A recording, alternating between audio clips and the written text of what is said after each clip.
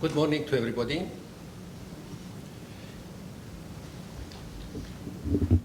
Dear Mr. President, distinguished guests, dear colleagues, dear friends, welcome to Cyprus.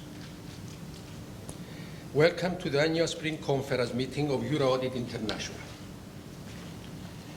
I would like to extend a warm welcome to Cyprus, to everyone from abroad, and to wish you all a pleasant and memorable stay in our beautiful island. Discussing a few years back with the President as to where we should have our next Spring Conference meeting, I gladly volunteered to host the event in Cyprus. Unfortunately, the global pandemic came afterwards, and the event was delayed for 2 years. Luckily, despite all the difficulties, we have managed to be here today all together, and this gives me tremendous pleasure to see you all around. I would like to start by reminding ourselves a few beautiful and memorable milestones in this journey from joining the association up to date. Mr. Kikis Trepidis, an industry pioneer and one of our association's pioneers, was the first Euro Audit member in Cyprus since, I don't remember when, Kikis, maybe 50 years ago. With Kikis, we have been long-term associates and family friends. A friend who has always been supportive and helpful to the association, and as such, he introduced my firm to Euro Audit International, and I was admitted as a member since 1997. So, this has been a journey of approximately 25 years.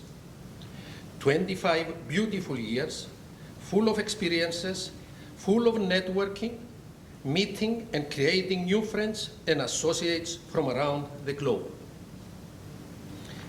It is true that with EAI International, we have managed to reach new markets, business professionals from around the world, and we have been provided with the resources and easy access to qualified and independent full-service firms who are able to service their clients globally. Most importantly, we have grown together with our association and its member firms, as well as its people, and got to realize and meet in real terms our association's values of respect, independence, trust, and collaboration. Let us not forget, especially today with globalization and the use of internet facilities and other tools that have brought everyone together and even closer, that we should stick to our association's values, and more than ever before, we should stand by and support our association, its core values, and its people. And I want to emphasize the word people, because it is through collaboration, trust, maintaining our independence and respect of one another that we will be able to grow further. We should not forget that together, either by referring business to one another, and that means keeping our association alive,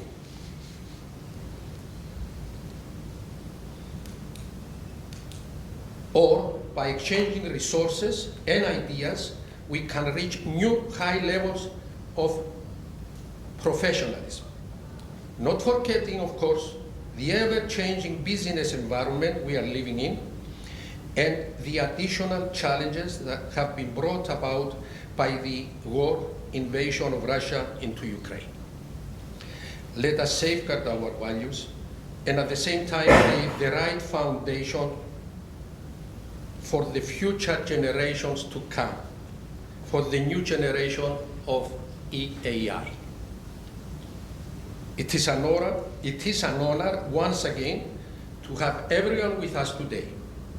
Some very interesting presentations are taking place today by well-experienced business professionals from Cyprus and from abroad, whom I would like to thank for their time and efforts for being here with us today. On behalf of the Cyprus member firms, G. Papadopoulos & Co. and Kate Repidis & Co., I wish you will enjoy the remaining of your day and your stay in Cyprus.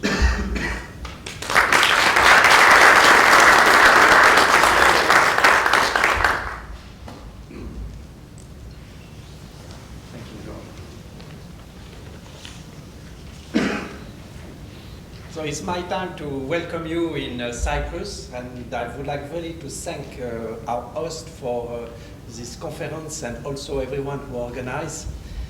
I quite tell you that I never imagined to be in front of you as president of EAI when I meet for the first time Kikis Trepides in 1987. You will say it's a long time ago. Yes, it's a long time ago. As a young assistant, and we create a company for one of my clients. And really, I never imagined to be again in Cyprus and to have the chance to be in front of you as president of EAI. I will nothing add for what George said relative to EAI, because he said everything, all the basic. I just would like maybe to give you a few quantity of information from our last meetings, if everything will, as I would like.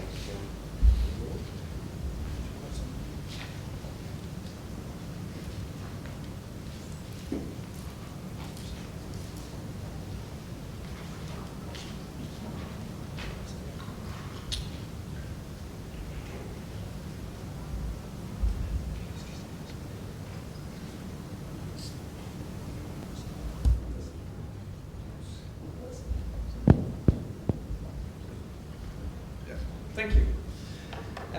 I just would like to give you a few words relative to the development of EAI from our last meeting in Montreux in November. I know you receive a lot of new newsletters, and I'm sure you are reading all the newsletters carefully, but sometimes it's good to just make a summary to see a little bit where we are. From November 21, we continue our development, and we are very lucky to have a new member in Germany, in Constance. Everyone knows Doris and Oy, and they are present today, and I thank you for that. We also have a new member in Côte d'Ivoire, in Abidjan. You will see them whenever they will arrive. And we also agree a new member in Afghanistan, and one in Dublin, and one in Philippines, and a new one in Hong Kong. So very happy to welcome all of these new members. And I hope this evening we will have the chance to also welcome 4 new members, because the board will take the decisions, and I hope they will agree. One new company whose a member is present, and they will give you a little short introduction a little bit later this morning. We also have a candidate from Nigeria. If you read the book Tax in Africa, you will see all the paragraphs relative to Nigeria. It is this person who makes this chapter. One new member in Colombia, and we also have, we hope really to have someone in Germany accepted in Bonn, and we meet already yesterday evening, and we make a short presentation a little bit later today. So if we speak a little bit about data shortly, 61 countries, 85 members, 150 offices over the world, with quite interesting 44 in Europe only. I said only because it's nice to see with the development of AI, the world expansions who arrived to create all of these last years. 10% of turnover, you remember that in fact you send us, when you don't forget to do, you send us statistics relative to your turnover and quantity of people, office, etc. every year, and we fill all these informations to the accounting bulletin, and from the accounting bulletin we receive statistics every February. And it's really nice to see that we increased of 10% our turnover last year with a 14% of increase of the staff. If we see by type of services, you have the figures just front of you. And by region, we also increase region by region with a very good 57% in Latin America, 13% in Asia. But remember, these figures is the figures you sent us in February. For a lot of time, it's not the figures of 21, sometimes it's the figure of 2020. So that means a mix of 2020 and 21, and it was just middle of the pandemic. So it was interesting to see that everyone increased on this difficult period. Regarding the ranking, we have two types of ranking. One is the network and the second one is the associations, and we are at the level 19 or the 20 association in the ranking. Now something very important we ask you also to give us is the referral. We know that in EAI we have a lot of referral exchange between members, sometimes more in one region, sometimes more in another regions. And from now, 12 months, I will say, a little bit less, maybe only 9, we try to ask you to give us this referral. Not the name of the people with whom you are working, but just 2 actions. The first action, when you decide to give a referral to one of your colleagues for a potential client, you just take one of these links and you directly arrive to a very short Google Forms, and you have only 4 or 5 information to give. And with that you said, oh, I just sent to, I don't know who, I sent to Kiki's a new client, and it will be in this type of work. And the only things we interest us is that you give the chance to Kiki's to maybe have a new client. After, it's the job of Kiki's to try to find with a new client potential agreement and to try to work with. The second actions is at the moment when you make the work, minimum 1 time by year, you give us the information that you have a turnover who is coming from one, from the recommendation, the referral of one of our members. And it's also interesting to see. So now, if we have a look to what we received for the last 9 months, we record 149 record outbound referrals. And service line were in main audit, insurance, tax, and VAT also are a lot of time asked for. If you have a look, it's a little bit short, but ABG is the first one who give referral to another, followed by FIDEX Audit. And if we don't see you, it's just because you don't take the time to fill the forms. And I know from yesterday evening that someone in this room have referral or give referral to some another, but I don't see in the statistic. So it would be interesting if at the moment when you make this referral, you take 2 more minutes just to give this information to us. 49 recorded an inbound referral for a total of €163 was done. And I know it's just a small top of the iceberg. And it will be quite interesting to see the full picture. Just maybe to say that all presentation you will see today, you will receive by emails just after, so you will have documentations, and you will be more maybe able to read what you cannot read in this small screen. The second effort I already speak about in Montreux is to update the part of the website relative to our members. We would like really to give you the possibility to present you as better as possible in our website. If I take the example of my films, where we are present in Lausanne, so it's the place middle of the map, but also in Morges and Montreux and Vevey. And for each place, you will have the possibility to give these informations.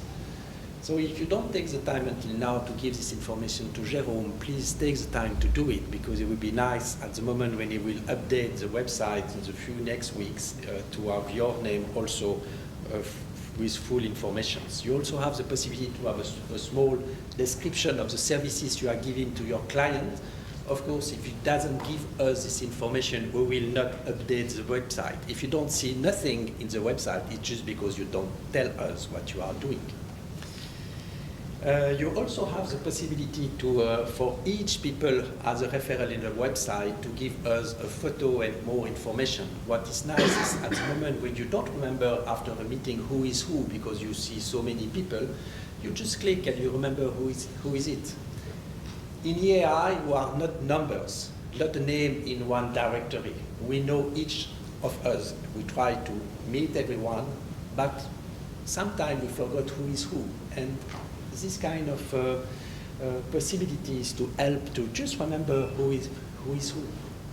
No one can forget Doris, or no one can forget Elsa or any another one, but in fact at the end is help to just remember who is who. We also have two new committees from, we have one chairman with us, who is Eric, for the next gen committee. Will explain a little bit at the end of the day, of the morning, what he do with this committee. And we have a new committee also, and we have the chance to have his chairman just here, is for the tax committee, John Graham. And that is, I hope you will have a very good day and conference. I'm very pleased to learn everything, and I leave the desk to Jones for the next presentations. I don't know. Thank you.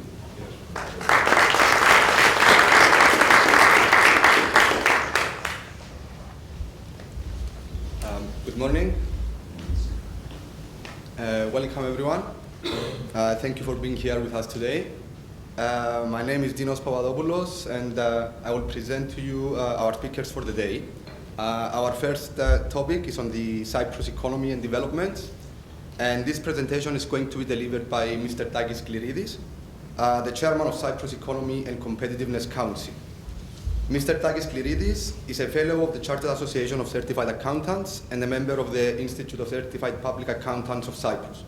He was a senior partner of KPMG Cyprus until he was appointed Minister of Finance of the Republic of Cyprus in 1999, a post he held until February 2003.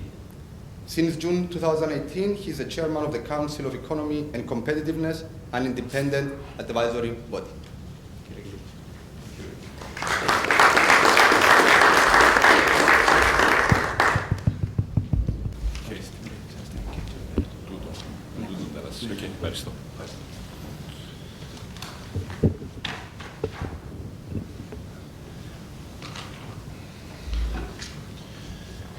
Good morning, ladies and gentlemen. A very nice morning outside, and we are in the basement of the hotel, away from the sun, so that we can work. Otherwise, if we are on the ground floor and the sun is shining outside, I think we would have been disturbed. First of all, I would like to welcome to Cyprus all visitors, and to express my sincere thanks to Euro-Audit International Cyprus for giving me the opportunity to talk to you about the future and the prospects of the Cyprus economy. I will cover 4 topics. I will start with the boring one, which is the Cyprus economy, and then I will move to 2 interesting subjects: the National Recovery and Resilience Fund for Cyprus, the long-term strategy for the Cyprus economy, which we call Vision 2035, and then ending with a more interesting topic for you, which are tax changes as they relate to Cyprus. I know that one of your colleagues will be talking about international taxation later on, so I would only be touching on some aspects that they relate to Cyprus. So, if I start with the economy of Cyprus first, for the last 2 years, the economic indicators for any country, they are not really realistic because of the COVID and because, as we are starting now in 2022 with the Russian invasion into Ukraine. So if we start with the GDP in Cyprus in 2018 and 2019, we had a good growth of 5.2 and 3.1%, and then the COVID years, 5.1 negative, but then rebounding quickly to 5.7 in 21, recovering the loss of 2020. 2022, originally we were planning for about 4% growth, but thanks to the developments in Eastern Europe and Ukraine, I think now they estimate about 2% growth, which is not bad if we consider that it is a growth.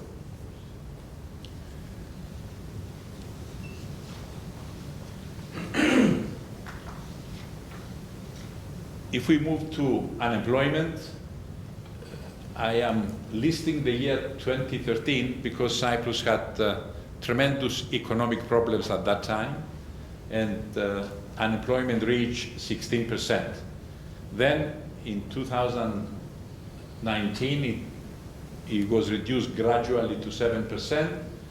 It's a base year, I would call it. 21, despite the pandemic, it remained at 7%, and 2022, although we were hoping that this to be reduced, is still estimated at 7%. If we move to the fiscal deficit for the state, in 2020 there was a deficit of 6%, 21 was 5% deficit, and 22 we were planning for a surplus, but I think we would have to be satisfied with about 1% deficit. Similarly, in public debt, Cyprus had 119% in 2020, and this was a result of the government supporting businesses and individuals to keep the economy going.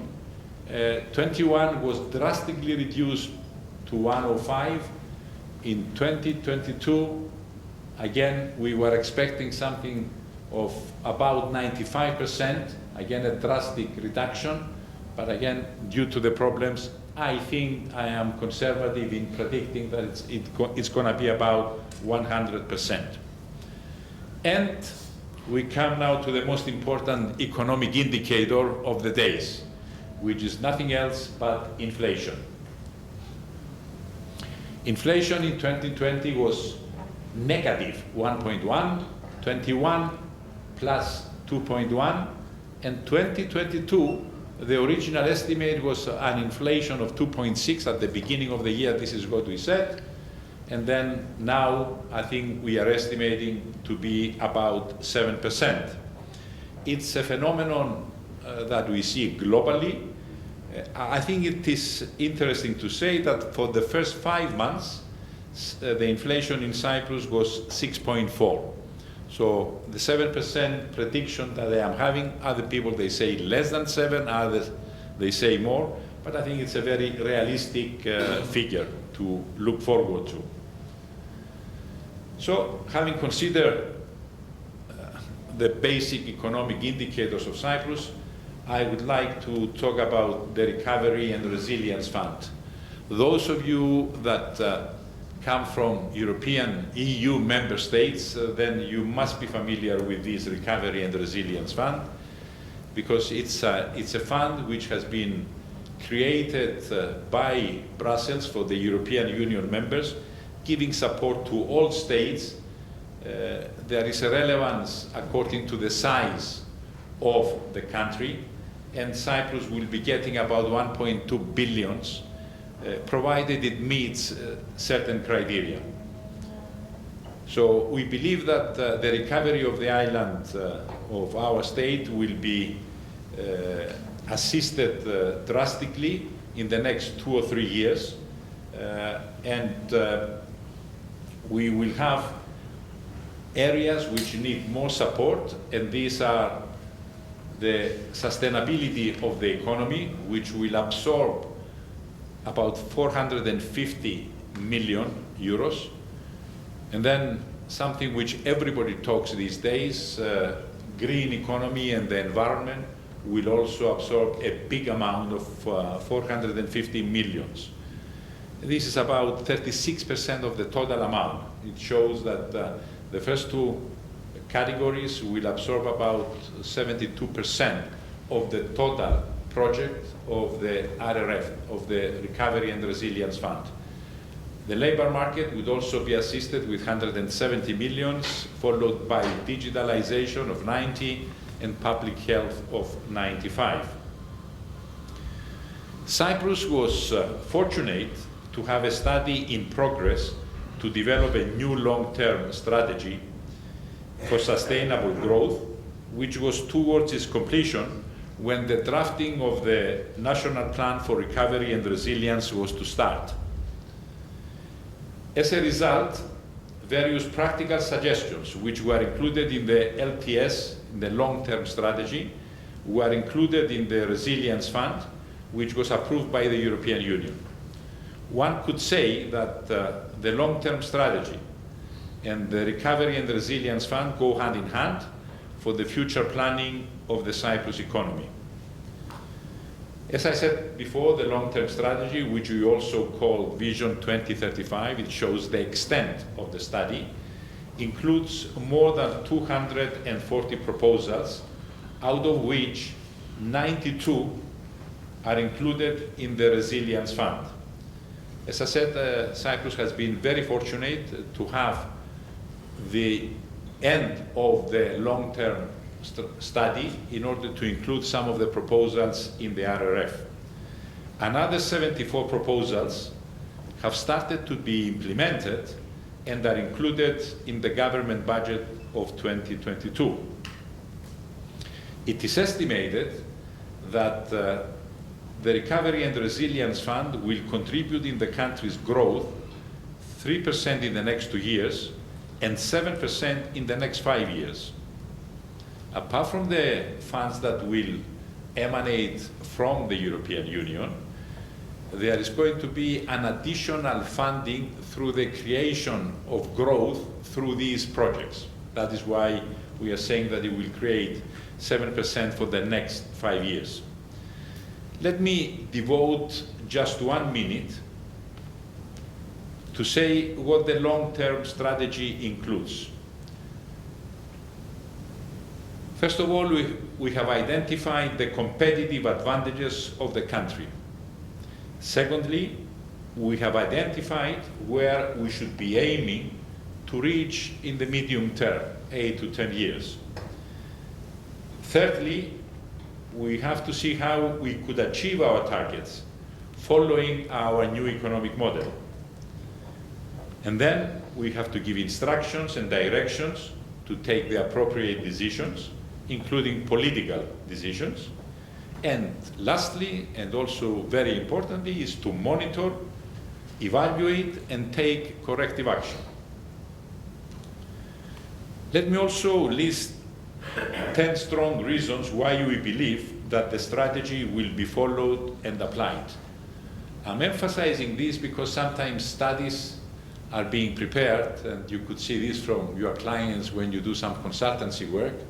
It's very nice, you prepare it, you give it to them, and then somehow they are in their library, very nice volume of books, but nobody opens the books, nobody touches, nobody does anything. So you feel very frustrated when you prepare any consultancy work and then stays in the drawers of your clients. That is why I would say 10 reasons why we believe that this will be completed. I started already saying that A big number, about 1/3, are already included in the budget of the government for 2022. And also an equal number, if not more, is included in the Resilience Fund proposals. So this plan is a holistic plan, including economic, social, and environmental proposals. It is ambitious, but realistic. It's a plan which was the result of exchange of views with all stakeholders, including political parties, which have given their full support. It's a plan which extends to more than 10 years, so we expect that new governments will be coming in. So if you have the political support of all parties, depending who is coming to power or not, then you are sure that this will be followed. We have mechanisms to monitor, to follow the progress and the responsibilities. The pandemic did also some good things. It helped to change the state's ability to move with a faster pace. The citizens also now acknowledge the importance for the state to move faster. We have applied global and EU directions for accelerating to digital conversion and greener economy. I think we are more mature, we have more mature attitude to acknowledge the advantages of cooperating between public and private sectors. We have very crystal clear targets for implementing by all ministries. And as I said before, and I'm repeating it again, it goes hand in hand with the Resilience Fund proposals. Let me also very quickly state briefly what are the strategic targets of the long-term strategy. The green economy and the environment has its major share, followed by innovation and digital conversion, effective state machinery, high level of educational system, transparency and fair treatment for all, social justice and equal opportunities, faster justice where Cyprus lacks a lot, system that fights corruption, productivity and health system. If we come now, which is very important for you to know, which are the sectors that Cyprus has or can develop a competitive advantage over other countries in order to attract investment. We have also given emphasis to sectors which have higher added value. And these are tourism, as you might have expected. The second one is of great interest to you as well, which is professional services and digital technology. Education, I'm talking about university education. Let me tell you that when I was a minister, we were trying to create a state university. There was a lot of reluctance from many people. We have managed to establish that. And since then, we have allowed private sector universities to establish themselves. And at that time, in 2000, we had about 5,000 students, mainly Cypriots, locals. Now we have more than 50,000 students from all over the world. We have a medical school, and we attract European students, students from America, as well as from the region. But it shows that this industry, the education industry, is growing very, very fast and contributing to the growth of the economy. Renewable energy, we have the sun. I have started my speech mentioning the sun is in abundance in Cyprus, so we might as well take advantage of that. We have not been doing very well with exploiting the sun days of Cyprus, despite the fact that we have started some more than 40 years ago, I would say about 45 years ago, having solar panels on our roofs to give us hot water. But since then, the photovoltaic have not started until in the last 5 years. But now they are growing at a very fast pace.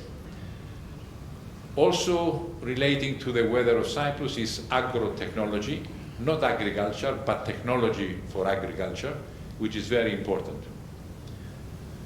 In Limassol is one of the world's hubs for shipping, and it's growing. So this is also very important. And when we say shipping, we don't exclusively say shipping in owning or management, but the peripheral industries as well, whether it's insurance, whether it's maintenance, whatever is related to shipping, it can be found in Limassol. And lastly, but also importantly, is light industry. Cyprus in the last 20 years have accelerated its pace for growth in the pharmaceutical industry. So this is what I want to say about the economy of Cyprus.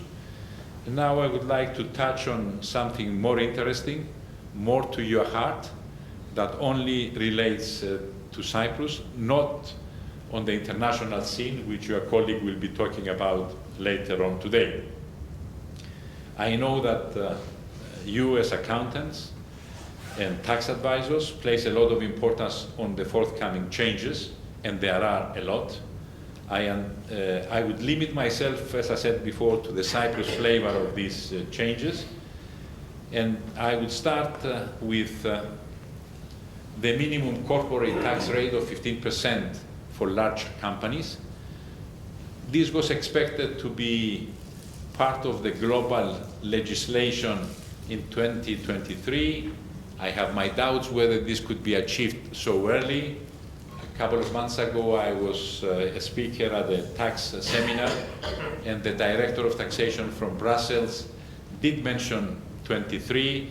I challenged him openly when I gave my speech, and then privately when we had our coffee, he agreed with me that it's not going to happen in 2023. But both of us agreed that it's coming, whether it's 23 or 24, it remains to be seen. I think it's 24. And who knows, we may even push it further to 25. But I think 24 would be a year to take into account that it is coming, the 15%. So Cyprus is, the Minister of Finance of Cyprus has already declared that the government will propose to adopt the 15% corporate tax rate. We are presently at 12.5% for several reasons. But at the same time, he declared that any tax reform would be neutral. So we are expecting incentives and other tax concessions which will not burden the taxation of companies. Another matter, and I will come back to the 15% and the concessions that Cyprus intends to give back, is the withholding tax on interest, dividends, royalties, which are payable to countries with low tax rate.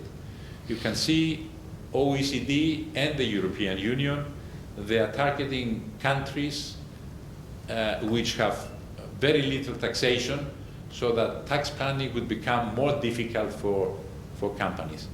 Let's not forget that we have the double tax treaties between countries, and this could be taken advantage, but subject to the various restrictions that we are going to see. Another matter which will be discussed, I'm sure, later on is the aggressive tax planning. Again, the European Union is taking a very active role in this. So it's limiting any tax planning to make sure that practices that we have seen in the last 20, 30, 40 years will not be so easily achieved in the future. At the same time, as I said, tax and other incentives to promote mergers and acquisitions will be in Cyprus. Cyprus has very small business units, so we believe that this would be very effective for Cyprus to make the companies grow in size. And lastly, there is the EU directive to prevent the misuse of shell companies. This has started again a few years back. It has been delayed to find its final form. Now it's in its, I would believe, in its final form, the definition of what is a shell company and how this could be achieved. So going back to the 15% corporate tax rate, this is an OECD proposal adopted by the European Union. The European Union aims to have this applied for large groups with turnover exceeding 750 millions. As I said, Cyprus, we believe that this will be applied across the border and not to the groups that exceed turnover of 750 millions. I must say that there was a lot of second thoughts by some countries, which originally were very much in favor of this 15% minimum tax rate for corporates. And I can mention the US. The US was very supportive of this idea, which was very strange to some of us who know international taxation, because they have certain states that they have zero taxation in the United States. So how can this apply in Delaware, for example, which is the most famous state in the States, for having almost zero taxation? The other question, I said, remains whether this will be applied in 23 or 24. Let me also touch on the thoughts for the tax concessions for Cyprus. First of all, is the question for all companies or for those with 750 million turnover? The introduction of the 15% tax rate clears also Cyprus, and that is the main reason that the Minister of Finance aims for that. As a country with a low tax rate, this goes back several years. It was mentioned before that Kikis Trepidis joined the association in '87.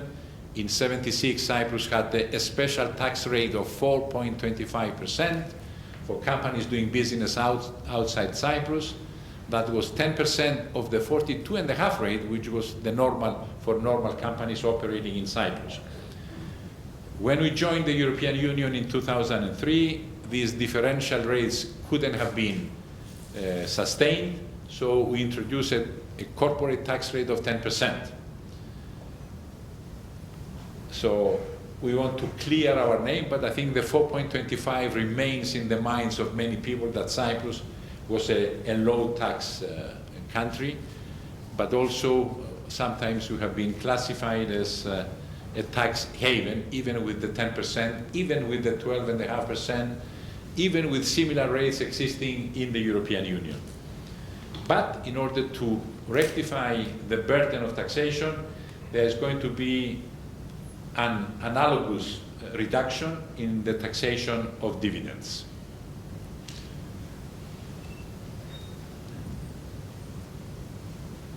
We would also have reduction of the tax rates. We have special tax rates for interest.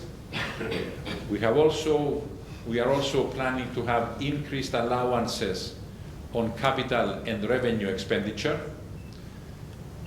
We are also giving new tax residents 50% exemption of their income under certain categories. And we also have other incentives to new companies establishing themselves in Cyprus. So the government is trying to attract international companies to join the scene in the island, and by doing so, they are giving a lot of concessions.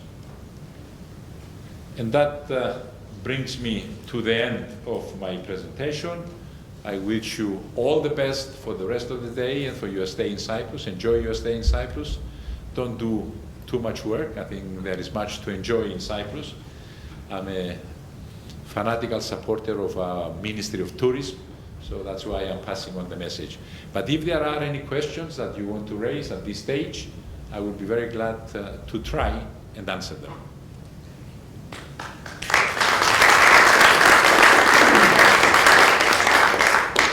Thank you very much. You have been very kind for not asking any difficult questions.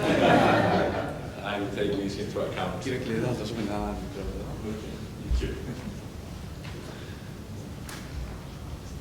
In addition, it seems I'm going to receive a gift as well. So if you want to invite me in the afternoon as well, I will be around that. Right, thank you very much for your presentation today, for your time. So many. Yeah, this is more present from the... Thank you very much. Thank you all. Thank you. Thank you very much.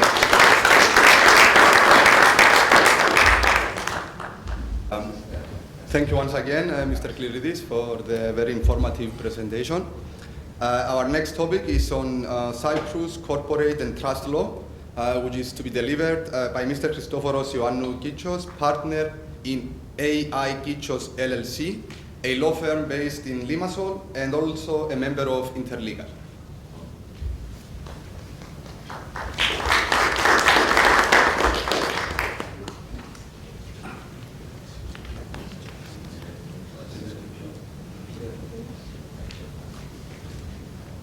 Good morning, everyone. First of all, I would like to thank you for having me here today. I really appreciate the opportunity to contribute to this first post-COVID meeting of your audit with this presentation. The aim of this presentation is to give you an overview of the Cyprus company and the Cyprus International Trust. Now let's move with the first part of this presentation, which is the Cyprus company.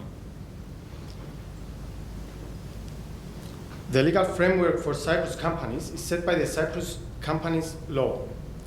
The Cyprus Companies Law is a comprehensive statute with more than 400 sections and is based on the English Companies Act of 1948 with a lot of amendments that have taken place in order to transpose EU directives and modernize the legal framework.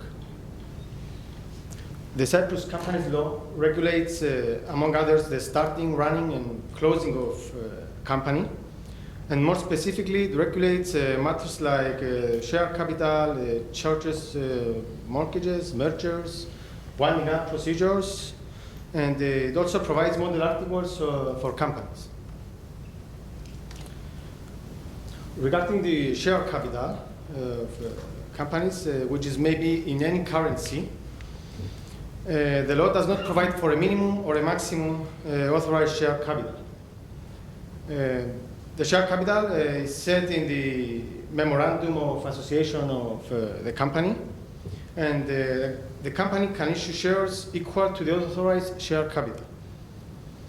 There should be at least one member, and the maximum of 50 members are allowed. And the liability of the shareholders is limited to the amount, if any, of the unpaid share capital.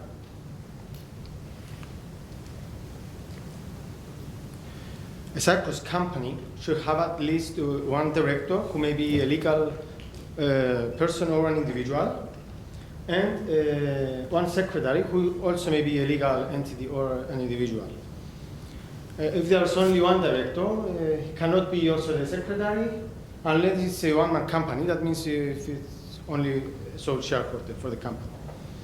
Regarding the register office, this must be in Cyprus, where all notices of the registrar are served upon the company.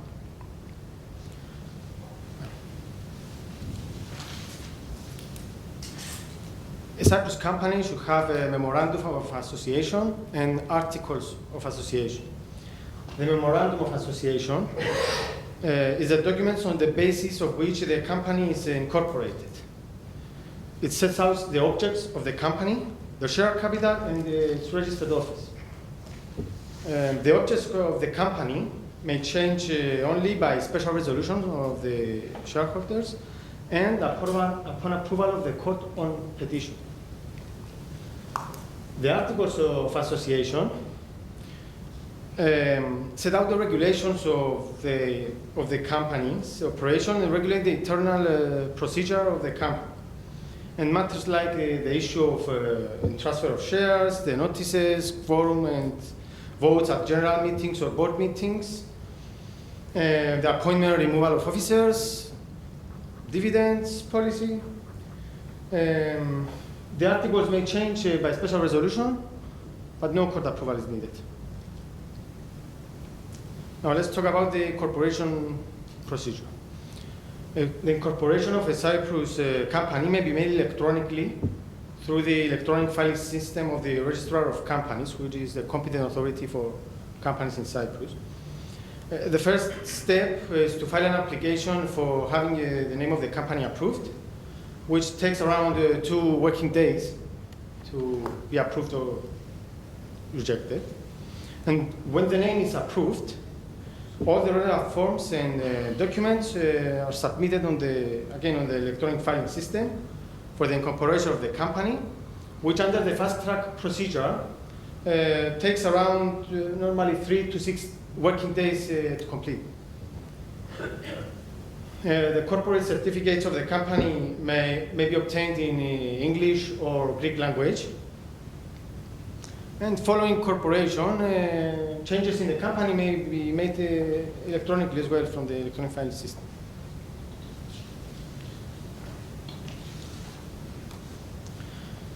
Following incorporation, the Cyprus company has to comply with a number of statutory and other obligations.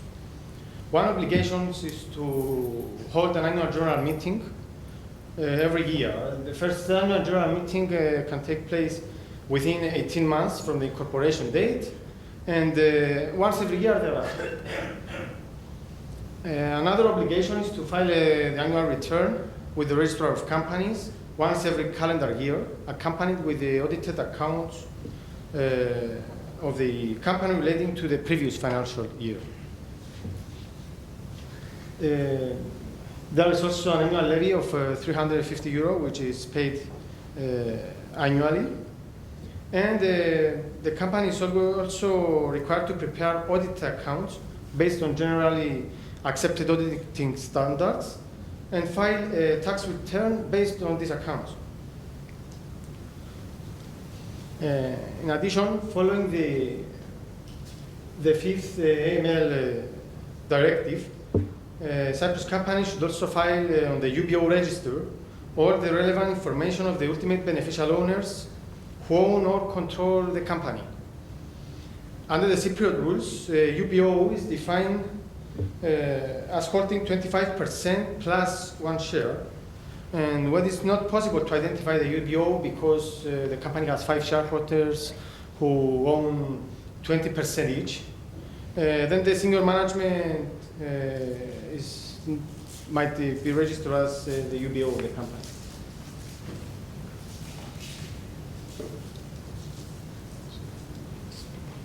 Now, let's move to the last slide of the first part of the presentation. It's about closing the company.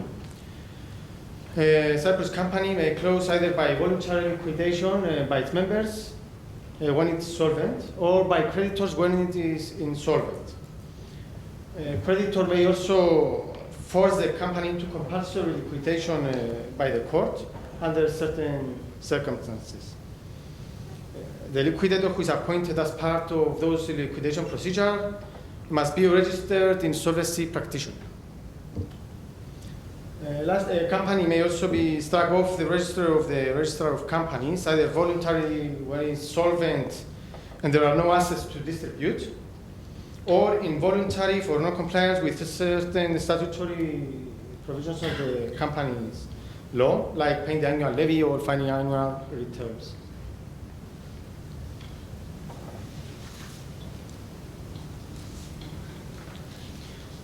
Now we're moving to the second part of the presentation, the Cyprus International Trust.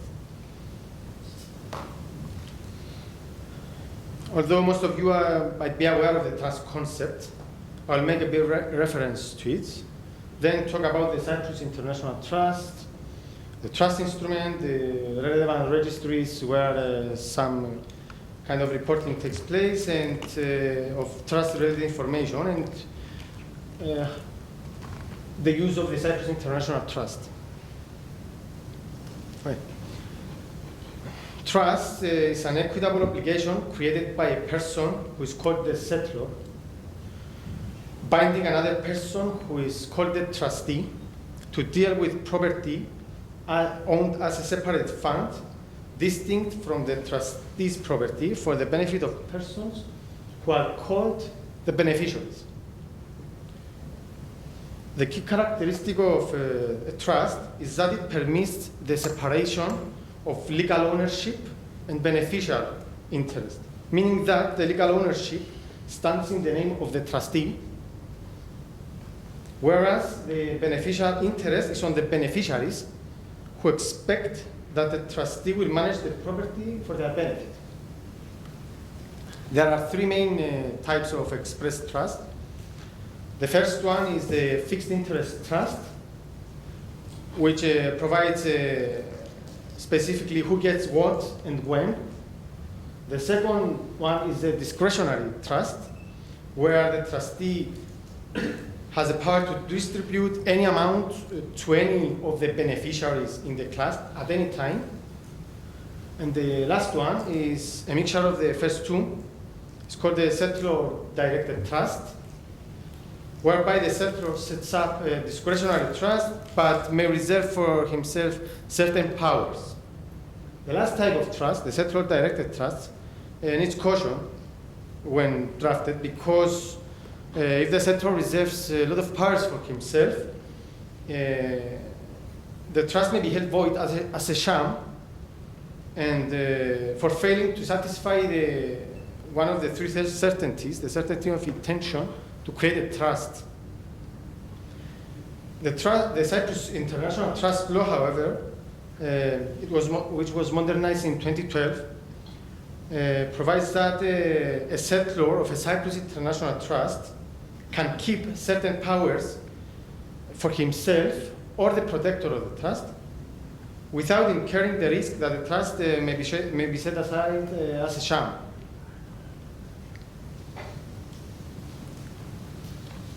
A trust will qualify as a Cyprus International Trust if at least one of the trustees is a resident in Cyprus, and when both the settlor and the beneficiaries are not Cyprus residents during the year, Cyprus residents during the year preceding the year in which the trust was formed.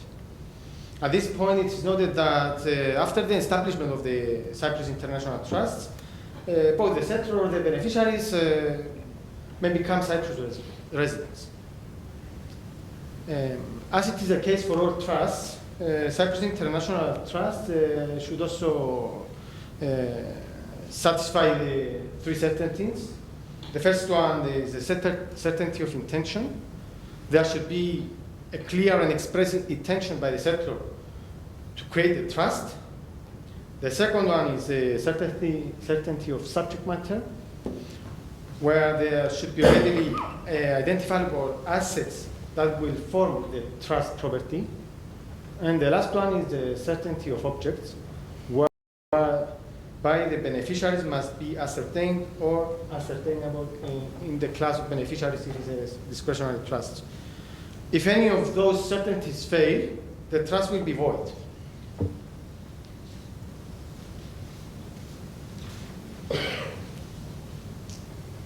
Now we're moving to the trust instrument.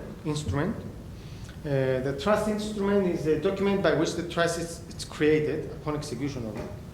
And it regulates matters like the relationship between the trustee and the beneficiaries, who is the trustee, the duties, powers in relation to the trust assets, and it designates who are the beneficiaries and the rights.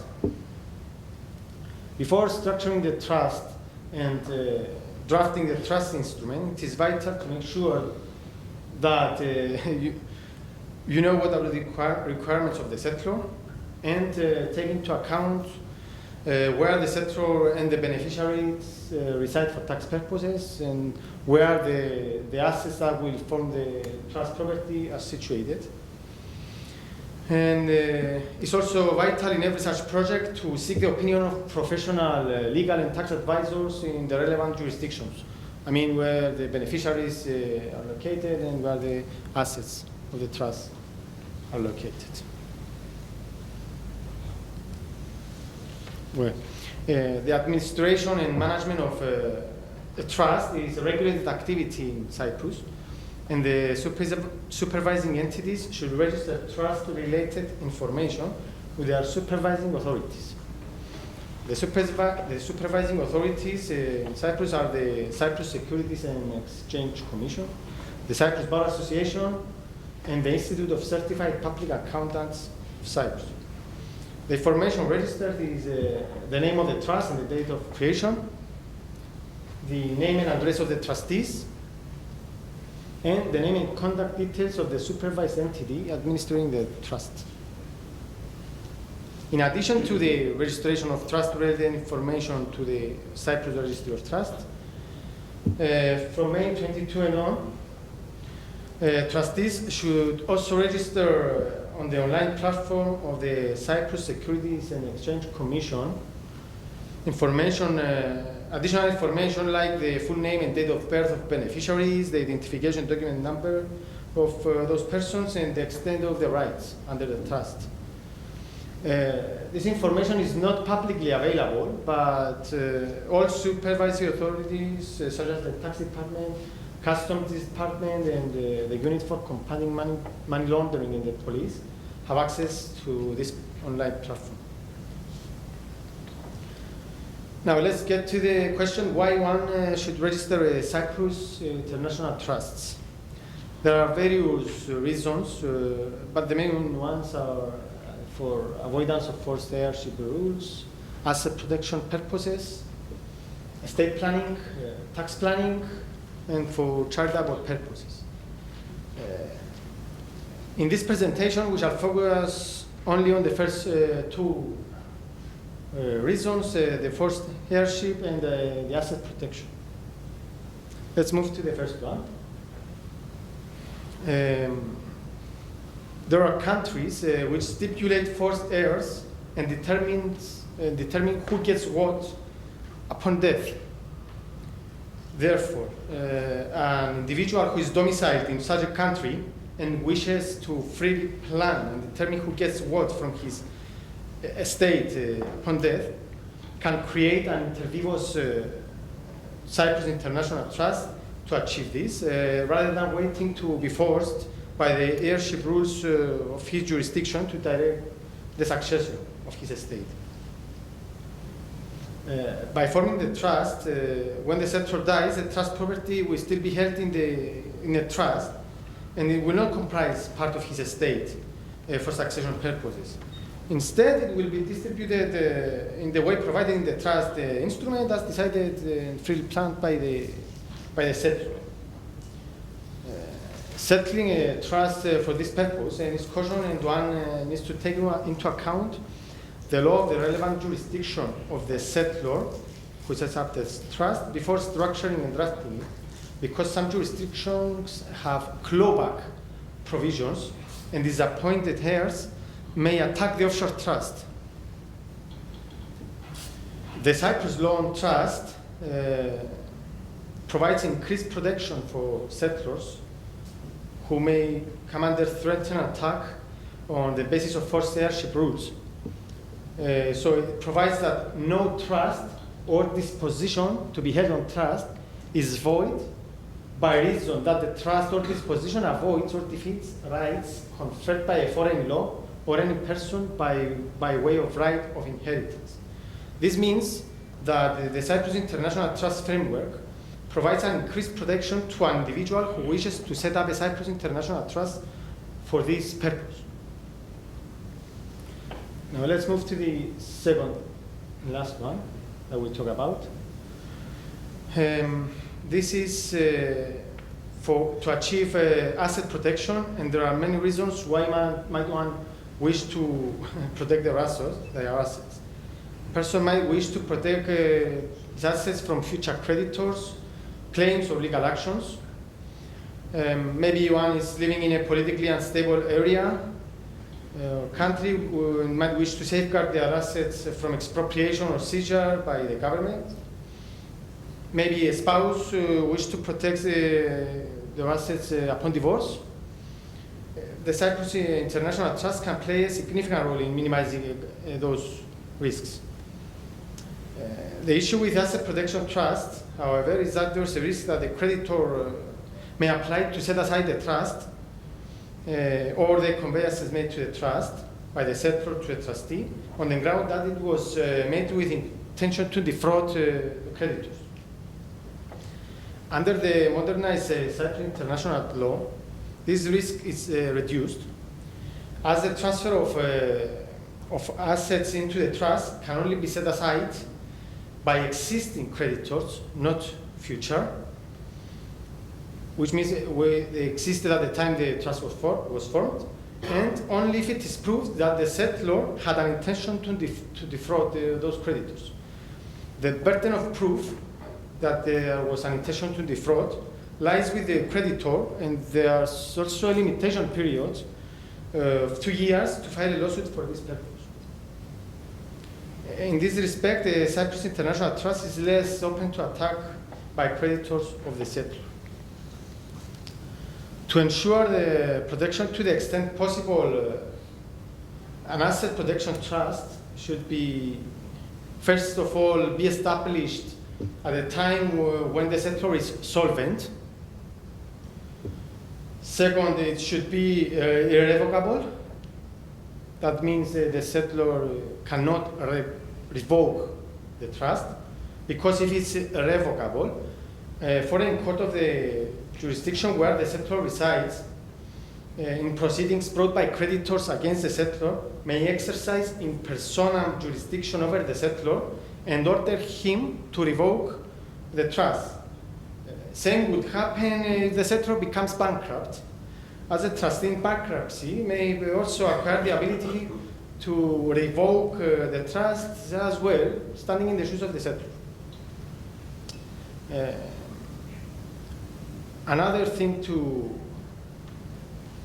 point out to make sure is that the trust is also discretionary. It's not a fixed interest trust, because if it's a fixed interest trust, then the beneficiaries or the settlor, if it's part of the beneficiaries, has vested interest, and this would make it attachable by creditors or by the trustee in bankruptcy. The trustee should also be located in Cyprus only, so that they avoid being inadvertently submitting to the jurisdiction of the court of an alternative foreign jurisdiction where a creditor may attempt to set aside the transfer of property to the trust. The trust property should also be kept offshore, because if they are kept in a jurisdiction where the creditors are domiciled, it is likely that they will be attachable and that the law applicable to the arsitus where they are located, rather than under the governing law of the trust. Last, the trust should not comprise of all or substantially all of the settlor's wealth, in order to be able to argue in the event of a dispute or an attack on the trust, that the settlor retained sufficient assets to meet foreseeable future debts, and that there was no intention to defraud from his part. This is the end of this presentation. I hope you found it interesting and insightful. Thank you for your attention, and I hope you enjoy your stay in Cyprus. Thank you.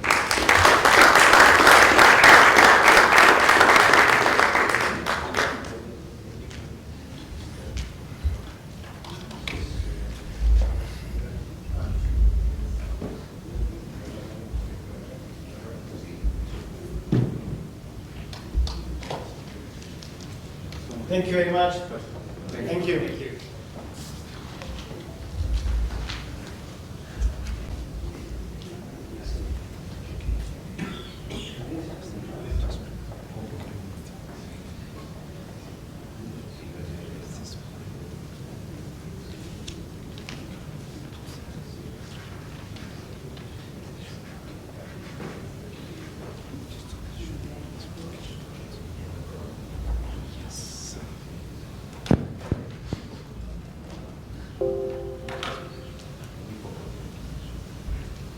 So our next speaker is Mr. George Karajas, who will deliver a presentation regarding the Cyprus fund industry.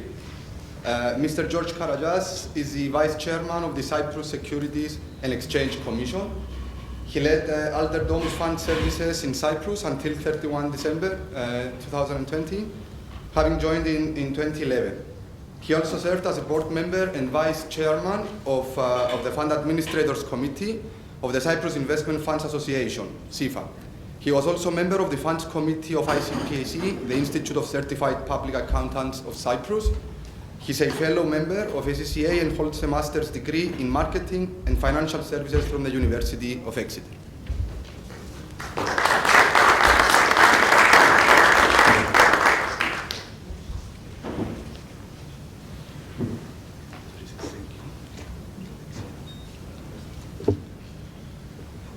Distinguished guests, ladies and gentlemen, good morning. It's a real pleasure for me to be here with you today, and I would like to thank the organizers for their kind invitation to address this distinguished gathering. Before I go into my speech, which will be focused on the fund industry, I would like to add on what Christoforos presented, that regarding Sideboard, as of today, it is available to the foreign and local authorities for access. It was launched today. And regarding the 3 registers of trust, we are in discussion now with the BAR, ICPAC, and the Ministry of Finance. And we are discussing whether the 3 registries should be abolished and whether Sideboard should remain as a single register or not. But that's an ongoing discussion, and we'll see where it's gonna end. Now moving to the funds industry, SISEC places great emphasis on the development of the collective investment and fund management sector due to the numerous advantages it generates for the Cypriot economy as an alternative form of finance. This also strengthens the establishment of Cyprus as an international services sector. Firstly, allow me to give a snapshot view of how the regulatory framework was developed. The national legal framework was harmonized with the 4th European Uses Directive in 2012, with the 5th Directive following suit in April 2016. This triggered the approval of the open-ended undertakings for collective investment law that regulates the establishment and the operation of UCITS funds and UCITS fund management companies. In 2013, the Alternative Investment Fund Managers Directive was also transposed into national legislation. The AFM law regulates the establishment and operation of fund managers that handle funds in excess of 100 million of assets under management and has enabled the passporting of these services to the rest of the European Union. In July 2014, SISEC was designated as the competent authority for alternative investment funds, which are previously regulated by the central bank under the International Collective Investment Schemes Law. The Alternative Investment Funds Law allows alternative investment funds and their managers to be authorized and regulated by SISEC under a modern and comprehensive regime. Specifically, it enables alternative investment funds, subject to certain conditions, to be actively marketed to retail as well as well-informed and professional investors. In 2018, the Alternative Investment Fund Law was updated to include a new category of supervised entities, the Registered Alternative Investment Funds, or RAIFs, which has contributed to the further development of the fund industry. Today, we have registered 79 RAIFs. More recently, SISEC introduced a new national regulatory category relating to the so-called mini-managers, or de minimis, that manage alternative funds under the AFM thresholds. This will allow smaller managers to operate with a regulatory regime commensurate to their size and to their operation, whilst at the same time ensure they adhere to best practice standards for investor protection. Also, in 2020, we saw investment-based crowdfunding services carved into the Investment Services Law, which was transposed into MiFID in Cyprus. In November 2021, the European Union's crowdfunding regulation regarding the crowdfunding service providers came into force. The new applications must be submitted in accordance with the provision of the European regulation. The authorized entities under the national legislation, they have to adapt to the terms of the European regulation by November 2022. In addition, SISEC is introducing a legal framework regulating the fund administration function. Within the new regulatory framework, fund managers will have the benefit by the delegation of the fund administration of alternative investment funds to third-party fund administrators who will be regulated and supervised by SISEC. The bill for the fund administration function is before the Ministry of Finance for further developing the process of getting the bill enacted. At EU level, there are the discussions on the proposed amendments to the Directive of Alternative Investment Fund Managers, the so-called AFMD2, for the enhancement on the regulatory and supervisory framework for investment funds and fund managers. Our policy for any new European directive is to ensure that it becomes part of national legislation as soon as possible. Ladies and gentlemen, we are moving on to the presentation, a swift presentation of the types of funds we currently have available in Cyprus. So the AIF law regulates the establishment and operation of 3 types of funds. These are the alternative investment funds, the alternative investment funds with a limited number of persons, and the RIFs we mentioned earlier.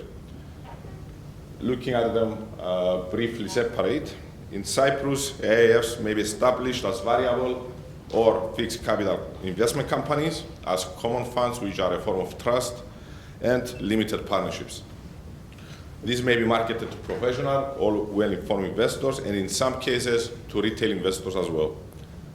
A single depository must be appointed for each AIF, and the depository is an advanced type of a custodian, which is established locally when the AIF falls in the scope of AFMD, or when outside the scope of AFMD, the depository can be an entity established in another European member state or in a third country where Cyprus has established a memorandum of understanding.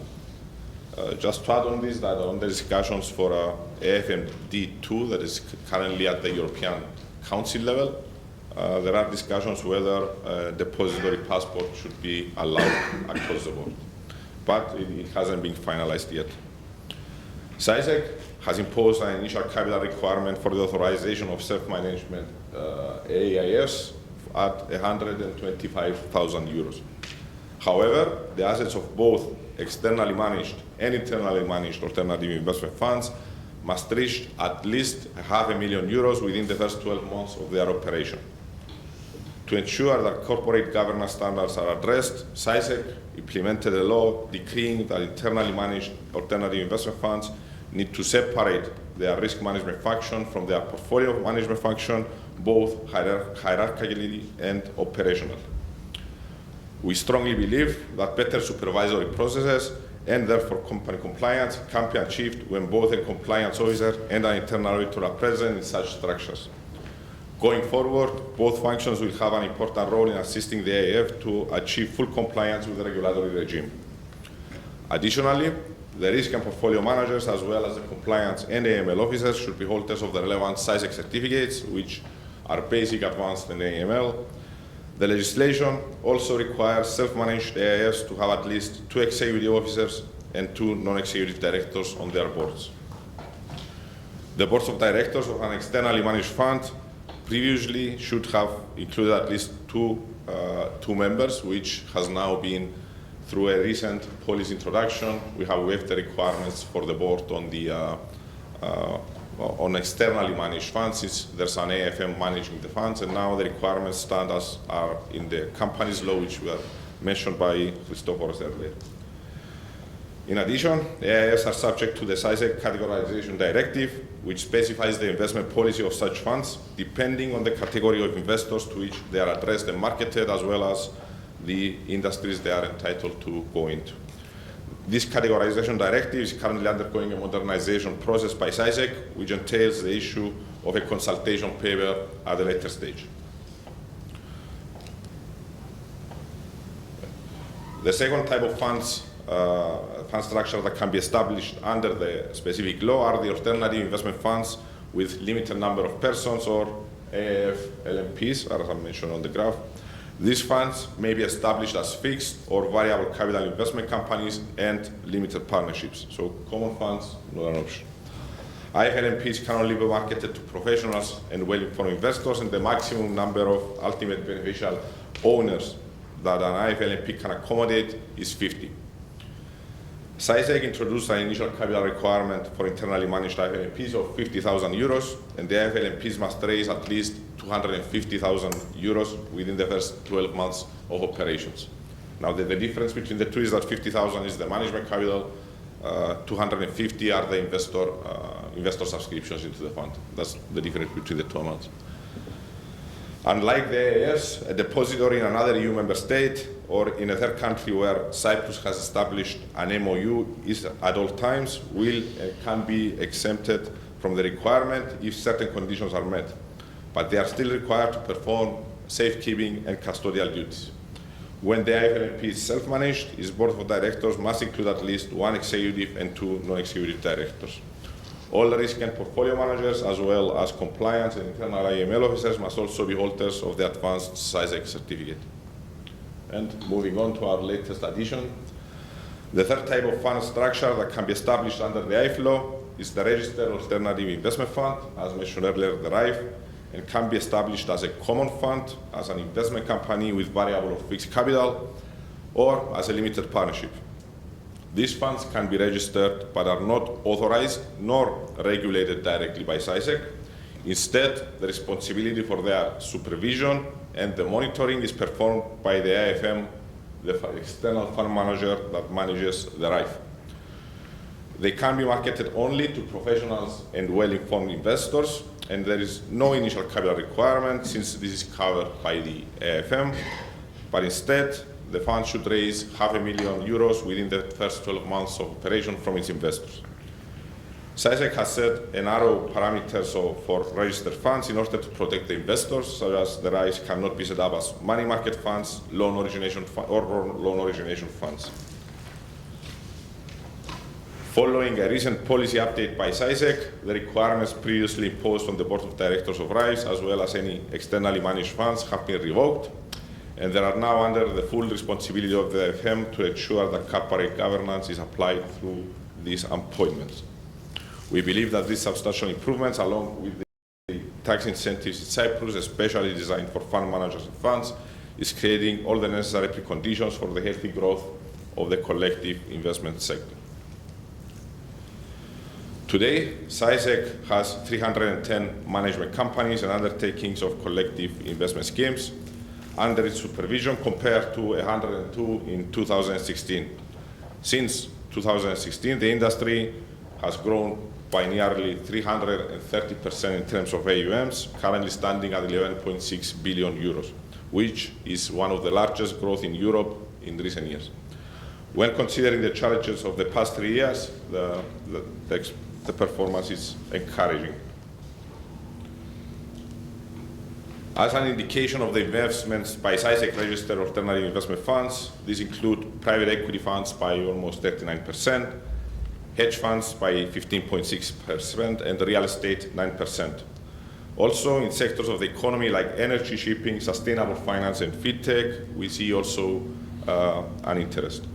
At the same time, the majority of UCITS strategies are concentrated in transferable securities, and I'm pleased to say that we continue to see interest in the setup and authorization of alternative investment funds. Actually, at the moment, we have 106 applications in total pending with SISEC. Comparably, last year, in a full year, SISEC licensed 95 entities. Nearly half of those, of the 106, are fund managers and investment funds. Over the past few years, we all have been witnessing some major financial and economic shocks: the Brexit, the COVID pandemic, and most recently, the invasion of Ukraine. Following Russia's military aggression against Ukraine and the subsequent imposition of the EU Council's restrictive measures against Russia and other sanctions, SISEC has issued a number of circulars providing guidance, instructions to the regulated entities.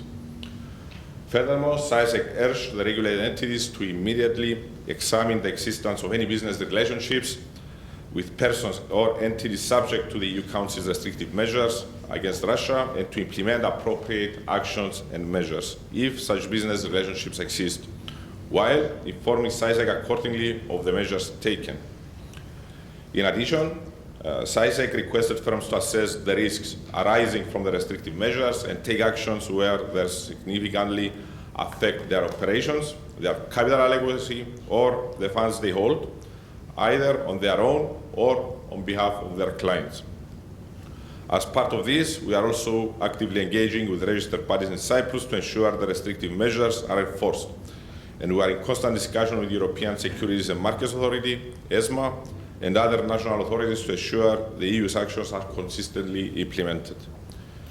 Given the information provided by the market, it seems that few regulated entities are affected by the sanctions imposed, either because they are directly related with sanctioned persons or they have exposures in the Russian market.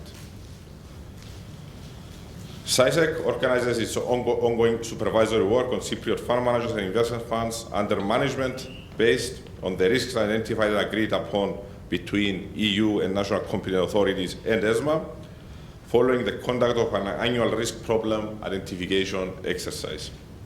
Also, any risk indicated by the SciSec risk-based supervision framework results.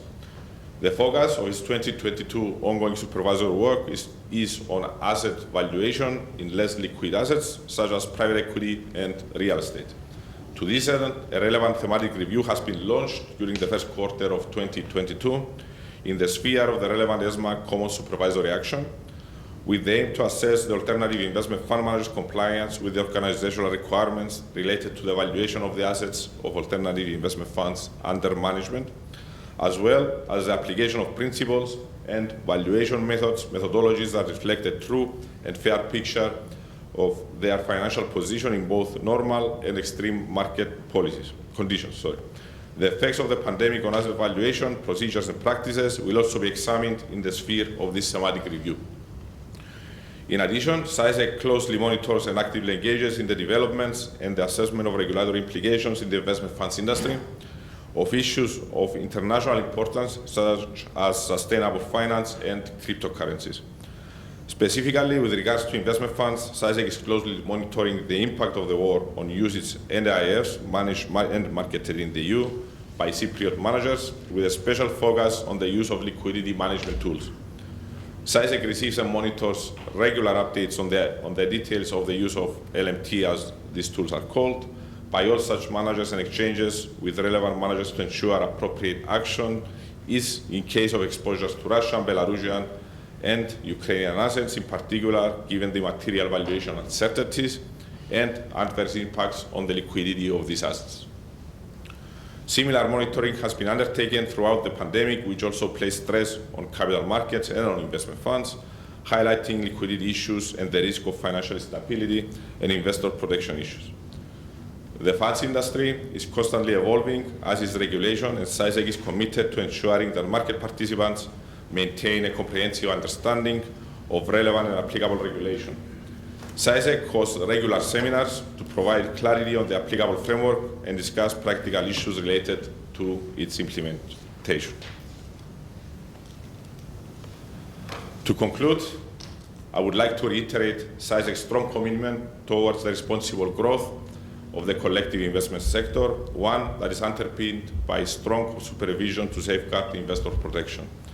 With these thoughts, I would like once again to congratulate the organizers for today's event, to thank you all for your kind attention, and wish you a very pleasant rest of the day. Thank you.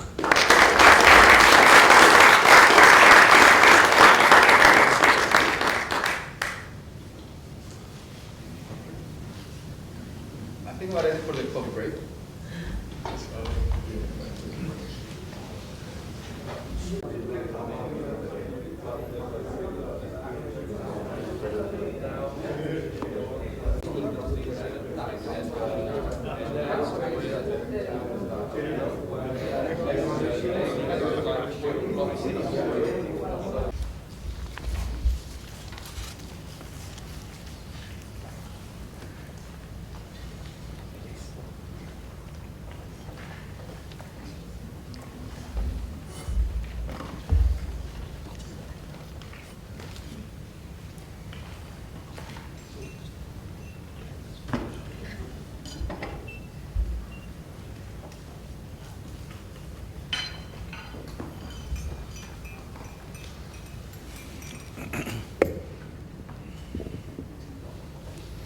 Good morning.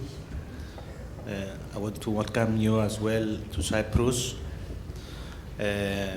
Today's topic will be current trends of family offices and how the family ensures the best management and protection of their wealth and assets. Family offices are not a recent phenomenon, and currently the convention of the family office is at a crossroad. Traditionally used to manage wealth and support preservation across generations, today family offices must cope with additional diverse goals that include maintaining family cohesion and unity. Moreover, they must do it while facing a future that will likely be driven by technological, economic, and environmental disruption, and the next generation of business leaders whose priorities have often shifted from those of their descendants. With the issue of succession becoming top priority globally, the future of the family office is closely tied to a generation of millennials and Generation Z, next in line to take control. Future generations won't change, and the role of the family office will be no exception. As the family office becomes more prominent, so too will impact the future of the business. Every family office has its own DNA, so the approach taken to modernize operation should be customizable and scaled to match the family needs.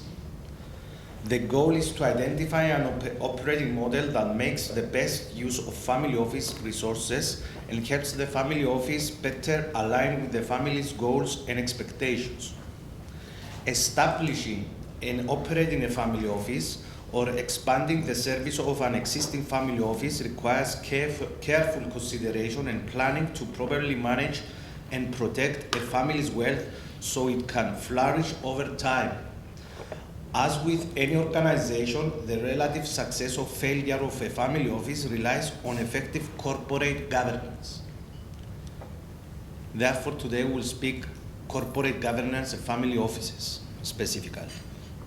Corporate governance is viewed as a set of institutional and market-based mechanisms, instruments, and norms established in order to meet one or several following purposes: to moderate agency problems which can be caused by the separation of the ownership and control in a company family office, to protect the interests of all stakeholders, to enhance corporate efficiency, which are expressed by firm's performance, and to ensure the investors get an adequate return on their investment. Corporate governance for a family office is fundamentally about the system by which the office is directed and controlled. Boards of directors are responsible for the governance of the family office. The responsibility of the board includes setting the family office strategic aim, providing the leadership to put them into effect, supervising management of the business, reporting to shareholders for their overseeing role. Generally, the board's actions are subject to laws, regulation, and shareholders in general meeting. Plainly, these principles of corporate governance can be applied equally to a family office, albeit they need to be tailored according to the family needs and requirements. Therefore, the governance framework adopted will need to match the requirements of the family office, and once established, regularly update to meet the changing circumstances of the family and asset class. Succession planning is paramount to the long-term preservation of wealth, but it comes with a number of challenges. It takes time to formulate and establish a strategy to facilitate an orderly transfer of decision-making responsibility from a founder to the next generation and beyond. To succeed in long-term, directors and family office they lead need to build and maintain successful relationship with a wide range of stakeholders. This relationship will be successful and enduring if they are based on respect, trust, and mutual benefit. Accordingly, a family office culture should promote integrity and openness, value diversity, and be responsive to the views of shareholders and wide stakeholders. In this respect, the value of good corporate governance is important to long-term sustainable success. A successful family office is led by an effective and entrepreneurial board whose role is to promote the long-term sustainable success of the family office, generating value for state shareholders and contributing to wider society.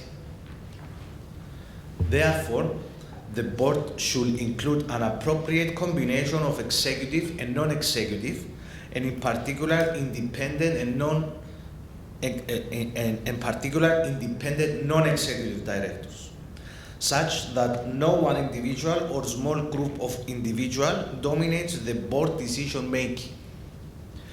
There should be a clear division of the responsibilities between the leadership of the board and the executive leadership of the company's business.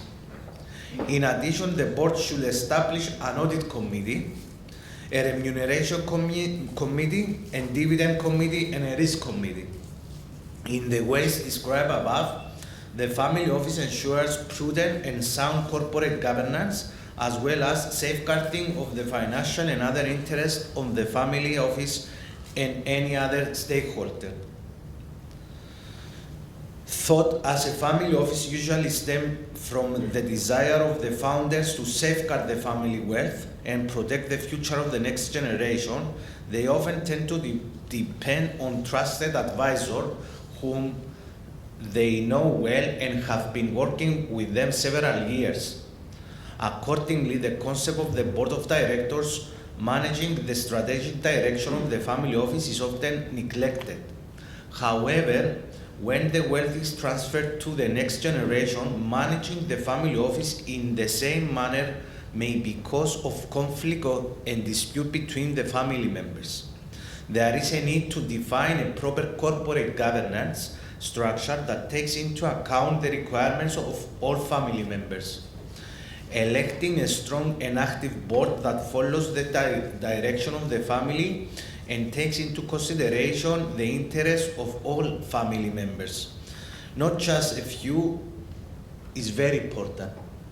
Moreover, including independent directors who bring their experience and provide independent advice to the family is crucial to enhance strength and diversify the family office investment and operations.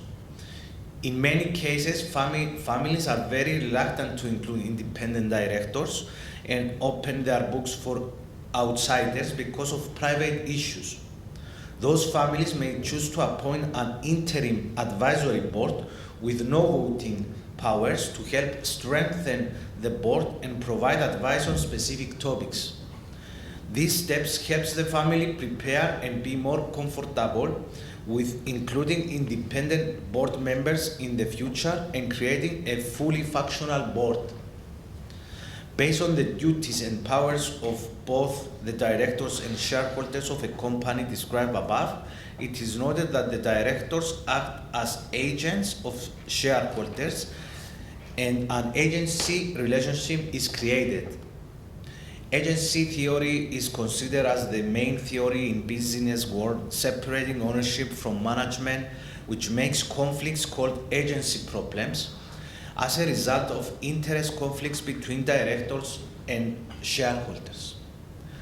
Successfully navigating concerns between principals and agents is not an easy task for families, but they can mitigate this tension by implementing appropriate corporate governance structures and incentive contracts. Selecting appropriate benchmark is important too, as poorly designed benchmarks may cause directors and external partners to work against what families wish to achieve. Governance is an ongoing active journey and not a destination. It takes time and effort to put a governance system in place, and it requires active efforts to operate it and adjust it as necessary to continue to meet the goals and needs of the family and the office. When business-owned families grow significantly in number and complexity, a good plan for succession becomes imperative. For some family office, survival to the second or the third generation can be difficult due to the governance challenges or internal conflicts. Communication is a key. Success is a key. Successful families preserve cohesion by implementing a strong governance framework, communicating regularly and planning for succession. They are ready to manage conflicts and take every family member's contribution seriously. This approach helps transfer core values and principles of ownership and concurrently creates future opportunities to deliver financial and social value. Therefore, corporate governance as a system of rules, policies, and practice determines how a family office, board, or directors manage and oversees the operation of a family office with an aim to safeguard the best interests of the shareholders and the stakeholders. A family office corporate governance is important to the shareholders since it shows a family office direction and business integrity as well as the footprint of the family office to the corporate social responsibility. Good corporate governance helps family office build trust with shareholders, stakeholders, and the community in general. As a result, corporate governance helps promote financial viability by creating a long-term investment opportunity for shareholders, stakeholders, and other market participants. Introducing a robust system of internal controls, family governance, it helps embed the family culture for the long term, and in so doing, the family mission and vision becomes ingrained. It moderates agency problems which can be caused by the separation of ownership and control in the company. It protects the interests of all stakeholders, enhances corporate efficiency, which are expressed by the first performance, and ensures that shareholders get a satisfactory return on their investment. Establishing a robust framework of corporate governance is plainly essential to ensuring the long-term success of the family office. Aside from avoiding corporate failure by introducing a robust system of internal controls, family governance has the family benefits. It formalizes the chosen ownership structure for long term. It creates workable framework between family members, stakeholders, and professional executive managing the family office. If no governance framework at all, family office may struggle to borrow or attract outside capital. It should provide a clear mechanism of resolving dispute among family members. It helps embed the family culture for long term, and in doing so, the family mission and vision becomes ingrained. It provides a framework for making decisions and the key factor to consider when making decisions. It may improve investment performance if there is a consistent strategy based on the family's culture and values taken forward compared with a random ad hoc investment strategy. It moderates agency problems which can be caused by the separation of ownership and control in a company, protecting the interests of all stakeholders. As future uncertainties challenge conventional family office models and shifting families' dynamics reshape them, the next generation of family office will need to provide essential diversification and interconnectivity to guarantee its continued relevancy and exploit its potential. Newly wealthy families from emerging and growing economies will amplify the demand for the family office construct in the future. Perhaps the next generation of family office will closely mirror the next generation of families, advancing fresh professionals, philanthropic and personal ambitions. The family office in its current form may be at crossroads, but there is no stop sign in the sight. Family offices are complex organizations that require deep knowledge, not just of investment variables, but also a host of other factors. It is therefore important to every family office to develop a proper corporate governance and management and legal structure that protects the operation of the family office and protects the assets of the family. Thank you.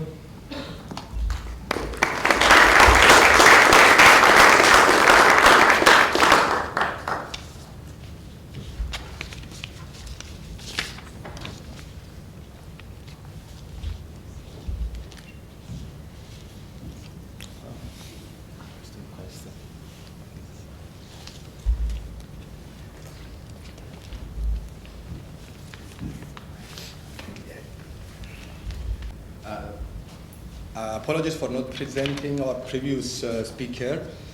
Just briefly, before I give the stage to Mr. Graham, Mr. Kosmas is currently acting as director at Kate Repeats & Co Limited and Finance Audit Limited, holding a Bachelor of Honours in Economics and MBA in Accounting and Finance. He's a fellow member of the Association of Certified Chartered Accountants, FCCA, a practicing member of Institute of Certified Public Accountants of Cyprus, a member of ISACA, an authorized approved person from Malta Gaming Authority, and a member of the Cyprus Investment Fund Association, CIFA. And our next speaker is Mr. John Graham. Mr. Graham is director of EAI International and the president of the Development Committee and Tax Committee of our association. Thank you.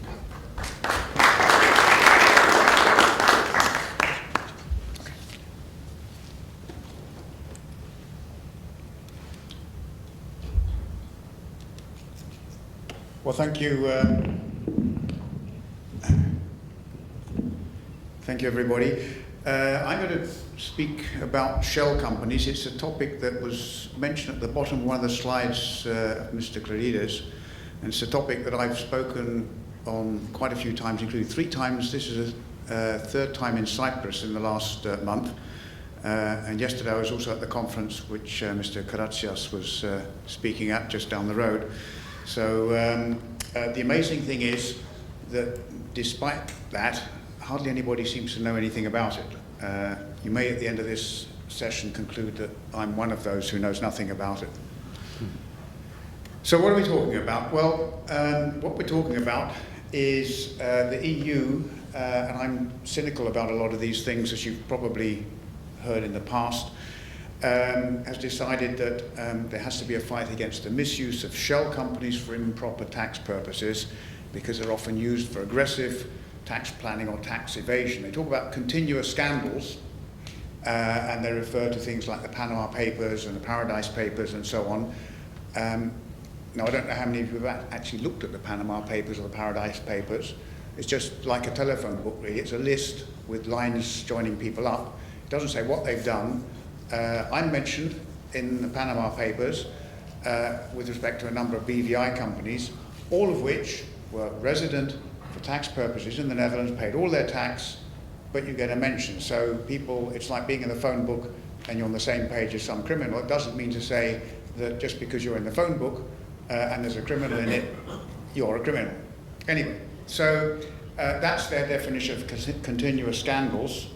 But they have, the Commission at least, has no idea of the amounts at stake. The European Parliament's come up with a report subsequently, which was published a couple of weeks ago, and they come up with 23 billion per annum. But that is not really defined as to what that is, how it's calculated, whether they've taken account of all the other measures that they've introduced to prevent abuse of tax treaties and aggressive tax planning and so on. So really, in my view, they really don't know what's at stake. And they certainly don't know what it's going to cost. What does it mean? And this is quite important because it means that a parent company or a parent individual, or an individual, could be taxable on the profits of a subsidiary, even if the subsidiary is a completely separate entity in a different country. It means that tax treaties might not apply, and it means, in any event, for everybody, a whole lot more administration. At the moment, it only applies to the EU, but if there's one thing where the EU tends to lead the world, it looks at what the OECD does, and then it sort of gets in before the EU, or before the OECD sometimes, and quite often where it goes, others follow. So, and it does even affect people who are not in the EU. So what's the scope of the directive? Well, it covers all EU resident entities, not just companies. Trusts can be included, partnerships and so on, provided they're considered a tax resident, so they have to have a tax number. Then what you have to do is self-assess whether you meet one or whether you meet each of 3 different gateways to determine whether you fall under the legislation. And the 3 gateways are the top 3, so you have to have predominantly passive income or own certain types of asset. You have to have a considerable cross-border element, and your corporate management administration has to be outsourced to other associated entities. It's measured over the previous 2 years. Now, it's worth bearing in mind the planned implementation date for this, which isn't going to be reached, but the planned implementation date is 2024, which means that the backdating is already started. So you're already stuck, or you might already be stuck even though you knew nothing about it. Predominantly is 75%, considerable is 60%, associated is 25%, and assets are based on book value. Now, we were talking yesterday at the conference down the road about shipping companies, because the assets, it doesn't count for assets under $1 million. And of course, Cyprus has quite a few shipping companies here. Quite a few countries also have free depreciation for ships, so you might well be advised to depreciate your ships as fast as possible to get them under the limits and not fall under these rules. We don't know. A lot of the if you like, the detail is completely unknown at present. Passive income and assets are the sorts of things you'd expect: interest, royalties, financial leasing, immovable property. A movable property, like ships probably, I'm not sure, sometimes they're considered immovable property, but if they're movable property with a book value over $1 million. So we have, for instance, a client with expensive Ferraris, that falls under this. Now, the EU said that we need this legislation because there's no targeted legislation at shell companies. There's other legislation, anti-abuse legislation, targeted legislation, and because otherwise it doesn't work. What they then do is say, well, if you're in a highly regulated area, you're already regulated by somebody else for something else, but you're excluded. So stock exchange listed companies are out. Regulated financial undertakings are not included. You're also included if you have a clear nexus in a member state. So if the UBO of the company and the business subsidiaries are all in the member state, then you don't have to deal with all of this. Question there about whether that complies with EU freedom of establishment, but we could carry on the whole day talking about that. And entities with at least 5 full-time employees carrying out activities generating relevant income. That means that they take no account of the size of the business at all. It doesn't yet take account of subsidiaries. Somebody from the EU at a meeting I was at a few weeks ago said that most likely was going to be changed, and probably subsidiary would be an 85% or a 95% holding, but we'll see. So if you meet all of those gateways, in other words, those 3 points I mentioned earlier, then you have to put extra information in your tax return, including what your office space is, so individual premises shouldn't be shared. You have to have an active bank account in the EU. Now, the definition of active can be anything to anybody. Certainly you get monthly bank charges on any bank account that I've seen, and that is more active than I would like to see it. But there's no definition of that. An inactive account might also be a frozen account, but I don't know. And at least either a local director exclusive to the undertaking, so in other words, you can't be a director of other companies, or a certain number of full-time local employees. A local director, once again, is looking at within the country ideally, but we're not going to that right now. You also have to provide other information on revenue, expenses and so on, and you have to provide documentary evidence. So your tax return is going to double in length. Now, if you didn't qualify for the carve-out, you may be able to rebut. So, because what happens if you don't meet the substance requirements, you're deemed to be a shell, but you can say, well, yeah, but we're not set up, or we're set up for a real commercial reason. So rebuttal is for a commercial reason, but then you need to produce even more evidence showing what that commercial reason is, profiles of the employees, the evidence of directors' meetings in the member state. You can see, we were discussing yesterday whether the person who had written this had ever seen a business, and certainly whether he was over the age of 16. There were reasons to conclude that he probably was over the age, or he or she was over the age of 16, but certainly they'd never been anywhere near a business. And you have to show that there's control over the risk, the business, and you bear the risks.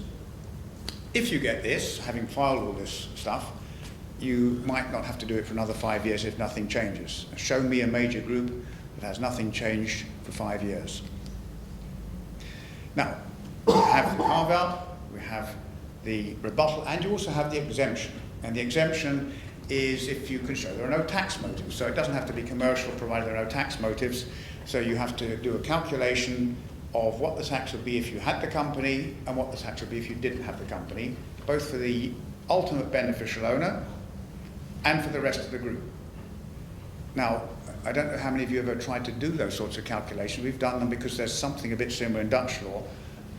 It's an almost impossible task because you have to, if you have to take account of one-off gains or whatever, or conditional things, it can't easily be done. So it's possible, but don't bank on getting that. So if you're a shell company, you have no access to the treaty network of the member state. You can't use the parent subsidiary directive. You can't use the interest and royalty directive. You won't get a residence certificate, or you'll get one with a warning. Payments will be treated for the payer into the shell company and for the shareholder of the shell company as not going to the shell company at all, but going directly from the payer to the shareholder. But the shell company itself will still be subject to normal local tax. So you can see some possibilities there for double tax. The shareholder at the top will pay tax on the shell company's income, and in certain cases will get a credit for the tax paid by the shell company and withholding tax paid on payments to the shell company, provided the payer's in the EU. That's the way it's worded at the moment. Bear in mind, shell company doesn't have to do just those activities that we mentioned at the beginning. It may have others, but you won't get a residence certificate, so, or you may not, so you may not actually get the applicability of the treaty anyway, because you can't show the other country that bit of paper that usually the tax authorities in the other country ask for. So, and there's treaty override within the EU. For assets owned by a shell company, so we're talking about things like real estate. If it's real estate, it's going to be taxed to the shareholder of the shell company in the country where the real estate is located. So if we have a German shareholder with a Dutch company, real estate in the UK, we have situations like that. The German shareholder will be taxed as though he owned the UK real estate direct. It's not quite that simple in that case because the UK is no longer part of the EU, but that's basically the way it works. And real estate isn't something that's particularly easy to reorganize in a structure. Capital gains, transfer taxes, and so on. Movable, it's treated differently because normally that's taxed in the country where the owner is located. In that case, it's deemed to be owned by the shareholder. Now, there's some examples. I'm not going to go through all these examples. You can probably, I presume everything will be sent round afterwards, so you can go through these. I know you won't, but you could if you really wanted to. It's also similar examples are in the papers to the draft directive, the proposed directive. But this one, where all the entities are in the EU, just to give you an example here, the payer pays, let's say, interest to the shell entity, so it can't apply the tax treaty, so it applies normal domestic withholding taxes. The shell entity will then tax it normally. It probably may or may not give a credit for the withholding taxes, because since the tax treaty doesn't apply, the arrangements for the avoidance of double tax in the tax treaty won't apply, or probably won't apply. If it has any domestic arrangements, then maybe they would apply. So I don't know whether you'll still be able to use the treaty for that or not. And then the shareholder, also in the EU, is going to pay tax on the income of the shell entity, taking account of the tax paid by the shell entity and the withholding tax deducted by the EU payer. But bear in mind that we have things like interest limitations, interest deduction limitations, and if the shell entity is paying another party, the EU shareholder is likely to have to take account of those limitations on the interest as well, and may not get a deduction for that interest, so they may end up paying tax on income that they didn't have because they don't get a deduction for something they didn't pay. I'll leave you to work on those. There are some other issues in all of this. There's no indication of how you deal with consolidated groups. Do you take the whole lot as a single group, or do you just take the holding company and, I'm talking about tax consolidated groups, do you just take the holding company, or do you take the whole group together? No indication. What about if you have 3 shell companies, one above the other? The legislation says you look at the company down directly below it. So if tax has been paid at the bottom of the structure and relieved all the way up, looks to me like you don't get any deduction. One tax authority might take a different view from another. Could be double tax there. And you could have dual residence. That's quite more likely to be a situation nowadays with companies, because the treaty tiebreaker, which basically said a company can more or less only be a resident of one country at once, has been scrapped by the OECD. So you could be ending up paying 2 lots of tax in the country of the shell company.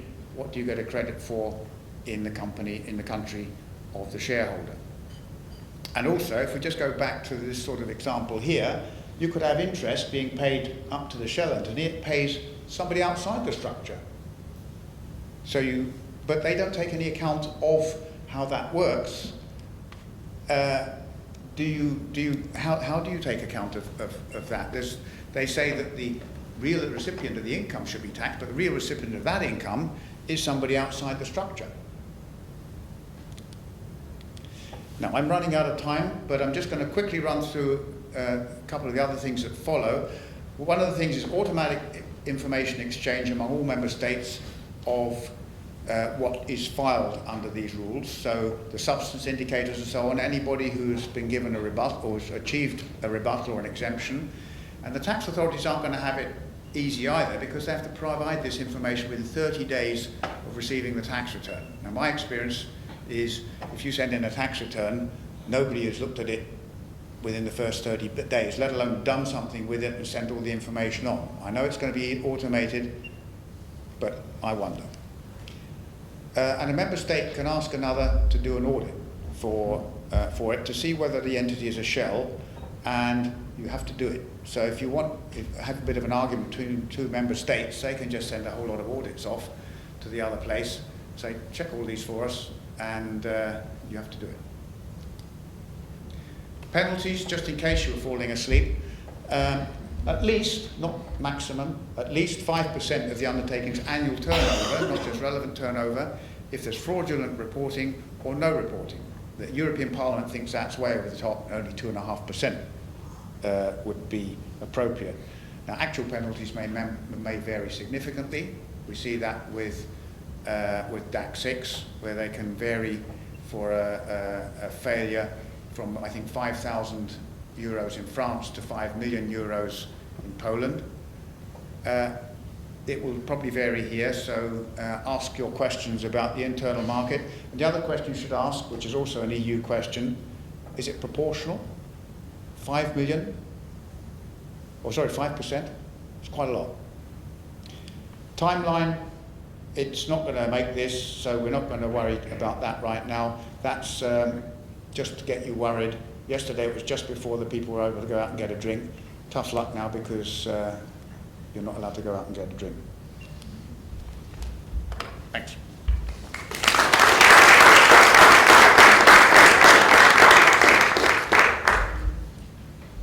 Thank you, John. Our next speaker is Mr. Andriano Cancellari, former chairman of our association and director of EAI, who is going to deliver a presentation on the Code of Ethics by ICA.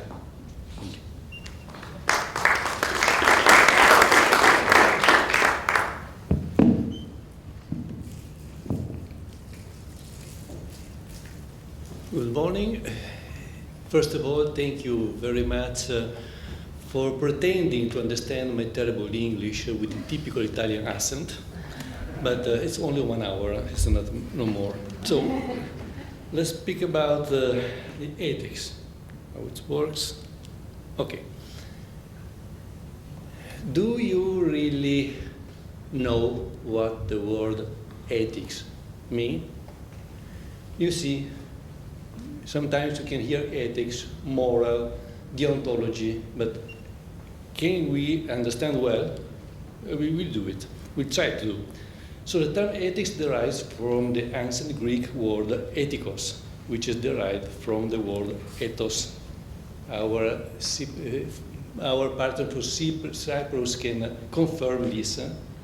The pronunciation is right, ethikos. Well, the sociologist Raymond Baumhart asked business people, what does ethics mean to you? First answer, ethics has to do with what my feelings tell me is right or wrong. Is it correct? No. Because sometimes ethics can deviate, our feelings deviate from what is ethical. If you are really angry with the people, probably you are not ethical at all. Ethics has to do with my religion beliefs. Is it true? No. Why? Majority of the religions has ethical standards, but are also other religions are not. And what about atheists? Atheists are not ethical, so this is not the right answer. Being ethical is doing what the law requires. Is it correct? No. If you think about the slavery law before the Civil War in the United States, it was the law. What about the apartheid in South Africa? So it's not the right answer. Ethics consists of the standards of behavior of our society accept. What does it mean? The majority can decide what is ethics or not?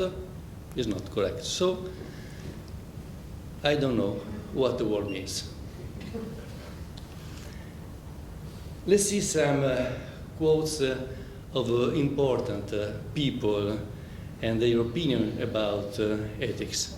This is Potter Stewart was a US member of the Supreme Court in the past, in the 50s. Ethics is knowing the difference between what you have a right to do and what is right to do. It's not bad. Arnold Toynbee was a professor of economics in London and also was a philosopher. Human dignity can be achieved only in the field of ethics, and ethical achievement is measured by the degree in which our actions are governed by compassion and love, not by greed and aggressiveness. This is Albert Camus, a Nobel Prize for literature. He was a French philosopher and writer. A man without ethics is a wild beast loosed upon this world. Everybody know him. Relativity applies to physics, not ethics. Immanuel Kant was the first, the main philosopher studying deontology and ethics. It was in the 18th century. In law, a man is guilty when he violates the rights of others. In ethics, he is guilty if he only thinks of doing so. It's very strong, this. And this is, for me, what Oscar Wilde said. Interest in ethics is evidence of delayed mental development. Well, so we see that ethics, morality, law, they have some common points, but sometimes they're independent. So, I can leave you the slides so we can read later what is written. So ethics, so he investigates the questions. What is the best way for people to live? What actions are right or wrong in particular circumstances? And so, ethics seeks to resolve questions of human morality by defining concepts such as good and evil, right and wrong, virtue and vice, justice and crime. And so, why is a lot of people not acting ethically? Two main reasons could be because ethical principles vary from person to person and from society to society. For instance, I had a lecture about ethics in Mexico several times, and Leo and Elsa can confirm this. Also in Hong Kong, they have totally different concept of ethics. For instance, in Mexico, when I talked about the referrals, you must be careful about referrals. Mexican members said, oh, why? I applied 20% referrals when I introduce a member, 20%, normal. When in Hong Kong, explained, be careful because if your partner, the behavior of your partner is not correct, we have to denounce it, we have to warn it. I said, everybody, why? I mind my own business. I don't care about my partner. So you can understand in the different part of the world, we have different concepts of ethics. And because people often act with egoism. This is the main reason. So what are the main justifications or excuses to act unethically? They're not the one on the one as is written there, but the main reasons are because everybody is doing this, because it's not against the law, because one thing is to be unethical, another thing is to be against the law, and especially because no one will discover me. These are the three main reasons. And so, we talk about moral and ethics. A person who knows the difference between right and wrong and chooses right is moral. A person whose morality is reflected in his willingness to do the right thing, even if it's hard or dangerous, is ethical. So, ethics are moral values in action. Let's have an example. Suppose to go back in the years we are in the schoolyard, you are in the primary school, and you see a typical bully punching your classmate. You think, I hope so, it's not correct, right? Okay, you are moral. But you see this bully continue punching the classmate, and you say, no, it's not correct, but I go to the teacher and I tell her, watch out, please help my friend. Now you have acted something, so you are ethical. So this is a big difference between moral and ethics.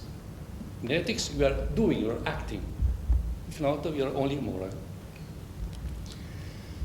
Well, now we'll talk about professional ethics. You know the big difference for the lawyer is to act following the law or following the ethics, two different ways. So professional ethics are professionally accepted standards of professional and business, personal and business behavior, values and guiding principles. Codes of professional ethics are often established by professional organizations to help guide members in performing their job functions according to the ethical principles. Don't forget that we, as professionals, we have some public interest obligations. We're not a firm, we are an accounting firm, so we have professional obligations. Professional ethics is an ancient concept with one of the earliest examples in history being the Hippocratic Oath for medical professions. And we know, we've seen that a lot of professionals have their own code of ethics. And we see the IFAC. Now we are following the IFAC code of ethics, is our code. So, professional ethics for accountants come from the International Ethics Standard Board of Accountants, IESBA. This is the website I invite you to subscribe because every month we can receive newsletters, we can download for free the updated version of the Code of Ethics, and it can be very useful. And IESBA is this one of the standards of setting boards located within the International Federation of Accountants, the IFAC. So, in the past, IESBA Code of Ethics for Professional Accountants until the 2016 edition was arranged in three parts. Part A, general application of the code. Part B, professional accountants in public practice. Part C, professional accountants in business. Do you know the difference between public accountants in public practice and professional accountants in business? I know, in any case, I can underline that the professional accountants in business are professional accountants working like a CEO, CFO, so working for an enterprise. So it's as only one client, this is the firm, only one firm. We are all professional accountants in public practice because we have our own practice. We work for several clients, and we have, for this reason, obligation for each client, not only for one client as the professional accountants in business.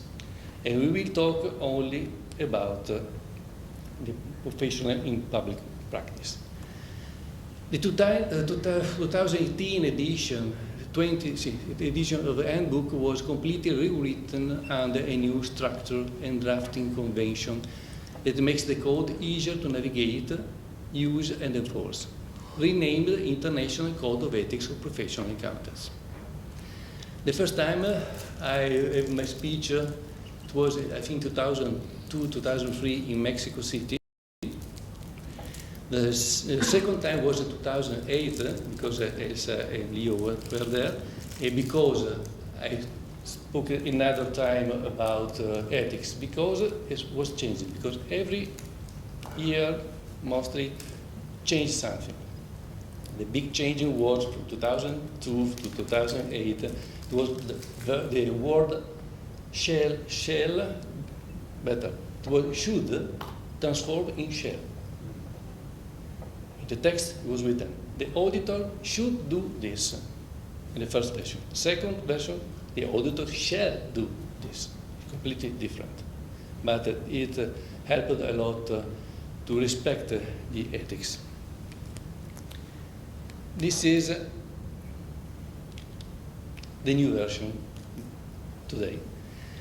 We have the part 1, complying with the code, fundamental principles and conceptual framework.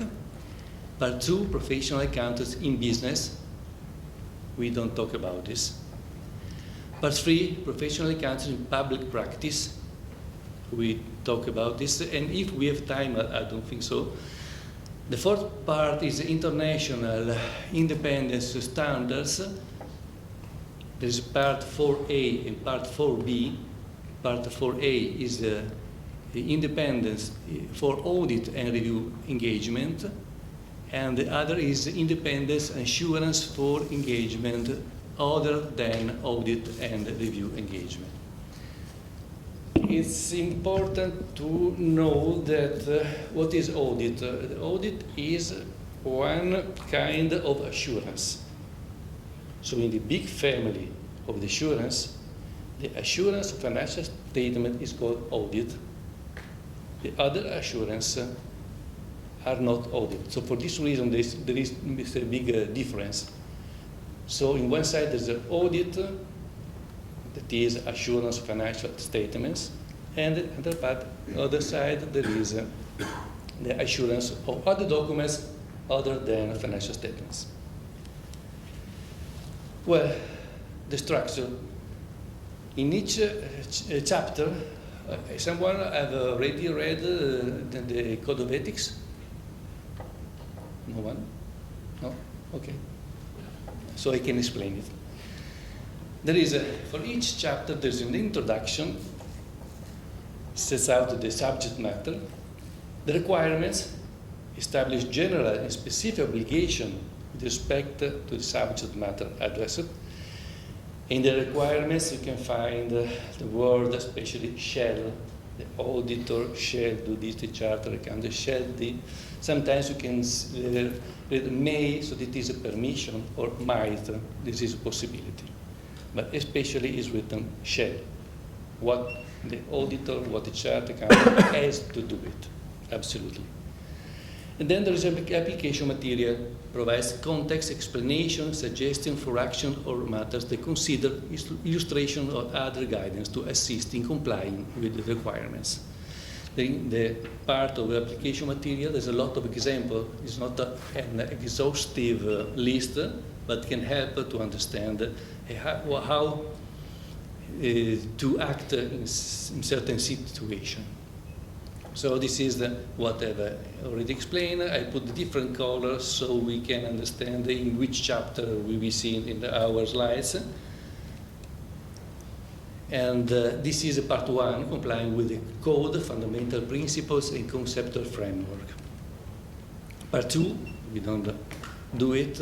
Part 3, you see all the chapters in this part 4A and part 4B.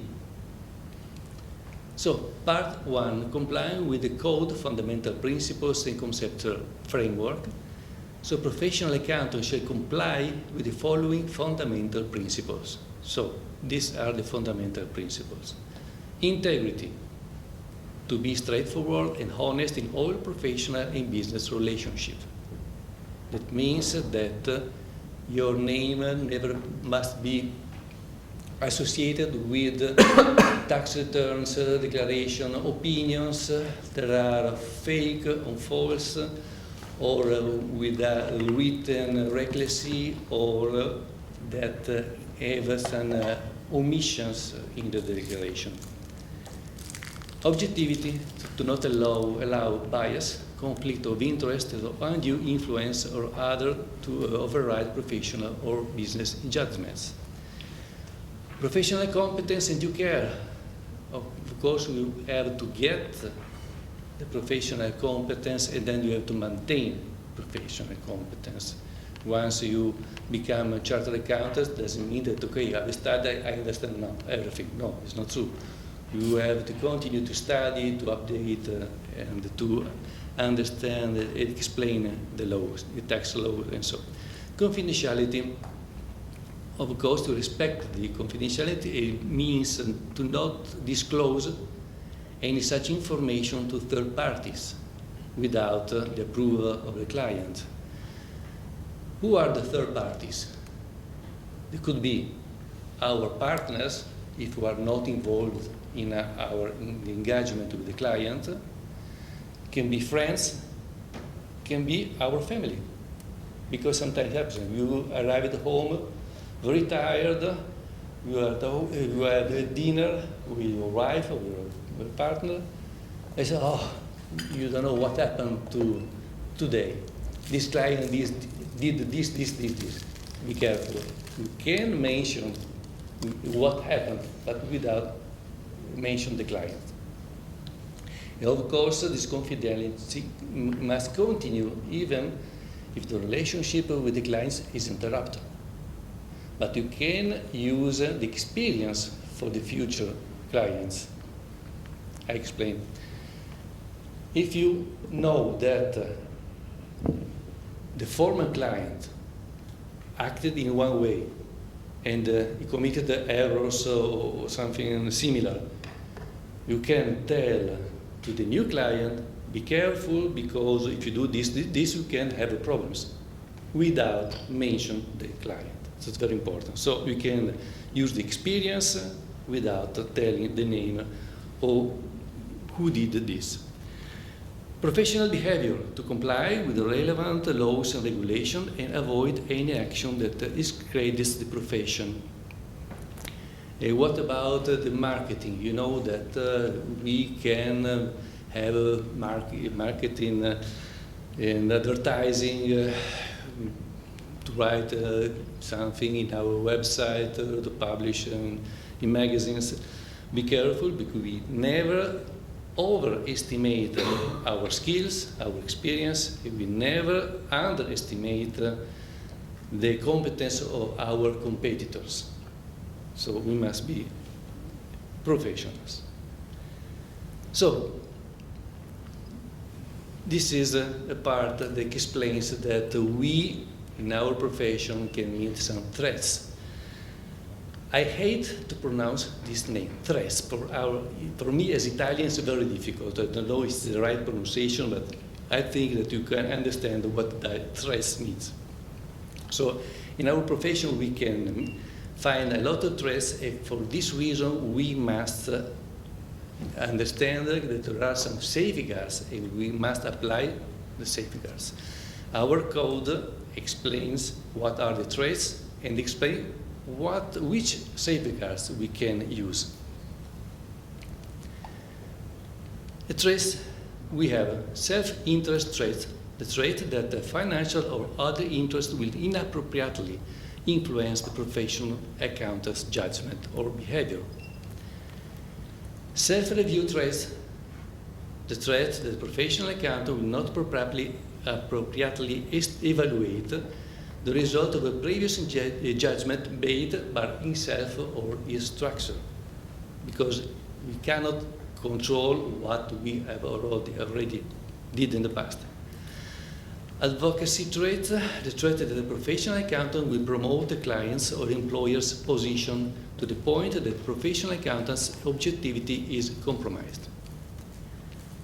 Familiarity threat, the threat that due to a long and close relationship with a client or an employer, a professional accountant will be too sympathetic to their interests or too accepting of their work.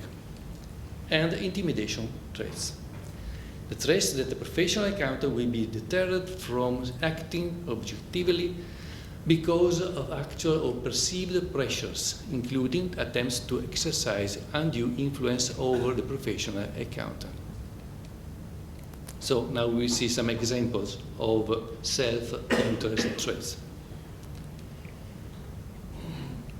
A member of assurance team, so I explain, we are the team, we have some members, so the assurance team are members of our accounting firm. So a member of the assurance team having direct financial interest in the assurance client. For instance, our partner is a shareholder of the client. This is a typical self-interest threat. A firm having undue dependence on total fees from a client. If my main client covers 60% of my turnover, you can understand that I'm not independent. Probably I will do what he wants. A member of the assurance team having significant close business relationship with the assurance client, like point one. A firm being concerned about the possibility of losing a significant client. Like before, if I have a client that covers about 50% of my turnover, I can do what he wants. A member of the audit team entered into employment negotiation with the audit client. So I am auditor of the client, and my partner wanted to become the CEO of the client. I can lose my independence. A firm entered into a contingent fee arrangement relating to an insurance engagement. Be careful with the contingent fee. You know what is the contingent fee? It is my fee is related to a result of the firm. For instance, we are auditors, and we see, okay, if the profit before taxes is 1 million euro, I pay you for your audit 100,000 euros. If less, I pay you 50,000 euros. Suppose you are checking the financial statements and the profit before taxes is 1,010,000 euros. You say, okay, I can have 100,000 fee. You are checking the provision, and one provision for bad debts missing is 50,000 euros. What to do? Ethically, you say no. You must include this. Your profit will be less than 1 million. Okay, I will be paid only 50,000 euros. So it's be very, very careful with contingent fees that are not allowed. Professional accountant discovered significant error when evaluating the result of a previous professional service performed by a member of the professional accountants firm. Suppose here you are auditing the financial statements and you discover that the auditor, your colleague, in previous years forgot to check the bad debts. And you see that there was a big error. What to do? Forget it, because he is your partner, is a fault of your partner, so is the problem even for your firm or not? So this is a big threat. Self-review threats. A firm issuing an assurance report of the effectiveness of the operation of financial statements systems after designing or implementing the systems. So every time I do something and I check what I did is wrong, because this is a self-review threat. It is a self-review. A self-review is not permitted because I'm not totally independent doing this, because I cannot check myself. Advocacy threats is not so usual. Examples of circumstances that create advocacy threats for a professional accountant in public practice include the firm promoting shares in an audit client, the professional accountant acting as an advocate on behalf of the audit client in litigation of disputes with third parties. I think it's not so applicable for us, but it could happen. Familiarity threats. A member of the engagement team having close or immediate family member who is a director or officer of the client. Suppose I am the auditor, my wife she is the director of the audit client. A member of the engagement team having close or immediate family member who is an employee or the client who is in position of exert significant influence over the subject matter of the engagement, the same thing. A director or officer of the client or employee in a position to exert significant influence over the subject matter of the engagement, having recently served as engagement partner. That means it was my ancient partner. I found him as a director. The relationship could be not so easy.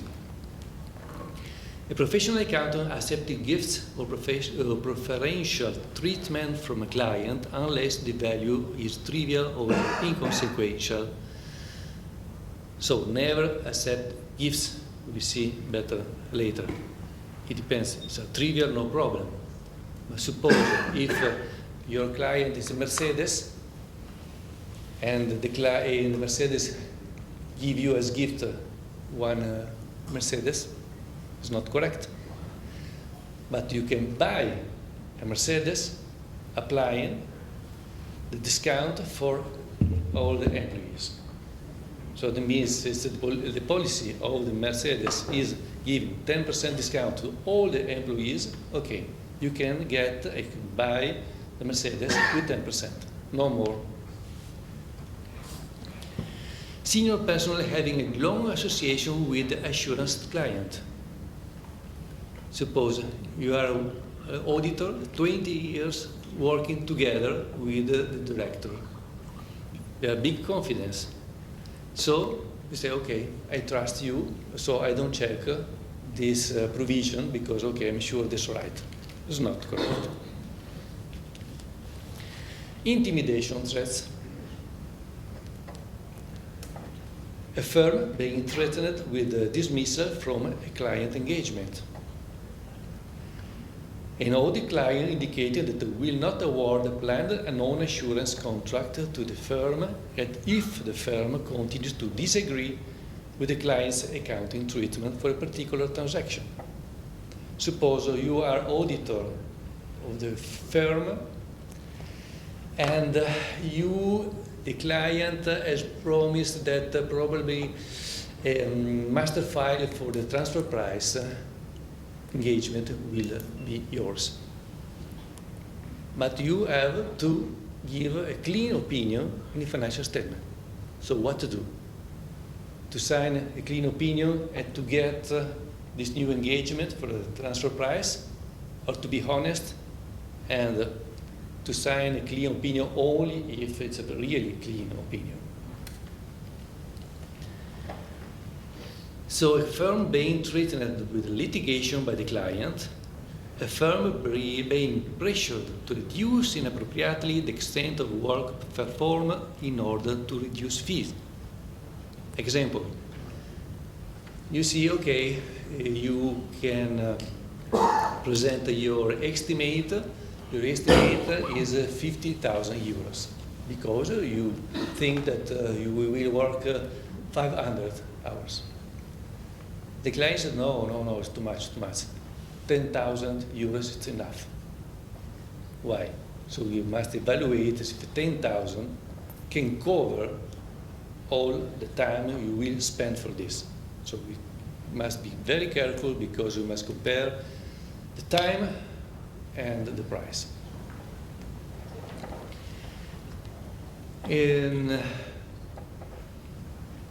This one is important. Professional accountant feeling pressured to agree with the judgment of a client employee because the employee has more expertise on the matter in question. Suppose you have a new client in a specific field, suppose mines, in the mines field.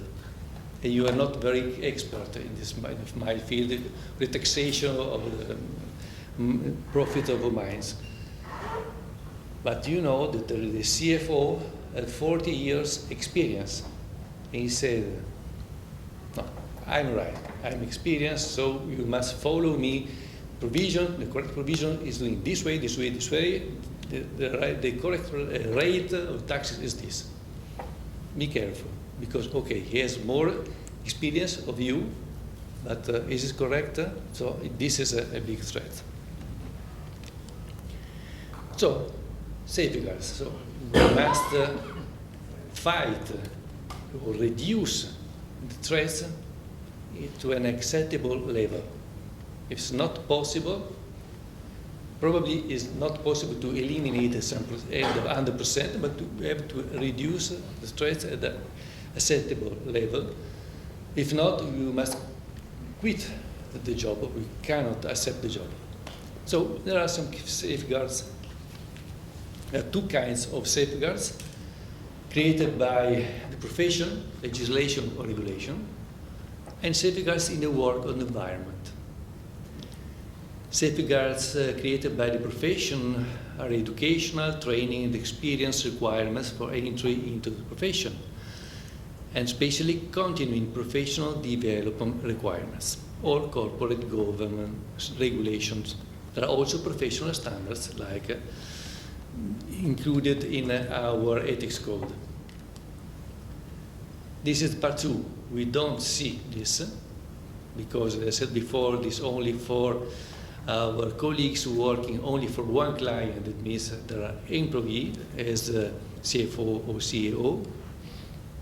And now we talk about our profession.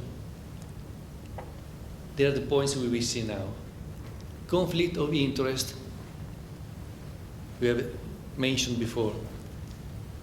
A threat to objectivity may be created, I've underlined this is may or shall or we cannot accept.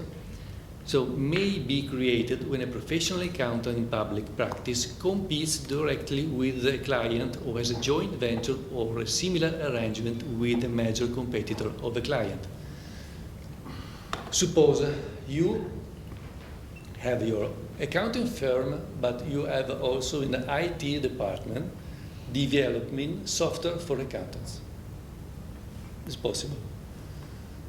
Can you accept an engagement with another IT company? This is a threat. We can accept, but only if you follow some safeguards, okay? But this is one point. Another threat to objectivity may be also created when a professional accountant in public practice performs services for clients whose interests are in conflict, or the client are in dispute with each other in relation to the matter of transaction in question. Examples: you are already an advisor of Coca-Cola. It's great. And Pepsi-Cola is asking you for an engagement. Is it possible to do it? According to this, there is a threat. So we must look for a safeguard. The safeguard is, first, to ask Coca-Cola, look that your competitor asked if I can become his advisor. Do you agree? Yes, suppose. You go back to Pepsi-Cola, asking me, be careful, because I'm already an advisor of Coca-Cola. He accepted the engagement. Do you agree? Yes. If both say agree, okay, you can take the engagement. We have seen there was a threat. We have found the solution. We have found the safeguard. Conflict of interest. Okay, if the firm is a member of a network, conflict identification shall include any conflicts of interest that the professional encounters in public practice has reason to believe may exist or might arise due to interest and relationship of a network firm. I must point out that we are not a network. We are an association. In any case, we must be careful. You know what is the difference between an association and a network? A network is when more firms share, have common profits, a common cost, and they share costs and profits. Sometimes when they have a common brand, when they have a common procedures for internal control, or when they can share also the personnel or directors. So there are the networks. So this is not applicable for us. Professional appointment, client acceptance, what the Code of Ethics say. Before accepting a new client relationship, a professional accountant in public practice shall determine whether acceptance will create any threats to compliance with the fundamental principles. Potential threats to integrity or professional behavior may be created from, for example, questionable issues associated with the client, its owners, management, or activities. Before accepting a new client, we must know who is he. We must understand what is the ownership, who are the managers, which is the business field, if they are involved in illegal activities or the money laundering. So we must, before accepting, we must study very well the client.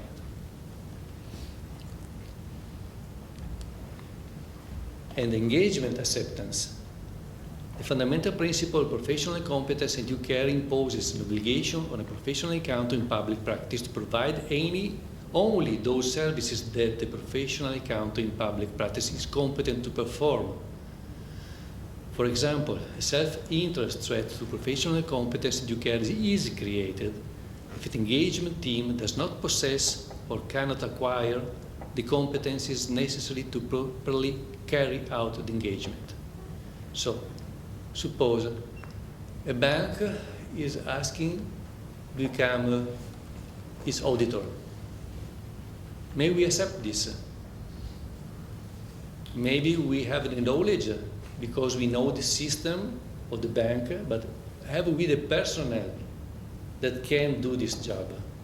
So we must consider a lot of situations before accepting this. Can we do it? Can we do it in the right way? So we don't think only about the turnover, okay?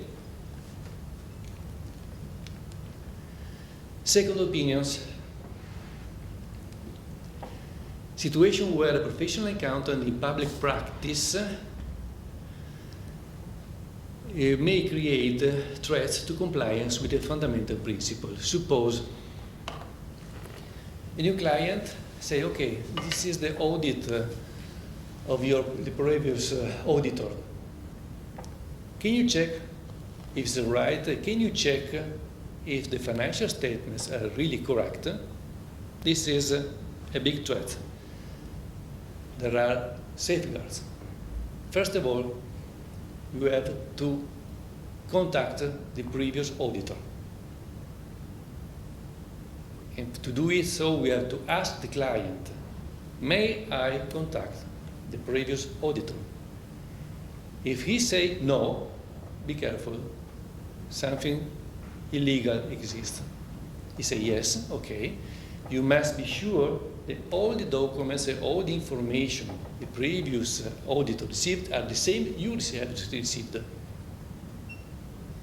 Because the information are different, of course the opinions could be different. So we must be careful of this. And after giving your opinion, you have to contact again the previous auditor, giving him this opinion. So you can compare. So these are the safeguards in case of second opinion. So, fees. The fact that one professional accountant in public practice may quote a fee lower than another is not in itself unethical. So if my costs are lower than other, for instance, my small audit firm is cheaper than EY firm because my structure is smaller, I have less personnel, so I can apply a lower fee. But I can explain this, but I cannot reduce my fee only to get the client, offering him a worse service.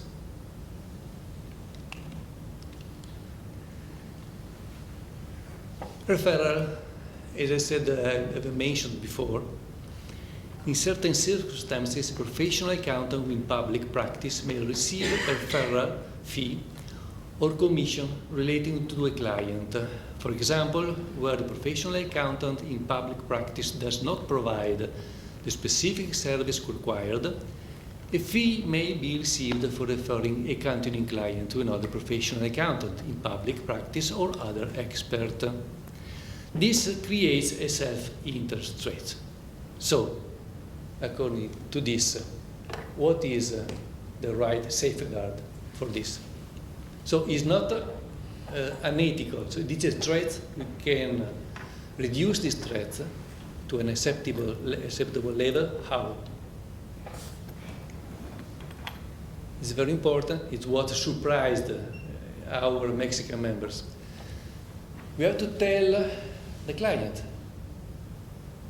telling, be careful, this is my colleague, he's very expert in transfer price, I'm not able to do it.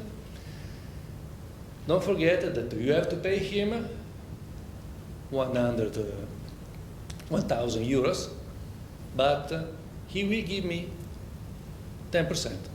Do you agree? If a client said yes, no problem. But the client can say no, so I want to pay only 900, because why I have to pay you 10%? But it's very important that the final client accept. If he accepts, no problem. So all kind of referral fees are accepted. Okay? This is according to our code of ethics. The Italian code of ethics doesn't accept. No referral at all. Inducement including gifts and hospitality. So inducement, what are? There are actions, there are situations, they can modify the behavior of a person. And we're talking about gifts, we are talking about hospitality, we are talking about entertainment or spatial treatment of the person. So we must be careful, because self-interest of family trait into objectivity may be created if a gift from a client is accepted, and in intimidation trait to objectivity may result from possibility of such offers being made public. The example before. I am the auditor of Mercedes. Mercedes gave me for free one Mercedes. Okay? It was not acceptable. But in any case, it could become an intimidation threat. Why? Because Mercedes can tell me, be careful, I gave you a car. If you don't sign a clean opinion, I can tell to everybody that you have received a car. So this is a double threat. So be really careful. And of course, the existence of a significance of any threat will depend on the nature, value, and intent of others. Of course, if you receive some bottles of wine for a Christmas party, it's not a problem. But if you receive bottles of wine of the 19th century, very historical bottle at a great value, it could be a threat. So it's very important to understand the value of the gifts you will receive. Custody of client assets, never accept the custody of client assets. Why? First of all, we have to understand the origin of the assets.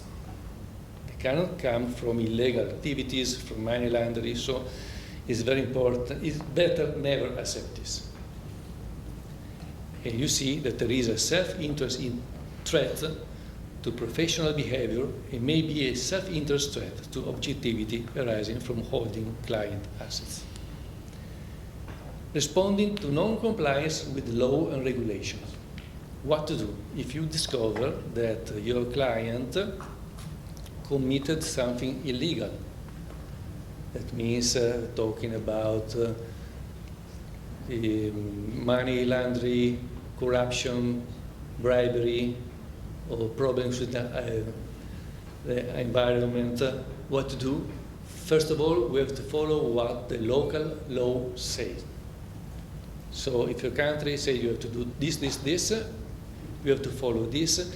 You must understand who committed the illegal fact, because if it is only an employee, we can tell to management, but if the management does this, we must go to the public authority.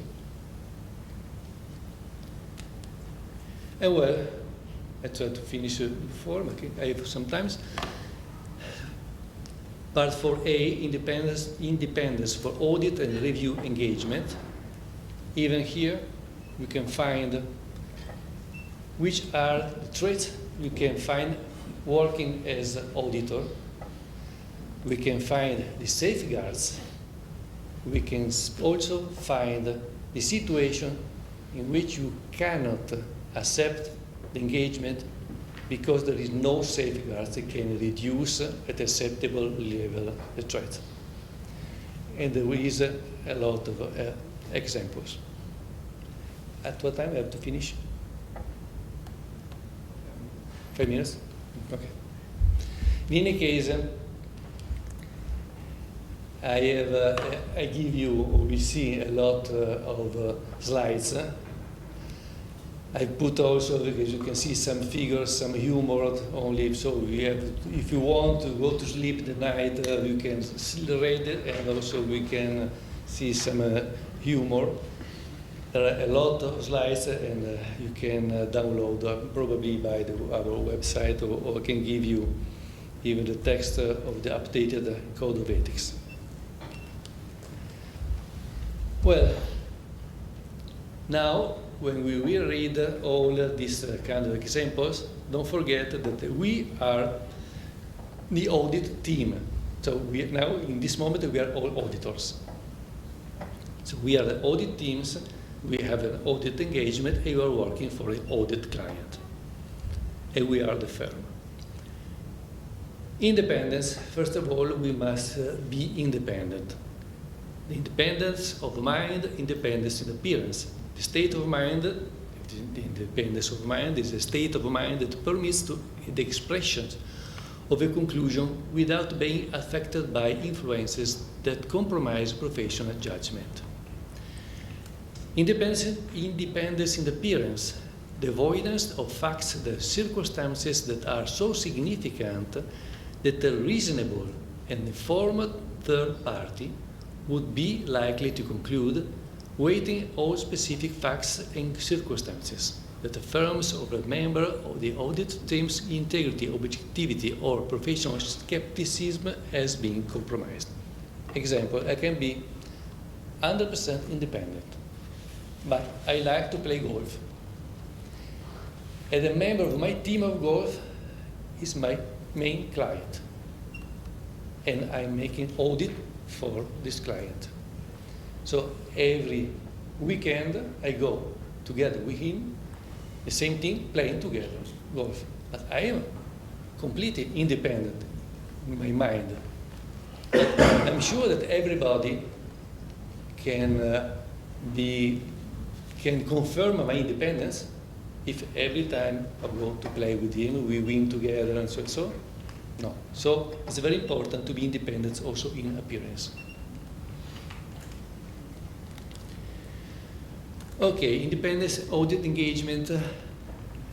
In deciding whether to accept or continue an engagement, or whether a particular individual may be a member of the audit team, a firm shall identify and evaluate threats to independence. Okay, so I have only 5 minutes. I only will show you the remaining slides. We see, as before accepting engagement, we must know very well the client. We must evaluate. We identify first and evaluate the traits, and to see if the traits can be reduced to an acceptable level. The same thing you said, the networks and network firms, like before. The documentation, application of conceptual framework approach, it means traits and safeguards. Fees, as I said before, the fees can be at acceptable level, cannot be so low. About the payment, what to do if the client doesn't pay us? We must consider whether the overdue fees might be equivalent to a loan to the client. If we don't pay, if our client doesn't pay us for a long time, it means that we are giving him a loan. It is against our ethical principle. So after 1 year, you must say, okay, or you pay me, or I cannot sign the opinion. We have 1 year time. So the client has 1 year time to pay you, no more than 1 year. Compensation, okay. Gifts of hospitality, we have already mentioned this. And I've underlined when the threat will be so significant. For example, if a firm or a member of an audit team accepts gifts or hospitality, unless the value is trivial, the threats created will be so significant that no safeguards could reduce the threats to an acceptable level. That means if I receive one Mercedes, I cannot go on with engagement. Actual threat and litigation, we have mentioned before, but we have time to read it. Financial interest, even this self-interest threat created would be so significant that no safeguards could reduce the threat to an acceptable level. So every time you see underlined, you can see, okay, I cannot do it. Loans and guarantees. Okay, if our client is a bank, we can get a loan, no problem. Only if the rate of the interest is according to the normal rate. It's lower? No. If a client who is not a bank is giving us a loan, this is not permitted. We cannot accept a loan from a client who is not a bank. Okay, so business relationship, family personal relationship. Okay, so this is an important special situation when your partner become CEO of the other client. What to do? So we must be careful. So I have my client, my partner left my audit firm and become the director. What to do? Here there is the answer. And the same if the director or the client become my partner. Because in both cases we can have a self-review threat.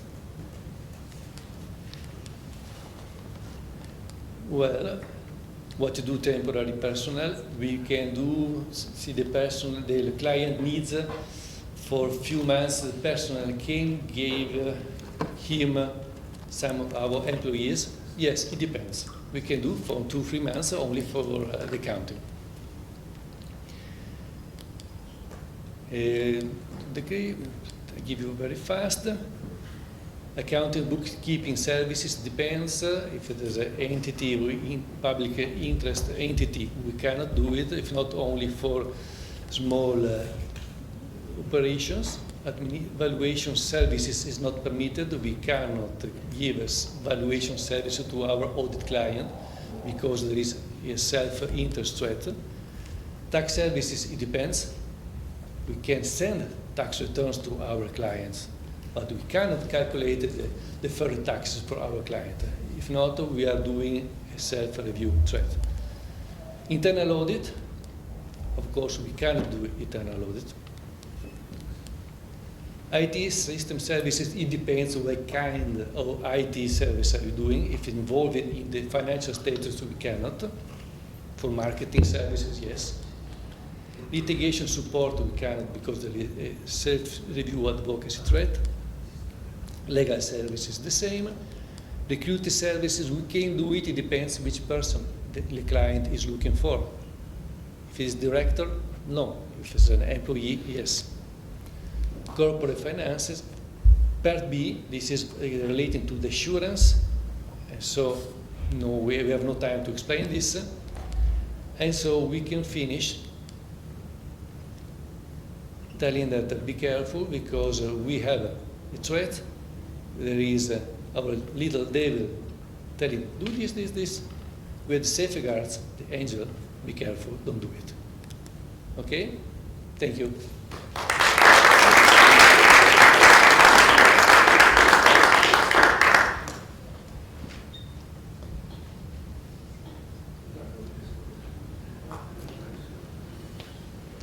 Thank you very much, Adriano. So our next presentation is going to be from Mr. Simeon Simeonov, a new member who is going to join our association, and we are going to briefly introduce their firms to us from Germany. So, thank you.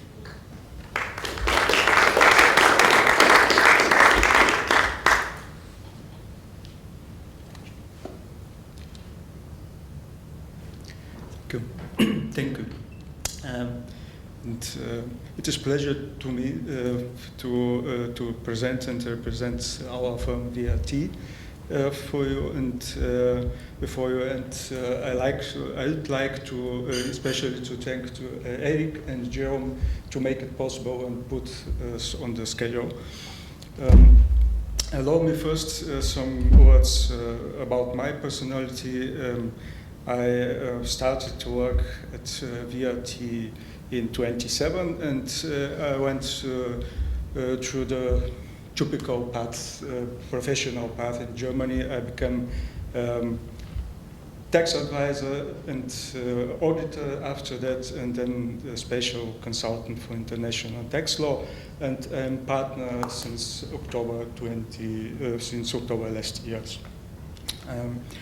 Our firm VRT is actually a medium-sized partnership of tax advisors, lawyers, and auditors. It has its main offices in Bonn and Cologne, and 6 slightly smaller offices in the area of around Bonn and Cologne. We offer the typical services, tax services like financial accounting, including monthly VAT returns, monthly payroll accounting, personal tax services for employees and freelancers, and tax services for corporations, including annual financial accounting statements and annual tax returns. We offer also specialized services in tax matter, in particular in the like inheritance and estate planning, merger and acquisitions, legal and tax advices on company transformation, and supporting specific VAT issues with regard to international activities of our clients, and also financial and payroll accounting from company insolvency. This is a little bit difficult or different in Germany, especially relating to the payroll accounting. Our legal department offers many legal services like company laws and succession, property lease and lease, insolvency, administration, environment, energy, services in employment and law, unfair competition, intellectual property, data protection, and commercial and contracts and disputes. For our clients abroad in EU or overseas, we offer support with establishment of branches and subsidiaries in Germany, registration at the tax office, installing and carrying out of financial accounting and current tax returns. And we offer also a little bit special services for the clients with branches or subsidiaries in Germany, not just private persons with business activities or relationships in Germany, like relating to questions about avoidance of double taxation, secondment of employees abroad or into Germany, then transfer pricing issues in structuring or of intercompany relationships, questions in connection with the CFC tax rules, exit taxation, or just preparing various registration in connection with the international business activities. Our audit department is structured that is offshore in other company via die Revisionsgesellschaft MBH, and offers the typical audit services like legal audits of medium-sized or large industrial and commercial companies as well, or just valuation of companies according to our German tax and valuation standards that include also the international law valuation methods.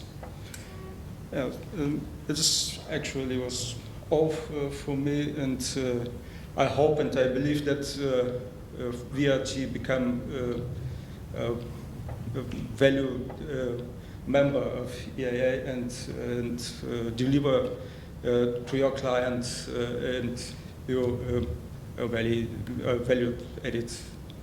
So, thank you.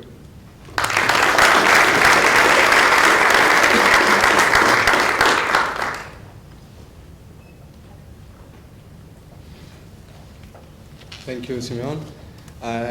Nextly, we will have a presentation of another new member of EIA.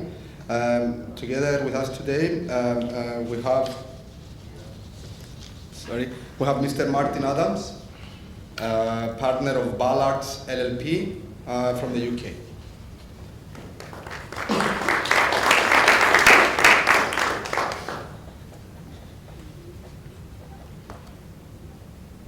So first of all, I'd like to say thank you for having me and letting me join today at quite short notice. So I'll just give you a quick rundown of my firm. So we're Ballards LLP. And this is our strapline, modern thinking. We tend to think of ourselves as a very modern, dynamic, forward-looking firm. And we're always looking for opportunities to think outside the box and do things that traditional accountancy firms won't necessarily do.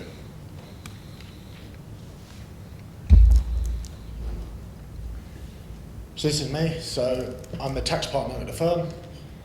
So I do all taxation, but a lot of my work's around reorganisations and corporate advice mainly. I do some valuation work, so that's for tax purposes, but also for disputes. I work in expert witness capacities, and sometimes commercial valuations and minority shareholder valuations as well for transactional purposes. I work very closely with the corporate finance team and do a lot of tax due diligence and assistance with the financial due diligence sides of things. And associated, there's always a property element.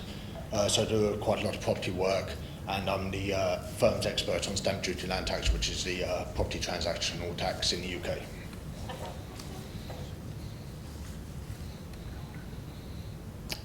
So we're in England, UK. Specifically, we're in the Midlands, so Middle England.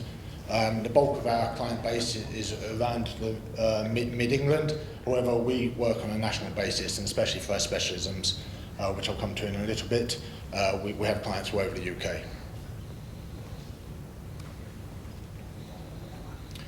So our specific location is Droitwich, which is just outside of Birmingham. We've got a head count of just over 80 people and 11 partners heading that up.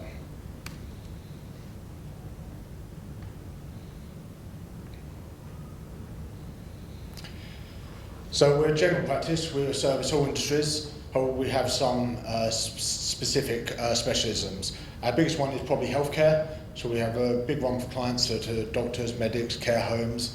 An industry we're trying to get into at the moment is nursery schools, so preschool nurseries. That's quite a big growth area in the UK. Agriculture, we were founded, Bill Ballard, our founder, was a farmer, so we have a big one for agricultural clients.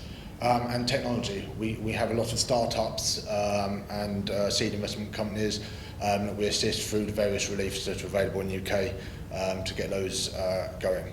But we have clients of all industries and all sizes and all sorts of structures. So the partner team.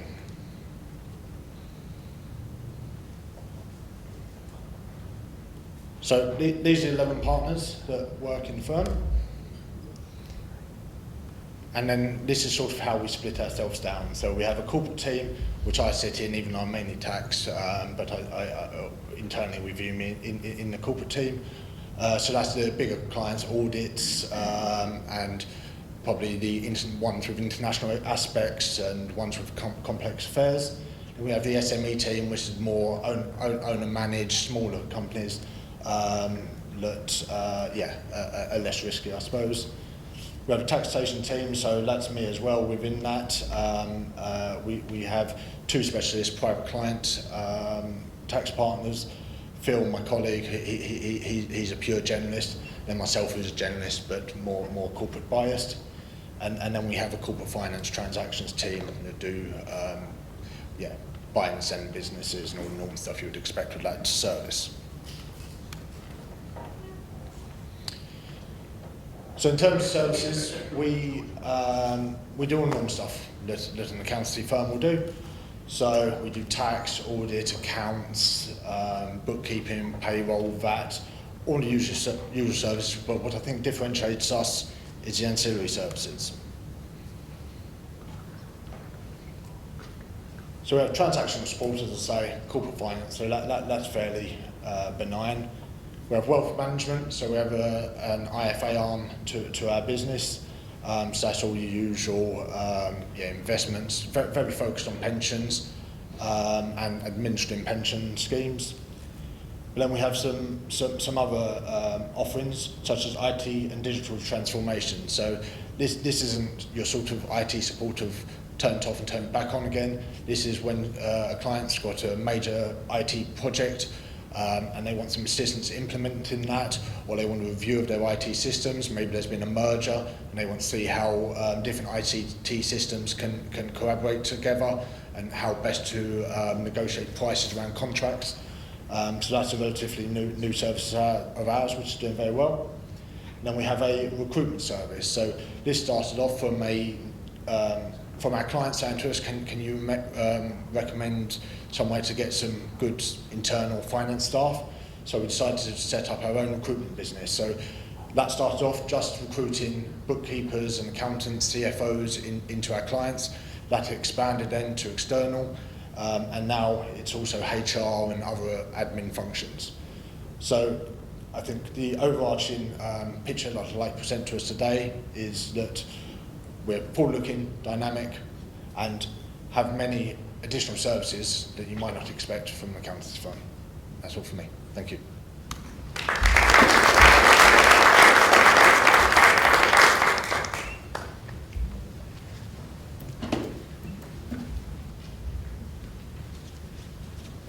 Thank you. So next we'll have a presentation from Eric. Eric is president of the Next Generation Committee of EAI, and he will present to us today the new committee.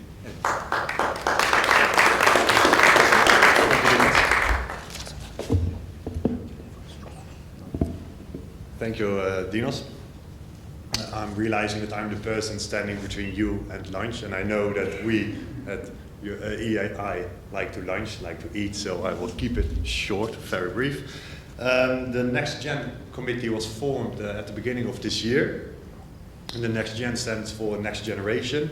I am the chairman, and we have a few people joining me in the committee, which I will introduce later on.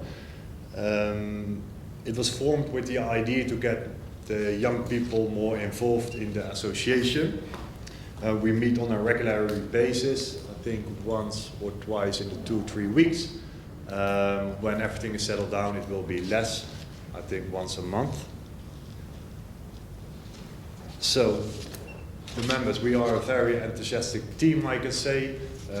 Me is on the top. Then we have Ben Hooper, he is from ABG in United Kingdom. The other one is Gabriele Peroni, he's from Italy, from the company Serrefi Italia. We have one woman, which is Jennifer Walter, she's from MS Gestion in Luxembourg. We have Asmir Selamovic from FedEx Audit in Switzerland, and we have Arnaud Claramonte, he's from Activa in Spain. You can see the dots on the lower level of the slide, and that's because we are looking for new members for the committee. So if you are or have in your firm people who might be interested, please let me know, please contact me, and I'm sure that we can figure out how you can join the committee. There is only one criteria, and that is that you must be in your 20s, 30s, or at the beginning of your 40s, and you're not a managing partner in your firm. So if you're not gray, wear glasses, or bald, then you can join my committee. And then the mission statement of our committee is that the mission is to bring together the next generation of leaders to strengthen the relationship between member firms at all levels. For example, we are trying to get the people at the lower level in their firm, so lower than a managing partner, to join your audit as well. To encourage collaboration across borders and sharing the best of practices. For instance, we will organize our first webinar that will be in September this year. It will be about crypto assets, cryptocurrencies, non-fungible tokens. I believe it will be focusing on non-fungible tokens, on the tax part of it and the accounting part of it. Then to engage with young talent and bring new ideas to the organization, and to act as a sounding board for the existing leadership. Recently, I believe it was on the 4th of May, we organized a Zoom meeting with Eric Mercaton, and he explained how the procedure of the acceptance committee for new members work. We had a great discussion. Eric explained it very well. Then afterwards, the committee came together and we wrote a feedback to the board of directors. I haven't sent it to you, Yves, yet, but it will follow very quickly. And we hope to do this also with the other committees. We have the tax committee, the development committee, the marketing committee. So we youngsters will understand how the association works, and from that on we will work further. I think that was it.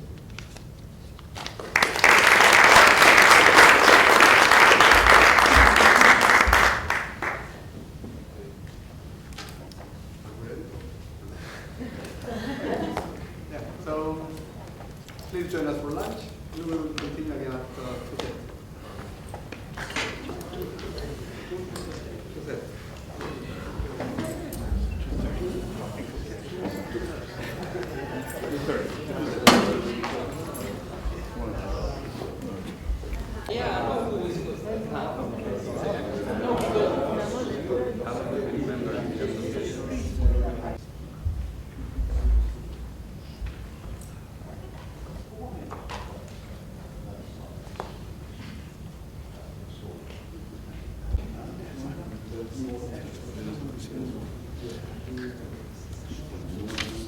Welcome back, everyone.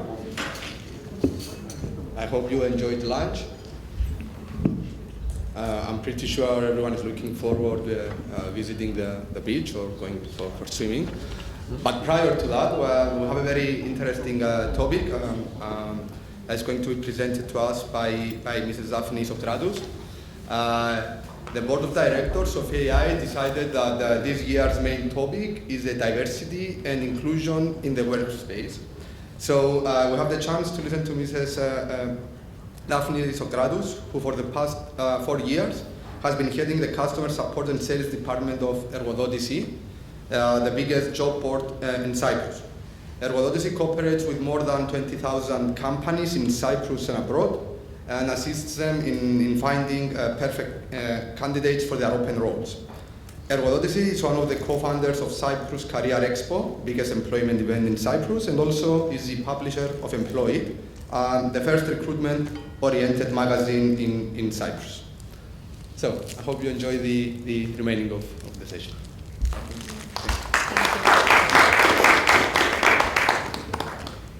Hello everyone, thank you very much for having me today. As Tino said, my name is Daphne Socrates, Today I am going to speak to you about diversity in the workplace.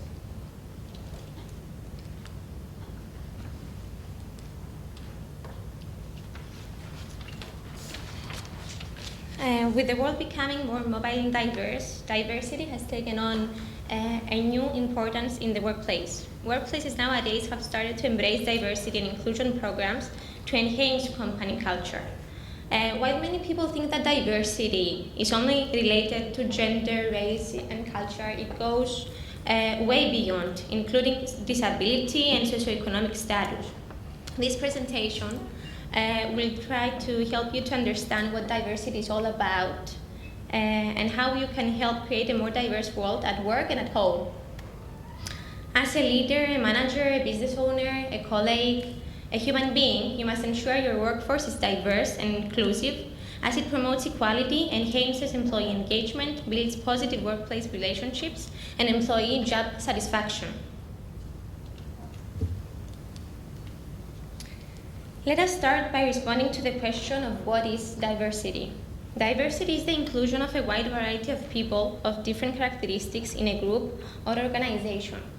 Diversity is all about what makes each of us unique and includes our backgrounds, personality, life experiences, our beliefs, all of the things that make us who we are. It is a combination of our differences that shape our view of the world, our perspective, and our approach in every matter. It also includes an infinite range of individual unique characteristics and experiences, such as our communication style, our career path, our life experience, educational background, geographic location, income level, marital status, parental status, and other variables that influence personal perspectives. It is vital that every employer and employee has an understanding of what the concept means. Now more than ever, it is crucial as we start denouncing any form of discrimination, physical or psychological violence, and offenses to human rights in the workplace environment. According to the standard definition of diversity, the forms of diversity in a social construct are theoretically infinite. It encompasses every characteristic that appears with variations amidst a group of people, but generally when it comes to workplaces, these are the primary types of diversity: race and ethnicity, gender and gender identity, pregnant or lactating employees, sexual orientation, age and generation, religious and spiritual beliefs, and disabilities, physical or non-physical.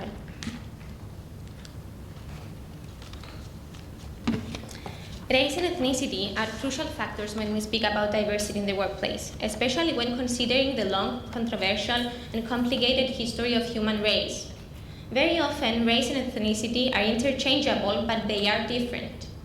Race is a person's biological identity, including physical characteristics such as the skin color, the hair type. One's race might affect factors like life expectancy and treatment by the criminal justice system, while on the other hand, ethnicity is more about a person's cultural background. It encompasses multiple racial or ethnic identities. More than biology, it is about cultural or geographic history. People who belong to diverse racial and ethnic groups bring in unique perspectives to the workplace. Recent studies show that organizations with higher racial and ethnic diversity are approximately 35% more likely to have stronger financial returns. Having a gender-diverse work culture is not about the number of women or men you're employing in the company, but equality. To become a legit gender-diverse company, you must speak about the gender pay gap, where women employees receive less pay for the same job as their male counterparts. You need to look at the barriers faced by both genders when contributing to the workforce and see how you can alleviate some of those restrictions for your employees or co-workers. You need to also keep in mind that there are people who identify themselves as transgender or non-binary. HR in a company, they must start using a more inclusive language in the policies, a language that will include all gender identities and gender pronouns. It is very important to refrain from using gender binary language anymore, as it might hurt or affect negatively people from other gender identities.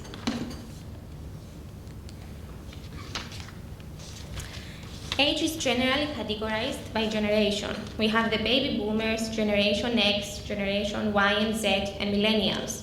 It is evident people of the same age group don't usually think the same way, yet a person's age defines some similarities.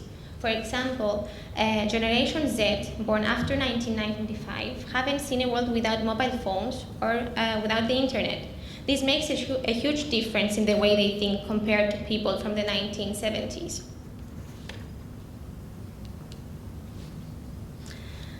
Pregnancy and maternity discrimination is when you are treated unfairly because you are pregnant, you are breastfeeding, or because you've recently given birth. Managers can create an inclusive organizational climate by intentionally asking questions about their pregnant or lactating employees' experiences at work and by actively listening to what they have to say. Managers should also focus on empathizing with pregnant and lactating employees' experiences and identifying and changing any practices that may be exclusionary. For example, they can actively disrupt behaviors that reinforce biased behavior and model inclusive behaviors for others to follow. By creating an inclusive organizational climate, you will be helping in developing and sustaining psychological safety for these employees. Pregnancy discrimination includes perceived bias when expectant or lactating employees experience subtly hostile behaviors such as social isolation, negative stereotyping, and negative or rude interpersonal treatment, such as lower performance expectations, transferring the pregnant employee to less desirable shifts or assignments, or inappropriate jokes and intrusive comments. Managers are in a unique position to provide the kind of work support pregnant, lactating, or new-to-parenthood employees need to reduce stress and to feel included. It is important for companies to maintain an open dialogue with their employees about what types of support they need throughout this new journey. Well-intentioned supervisors or employers sometimes make the incorrect assumption that a reduced workload is beneficial, when that is not always the case. This can have a consequence of a financial stress, and it can also cause the pregnant employee to experience a demeaning or discriminatory behavior.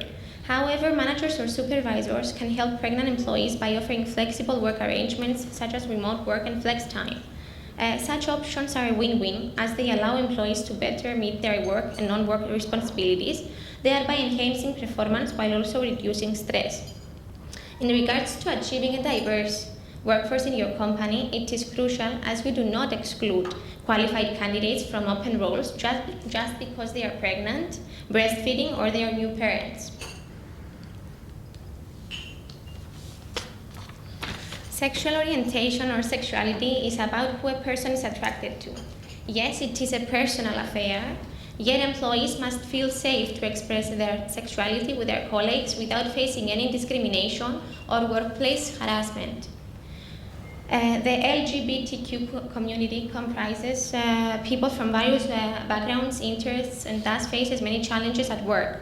An organization must ensure safety for people belonging to sexual minorities. An egalitarian workplace increases job satisfaction and employee retention. There are many circumstances when an individual's religious observances, beliefs, and viewpoints enter the workplace. Consider how a non-Christian employee feels when holiday parties are called Christmas parties, when only Christian holidays are observed at work, or when work schedules conflict with employees' own religious observances. Add to these discriminatory actions, such as a manager retaliating against a worker seeking a religious accommodation, or a co-worker making religion-based derogatory comments. There is a legal framework in which employers must navigate these issues, but also an opportunity to provide a welcoming and inclusive workplace as a major factor in attracting and retaining top talent.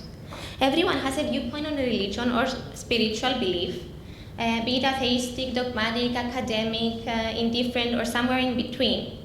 Managing these various points of view with respect and equity can create a culture where employees are happier and more productive, while also making legal compliance easier for the employer. Usually people tend to think that disability is associated only with physical mobility. However, the employees might have disabilities that may vary from limitations in vision and movement to learning abilities and mental health issues. If you want to promote diversity, you must accommodate people with disabilities who can also show equal productivity as their colleagues. Companies must also focus on making the workplace accessible to all by adding elevators and ramps in place of stairs. You can try to use telephone headsets and screen readers to facilitate smoother communication for employees that face difficulties. Employers or HR should also consider offering mental health days off to employees that have been struggling mentally.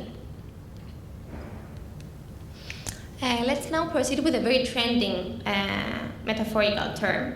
The term glass ceiling refers to the fact that a qualified person wishing to advance within the hierarchy of his or her organization is stopped at a lower level due to discrimination, most often based on sexism or racism. The glass ceiling refers thus to vertical discrimination, most frequently against women or minorities in companies, and can affect the individual's stress levels and productivity. When discussing diversity initiatives in the workplace or in any other organization, many professionals reference the term DAY, which stands for diversity, equity, and inclusion. As we have mentioned before, diversity is the presence of difference that may include protected characteristics such as age, race, and sexuality. In the context of the workplace, this means ensuring that there is representation amongst these different groups. Diversity is not about viewing everyone as the same, but recognizing and understanding people's differences and ensuring these are well represented within an organization. While diversity focuses on our differences and the representation of these within an organization, equity refers to the fair treatment of all individuals in spite of these differences. Equity ensures that everyone has equal opportunities to progress and to succeed, and it prevents individuals or certain groups from being discriminated against based on their characteristics. A diverse and equitable organization is one that is well representative of the general public and provides equal access to opportunities for all individuals despite their differences. It may be easy to then assume that all individuals would feel included in a company like this. However, inclusion refers to a sense of belonging and value within an organization, and it is possible that those even among the most diverse teams do not always feel included. Thus, inclusion is the act of welcoming, supporting, respecting, and valuing all individuals, and it begins with empathy. Everybody is different, and we encounter a diverse set of people every day. Some differences cannot be seen by just looking at a person. Treat each and every person we encounter with respect and dignity. Through the next few slides, we will try to explain and to identify what and if any stereotypes a person may have. A stereotype is a conventional, formulaic, and oversimplified conception, opinion, or image. One who stereotypes generally thinks that most or all members of an ethnic or racial group are the same. Typical words used with stereotyping include clannish, aggressive, blue-collar, lazy. Bias is a preference or an inclination, especially one that inhibits impartial judgment. The use of bias is more subtle. Often it is evident through the addition of qualifiers or added information to spoken statements. For example, you may hear, Jenny Gonzalez, who has a degree, will be joining our staff, implying that having a degree sets this individual apart from most Hispanics, who may not have degrees. Baggage is defined as intangible things, such as feelings, circumstances, or beliefs that get in the way. From an early age, you learn to place people and objects into categories. As you grow up and are influenced by your parents, your peers, the media, the movies, your tendency to label different racial, cultural, or other groups as superior or inferior increases significantly. This can be referred to as your baggage. Though often you are unaware of what constitutes your baggage, you can begin to uncover it by monitoring your thoughts when you encounter an ethnic last name, see a skin color, hear an accent different than yours, interact with someone who has a disability, or learn that that person is gay. As these events occur, look for consistency. Do you have the same reaction to members of a given group each time you encounter him or her? Ask yourself, do I have these reactions before or after I have a chance to know the individual? If the answer is before, these are your stereotypes. Work to label these automatic responses as stereotypes and remind yourself that they are not valid indicators of one's character, skills, or personality. Because stereotyping is a learned habit, it can be unlearned with practice. And remember not to judge yourself. A thought is private and it's not an action. Knowing as much as you can about your own ethnocentrisms helps you recognize how discomfort with differences can prevent you from seeing others as fully human. With practice, you can identify feelings and thoughts, filtering them through a system of questions designed to help you change your baggage or your perceptions. In today's war for talent, employers are required to look beyond the traditional talent acquisition and recruitment practices. Companies that don't encourage people of different characteristics to join them are missing out on the talents and abilities of more than half the population. Tapping into this can make a huge difference to your productivity and to your bottom line as a company. Having both women and men or non-binary people in your teams means you benefit from the different points of view and approaches that come from different life experiences. By having an inclusive culture in your workplace, you boost the morale and opportunity for the employees, whilst also improving your company's reputation. Inclusive workplaces tend to have lower employee churn rates, which represents big savings in terms of time and money spent on recruitment. It is also very good to mention Salesforce's recent research, which states that employees who say that their company provided equal opportunities are nearly 4 times more likely to say that they are proud to work for their company. We are each responsible for changing our stereotypes and breaking down the barriers. Are your own assumptions based on things you have heard from others in school, TV, or the movies? Is it possible that some of your negative images are incorrect, at least for some people in a certain group? Rather than making sweeping generalizations, try to get to know people as individuals.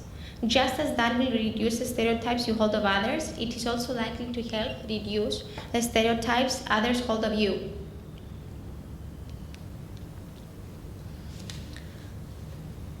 Once you've identified and understand your baggage, what do you do to make changes? Often, the beliefs you hold are the result of your own cultural conditioning. They determine whether you will seek rapport with individuals who are different from you. The first step in acknowledging that you are human will probably make some mistakes and likely do have some stereotypes. Next, you should work to become more aware of your inner thoughts and feelings and how they affect your beliefs and actions in the workplace. We typically make a judgment about someone in less than 30 seconds. That is very interesting to keep in mind, that it only takes us 30 seconds to judge someone.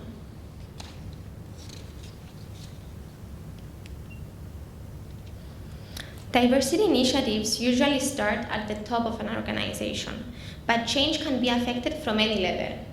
If you work in HR or in a functional position of authority in your company, consider performing a cultural audit to describe the overall working environment, unwritten norms, possible barriers, and the existence of race, gender, and class issues.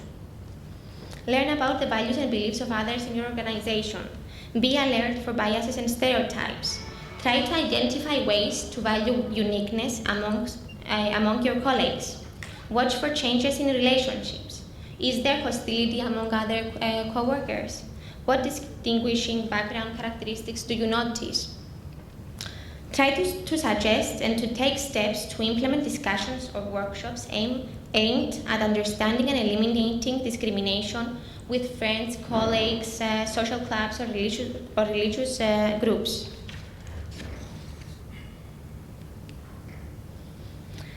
We have several suggestions to encourage breaking down stereotypical barriers in social, community, and other non-work settings. Suggest and take steps to implement discussions or workshops aimed at understanding and eliminating discrimination with your friends, your colleagues, the social clubs, or religious groups. Try to evaluate your buying habits so that you do not support shops, companies, or personnel that follow discriminatory practices. Suggest and take steps to implement discussions or workshops aimed at understanding and eliminating discrimination in your company. As you gain more awareness and knowledge about groups different than you, not only will your stereotypes lessen, but you will also become better equipped to educate and to challenge others about their stereotypes in your workplace.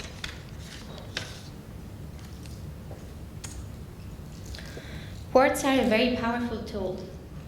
Knowing how we use words to communicate is vital in understanding where it fits into diversity. Saying the right thing, or even more important, not saying the wrong thing, will help you in your everyday life. Through this presentation, we'll touch on differences between listening and hearing and asking the right questions and communicating with power in your workplace. Hearing is the act of perceiving sound by the ear. Assuming an individual is not hearing impaired, hearing simply happens. However, listening is something that one consciously chooses to do. It requires concentration to allow the brain to process the meaning from words and sentences. Listening leads to learning, but this is not always an easy task. Listening skills can be learned and refined. The act of active listening allows you to fully receive a message from another person, especially during a conversation with someone who has a different accent or perhaps a speech impediment. Active listening allows you to be sensitive to the multiple dimensions of the communication that make up an entire message. In order to listen effectively, one must overcome several barriers to receiving the message, such as the message content, the appeal of the speaker, any external distractions, any emotional interjections. People from some cultural groups prefer in-person meetings more than other groups. Face-to-face meetings are more important to people from, example, from Africa, East, South and Central Asia, and the Middle East and Arabic countries. Whilst virtual meetings work for Latin Americans and people from Europe, Australia, and North America. There may be times in your workplace, especially if you work in an organization with locations around the world, which the use of an interpreter can help overcome language barriers as everyone listens. This reduces frustration with the communication process and allows participants to stay focused on understanding the message.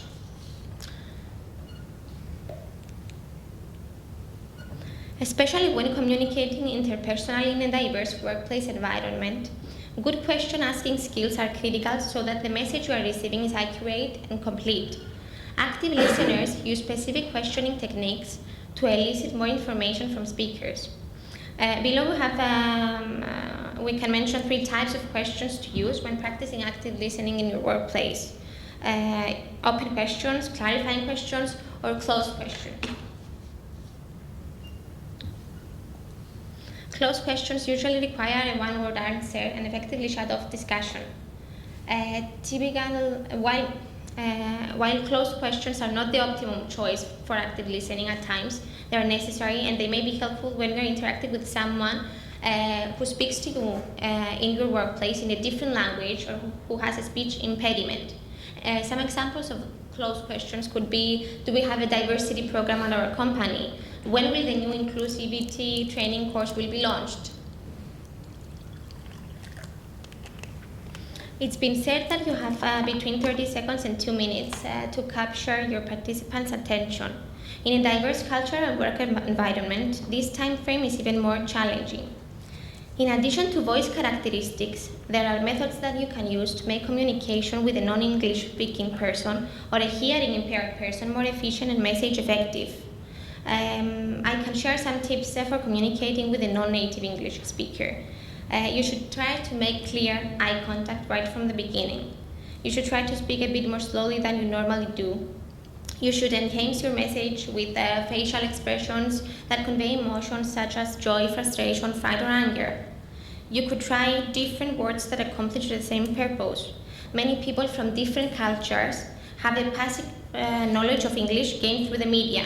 Try saying a word slowly or with a different pronunciation.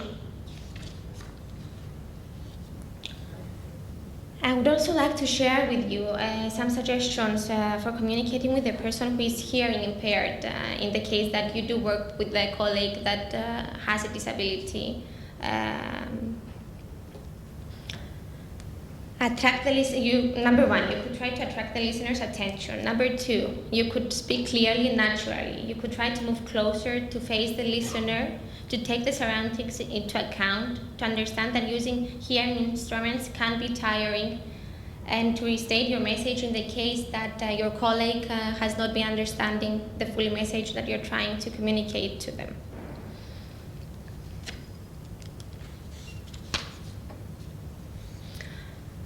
We all communicate non-verbally as well. The image that we project from our non-verbal communication affects the way that our spoken communication is received.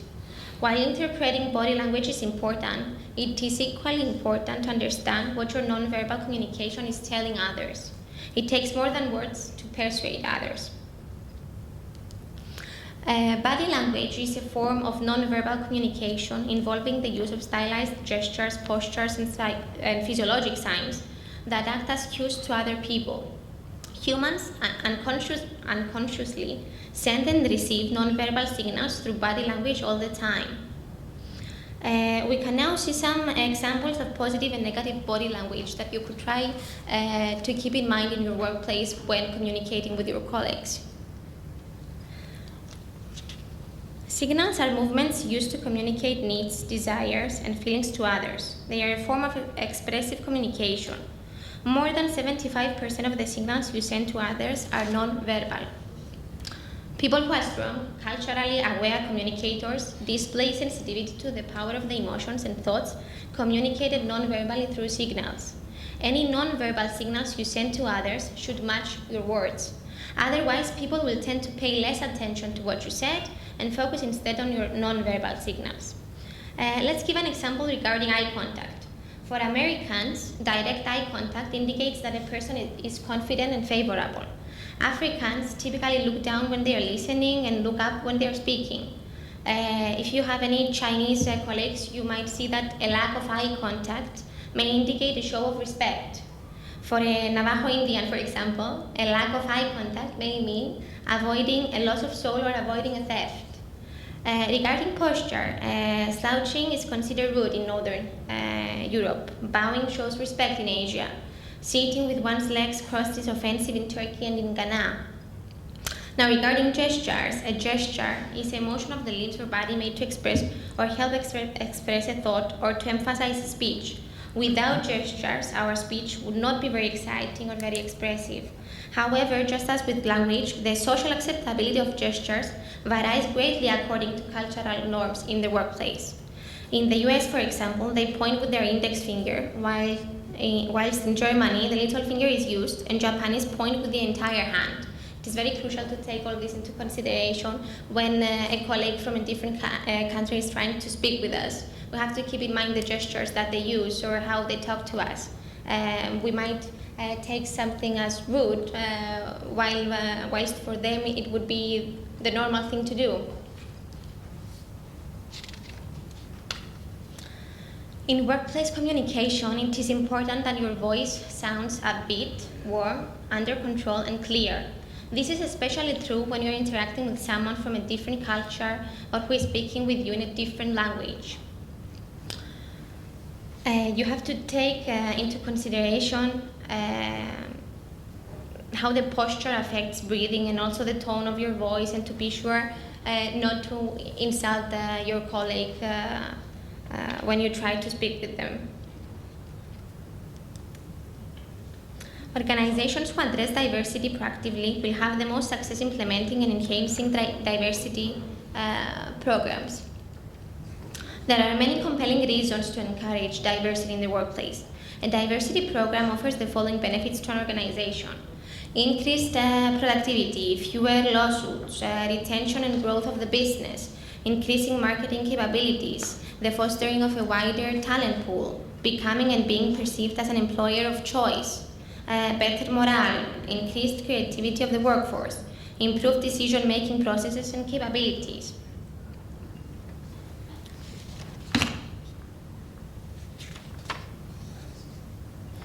To prevent discrimination from occurring, you must take firm steps within your organization to educate managers and employees about what constitutes discrimination and how people must behave in order to avoid committing discriminatory actions.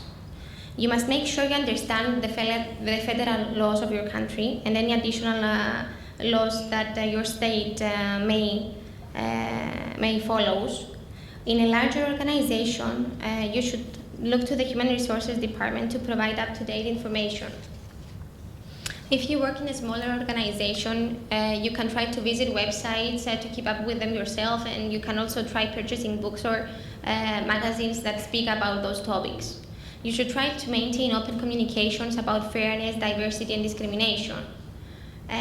You could also consider joining a professional organization such as the Society of Human Resource Management, where cost-effective resources, forums, and industry networking opportunities are available. By visiting their website, you can find a lot of information about these topics and how you can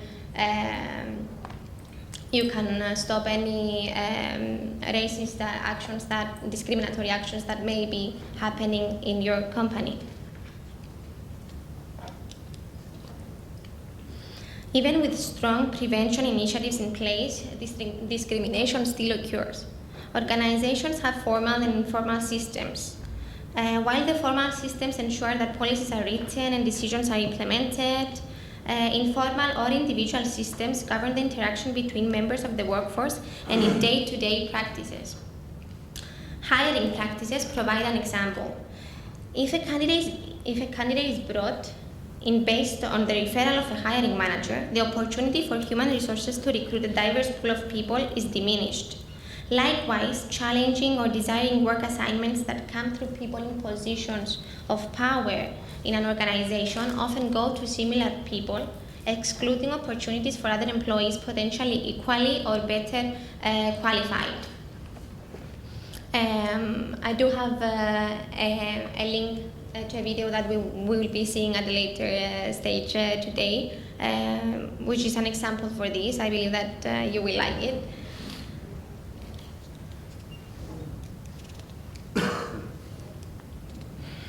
Unfortunately, in spite of laws and significant progress against discrimination in workplace globally, it is still pervasive. If you feel that you have been a victim of discrimination, there are actions that you can take in order to gather data and to be able to protect yourself. Usually, organizations speak about discrimination and workshops that they will implement to assist with these cases, but they do not often explain how you can actually help yourself if you have been a victim of an instance like this.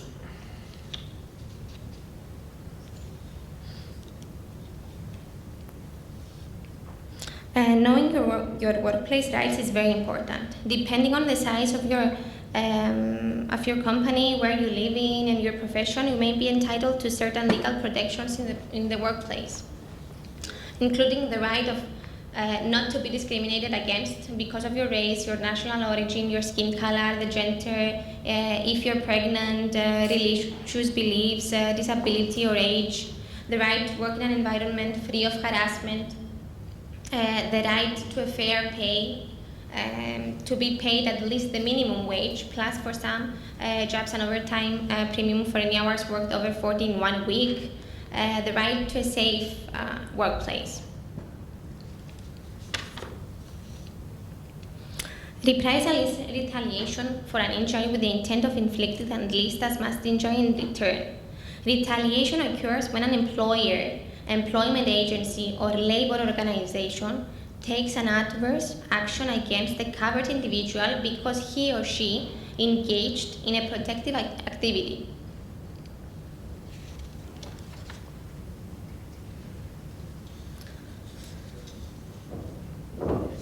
There are instances that employees might report an instance like this, and you might hear that the employee has been threatened, has been terminated, has been denied a promotion for which the employee was in line. So it is very important to know how to assist yourself, how to help yourself or a colleague if you believe that you have been a victim of an instance like that. If you suspect that you are being discriminated against, you should gather information of where did the alleged discrimination even occur, who discriminated against you, what did the person do or say to you that were different from how he or she treated others. You should document the problem. You should try to gather as much documentation as possible. You should try to talk with your coworkers if they witnessed any similar events, or if they could support you by documenting or signing any relevant forms. You should ask for that.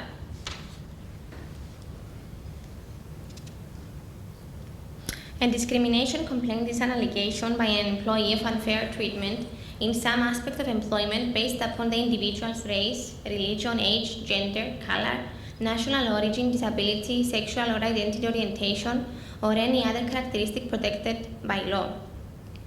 If you find yourself to be involved in a complaint, you should try to gather information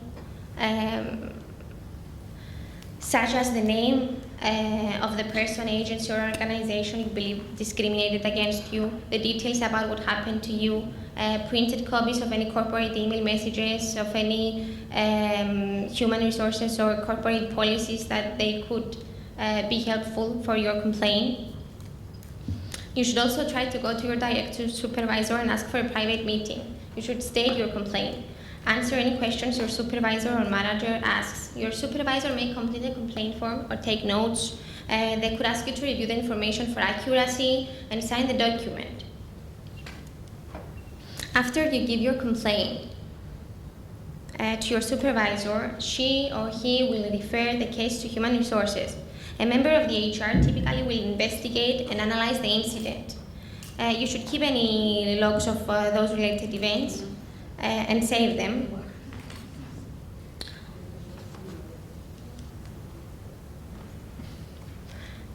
First, in the case that you have been a victim of such an incident, you should take comfort in the fact that it is illegal for anyone in the organization to retaliate against you or your colleagues because you file a discrimination complaint. You should keep in mind that it could be a very lengthy process, that it could take up to months. You should try to always keep the lines of communication open with your supervisor. You should continue your normal work performance routines.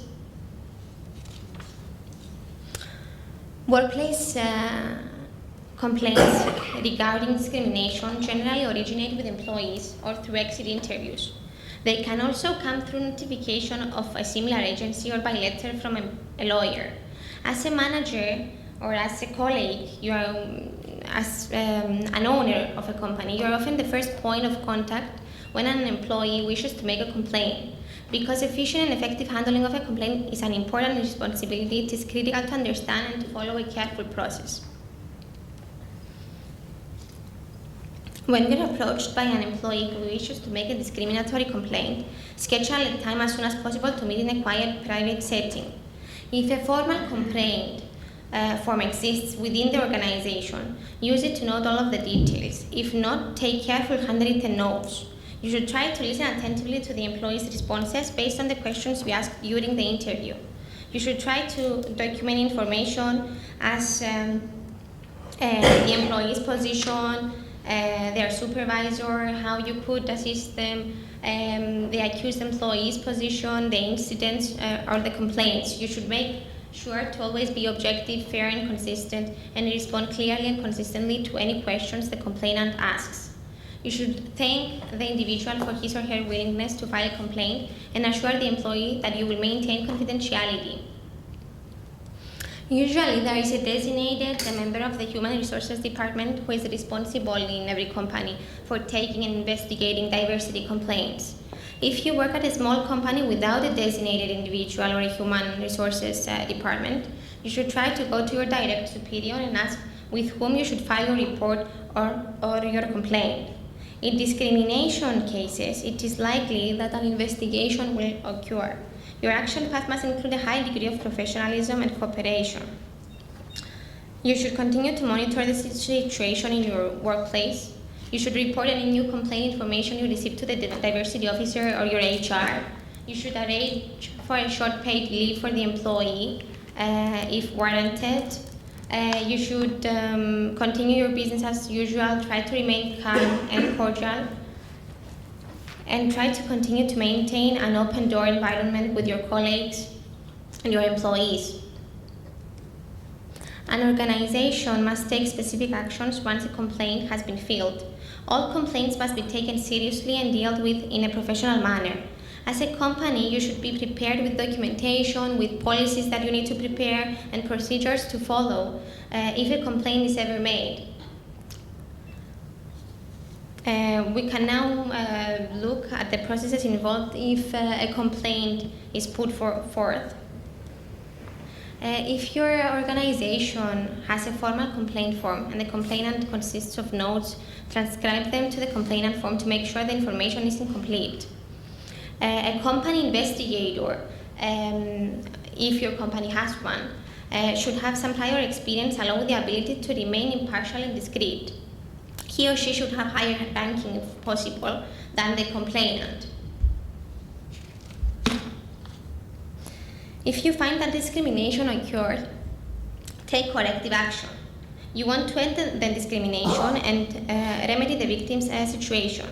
You should carefully evaluate the circumstances and consider corrective actions. Some options that you could try to put forward as a company, you should try to proceed with training or educational programs as a group or company-wide, verbal counseling or warnings, suspensions, a corrective action plan or probationary periods, demotions if needed, deferrals of a performance review date, transfer of the offending employee. And you should always try to keep a very close contact with the complainant on occasion to make sure that the problem has stopped, that there has been no retaliation, and that the employee feels now safe and comfortable. Regardless of the outcome of the complainant, if you find ethnic, racial, gender, or disability practices, now is the time to make things better. Below, we can discuss some actions your organization should consider taking. You should try to train one or more qualified employees in your company to contact complaint investigations. You should add a page about the company's diversity programs to your company's website if one doesn't already exist. You should raise your management training bar so that managers and supervisors understand how to handle discrimination claims efficiently and effectively. You should examine and modify promotion and hiring practices to make sure they are airtight with respect to protected classes in hiring and promotion. I would now like to show you two links of how to do it and how not to do it. Two video examples.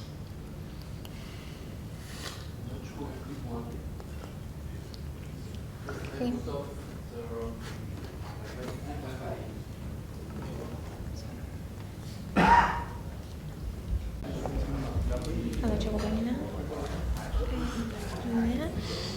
Apologies for the technical difficulties that we had before. I think now we're ready to continue with the videos.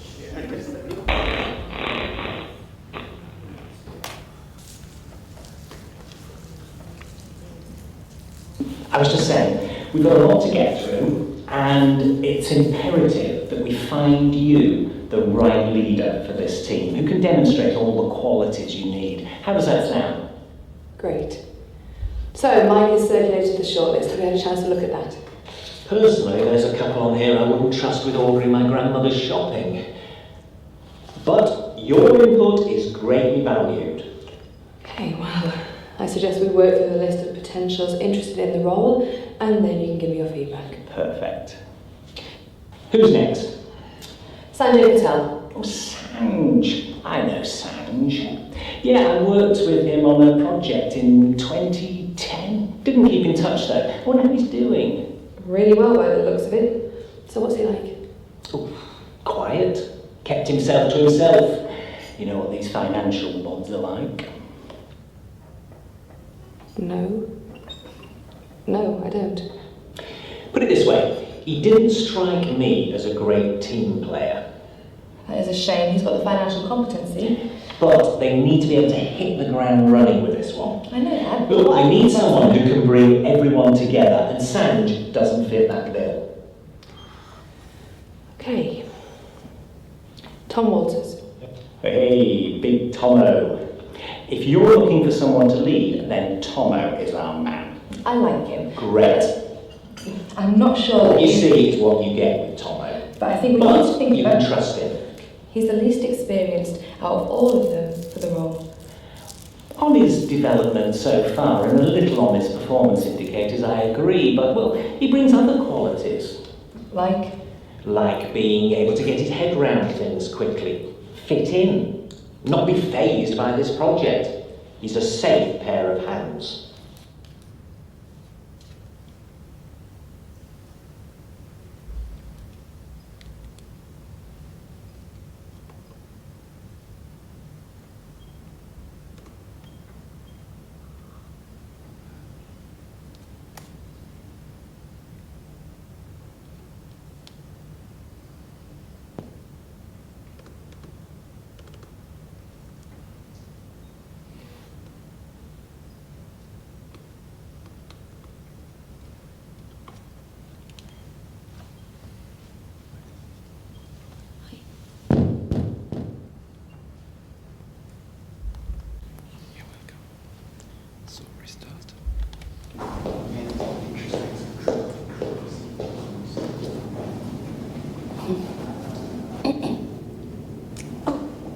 Excuse me.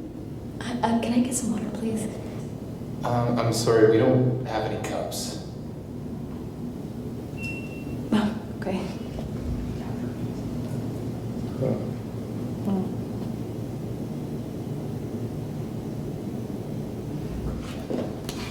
You've got a chat? Mm-hmm.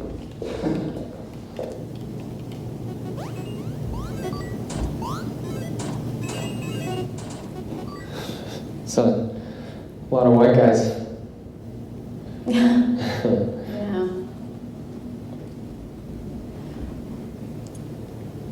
Marketing position? Yeah. Okay. Yeah, me too. Me too.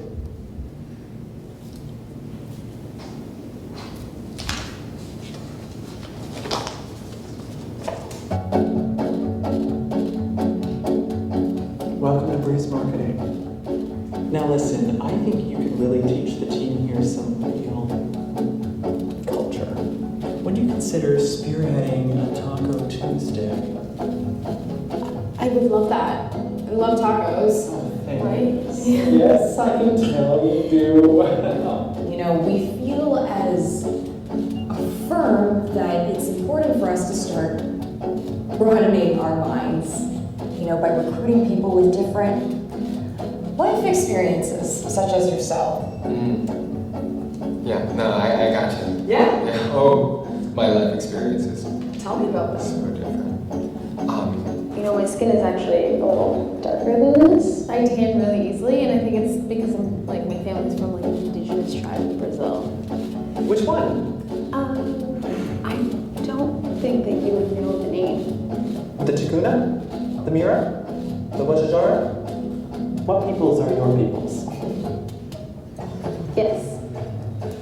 Oh my god, yes, of course Yeah? you can talk Thai. Oh. Go ahead. Oh I know. gosh! Mhm. Get a load of that. It's, that hurts. Did I tell you that my hair is actually really curly? Very, very curly. I gotta get a DNA test. I might be biracial. Goodness, are you? Maybe. I'm very gay. Really? No No way. So you do watch RuPaul's Drag Race, not your engines. Yes, I love that song.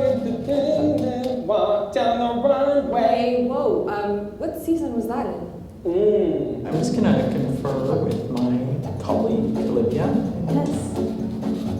and then we'll give you the results. Well, thank you for having me, and I can't wait to bring the little maracas and the tacos.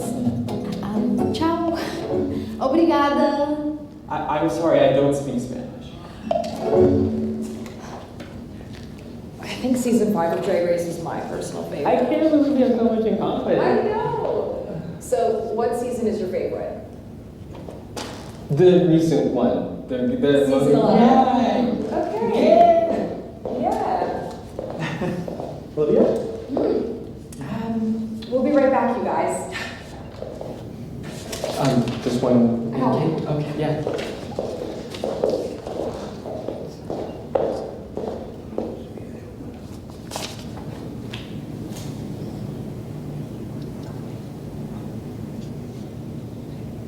So nice spray tan, Ariana Grande.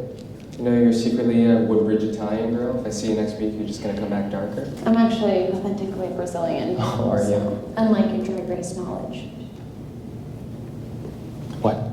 Do you even watch Drag Race? I watched. Yes, I watched Drag Race. What is that? No. No. Stop. Are you even gay? I am gay. I am gay. Okay? I am so gay. I would make out with every man here. Even that guy? Yeah?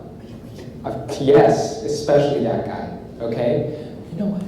These people want diversity. I would death drop to the floor and throw a piece of fried chicken in my mouth if it meant $70K a year in benefits. Wait, they offered you 70 grand? Ricky? You're free to go. Thank you. Wait. Juliana? Yes. Why don't you come with me? Absolutely. Sorry. Why did you only offer me 53 grand? That's literally 3/4 of what you offered him. Is that true? Yes. Look, I would love to work here, but I want to be paid the exact same amount. Well, and another thing, I don't want to be some glorified token to make you guys feel better, okay? If you hire me, it's because of my credentials and the fact that I've been working my ass off for 6 years to be where I am today. And if you hire me, I want to be paid the same amount. Hired? Yep. Timothy, shut it. No clapping. So, am I getting equal pay or? Hi, excuse me. Is this Breeze Marketing? Hi. Yes. I have a job interview. I'm so sorry. The train was delayed. Oh, are you Harris? Harris is my gendered government name. I like to go by Opal. Opal? Oh, this is the one. This is the one that I was talking about. Oh, well, do you have any preferred pronouns? Yeah, I'm non-binary, gender fluid. So I like to go by they, them. Sometimes I go by he, him, she, her. It really depends on the day, but I let people know ahead of time on Twitter, @Opal. Opal, can I get you anything to drink? Water? No, thank you. I really appreciate Oh, that. well, I'll take a water. Why don't you come with us? Yes, come this way. I was just hell. I'll totally take the 53 grand.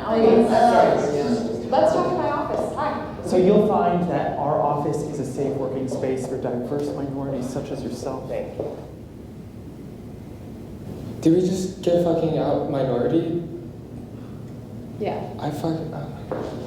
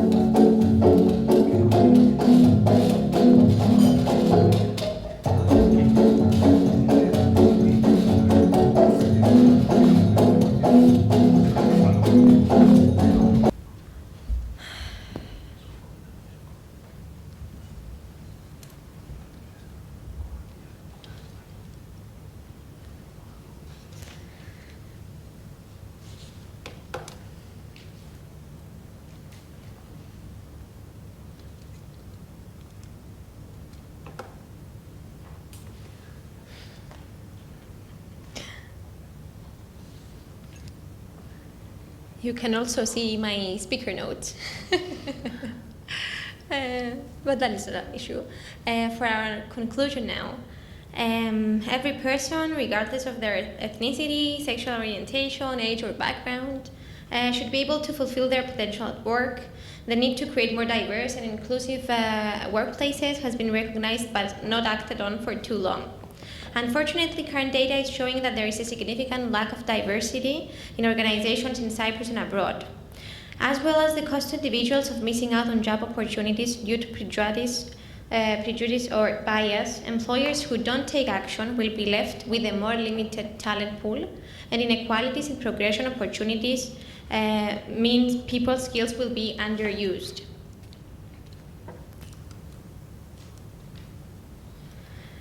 We have some words from the wise, some quotes that are relevant if you would like to have a look at them. I would like to thank you for your time and for giving me this opportunity to present this to you.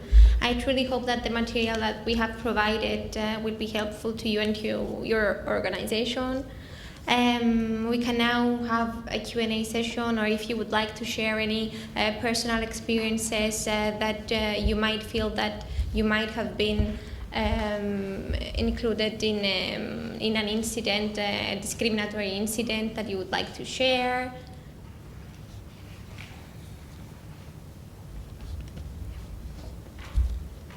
Yes, please. Yeah, our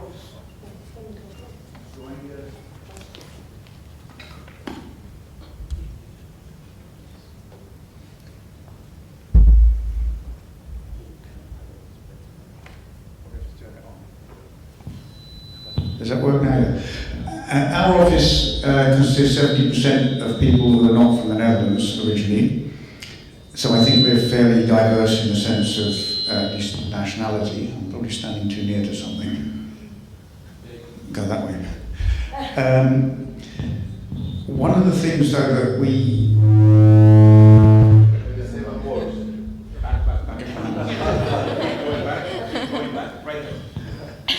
One of the things that we don't do though is try and get into all sorts of twists and turns not to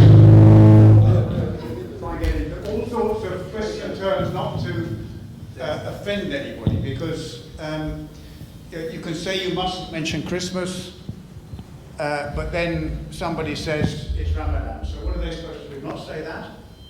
I think, and I get sometimes a little bit irritated by the US that you can't send a Christmas card anymore. But if it's a Jewish feast, everybody knows that it's a Jewish feast. So sometimes it's too one-sided. I think what you have to do is, and I think it's true, you get, on average, you increase your quality of staff by having more people from a diverse background. Also because they don't get as many chances. So if they get the chance, you probably have someone who's better. But I don't think it's a good idea, and I don't think it's right, like in this particular last picture, if I go into an office and say, I'm hetero, and that's the way I am, and I want you to call me he, and all that sort of stuff over the top. I mean, I know that's not typical, but that is almost a reverse, the people who are demanding, if you like, that we are all tolerant, are in fact the least tolerant. And that I find difficult to deal with. In our office, we talk about all sorts of things. We've got Muslims who need to, or want to, pray several times a day, so they go off and pray several times a day. At Ramadan, and I do mention it, they come in at different times because they're up at 4 in the morning to eat. So they don't want to go back to bed for an hour and then get up again and then everything. So they come in early or work early and go home. I think those are the important things to do, and not sort of the, yes, we won't mention Christmas, because I think that's, in my view, not really relevant.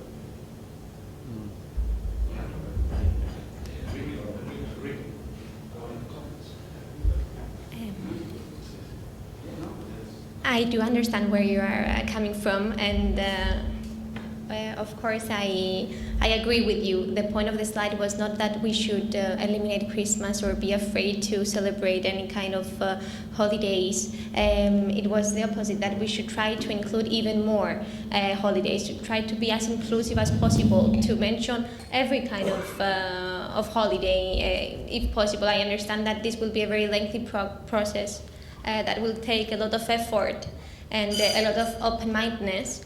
But I do understand what you're saying and where you're coming from, and of course we agree with you.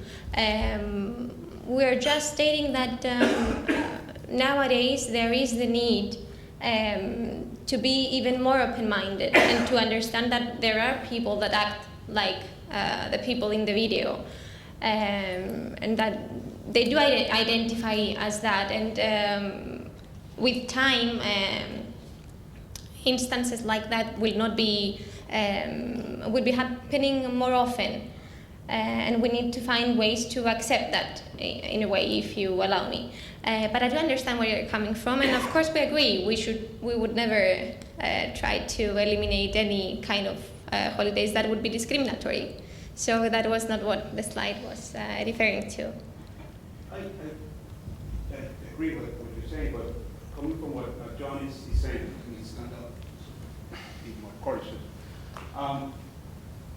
The situation with is inclusion, right? What we're trying to inclusion and diversity, correct?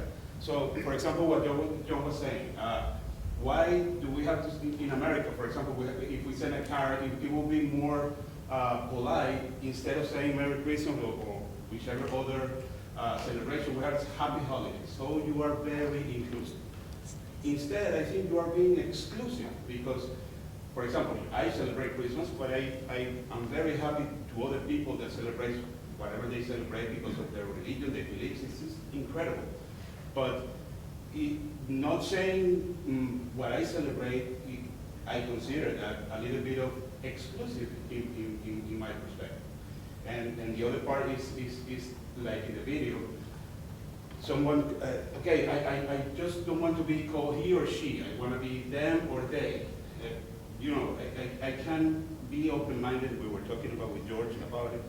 But it's kind of difficult to understand because, for example, in English, they or them is a plural situation. So you are referring to one person as a plural because they don't want to be, or he or she.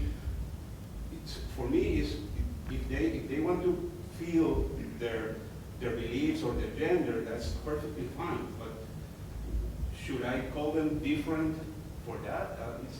It's kind of difficult to understand. I don't know if you get my point, but it's yeah, we get your point. The inclusion is perfect, and I think we have come long ways, including people. For example, in my office, I'm a minority. Everybody else are women. So, and I have no problem with that. I'm very happy with that. But you know, if we have black people or Jewish people, that's fine. It's not discriminatory in my opinion anymore. Of course, there are discriminations in different parts of the world and different offices or different businesses. I understand that, but the inclusion part, excluding other ways to refer to other people, I don't know if that is the way. And I know once I declare myself old school in that regard, but I'm very happy for everybody to feel what they want to feel, but exclusions is what I don't get quite yet. I don't know. Thank you for your input. I believe that you explained it perfectly, and I believe that what you have explained is how the majority of the population feels or thinks. I do agree with you, but the thing is that nowadays, with the new generation and the way that they want to present their feelings and to express themselves, we have to find a way to address them in the way that they feel comfortable. So if someone feels comfortable to be referred to as them or they, we have to find the way to try to apply that as much as possible, even though we might not understand it. At least that is how the way that we sociologists see that. But I do understand that it can be hard at times to be very careful on how to refer to people. You have to constantly be careful not to offend anyone, not to use the wrong word. But the thing is that times change, and we need to find the way to do it. We need we need to try. Do we really need a plan? Sorry, I'll shut up because I will be I agree. Well, when it comes to respect, knowing each other and to respect each other. When it comes to that point, we all agree, and I think that what John said was not referring only to a specific Christmas or whatever. It was deeper than that. My issue in this kind of situation is that in Europe, at least, we used to have some laws which prohibited situations like people wanted to express themselves and to impose themselves to the others, their way of behaving or believing or whatever. It was called, there is a specific legal word for that.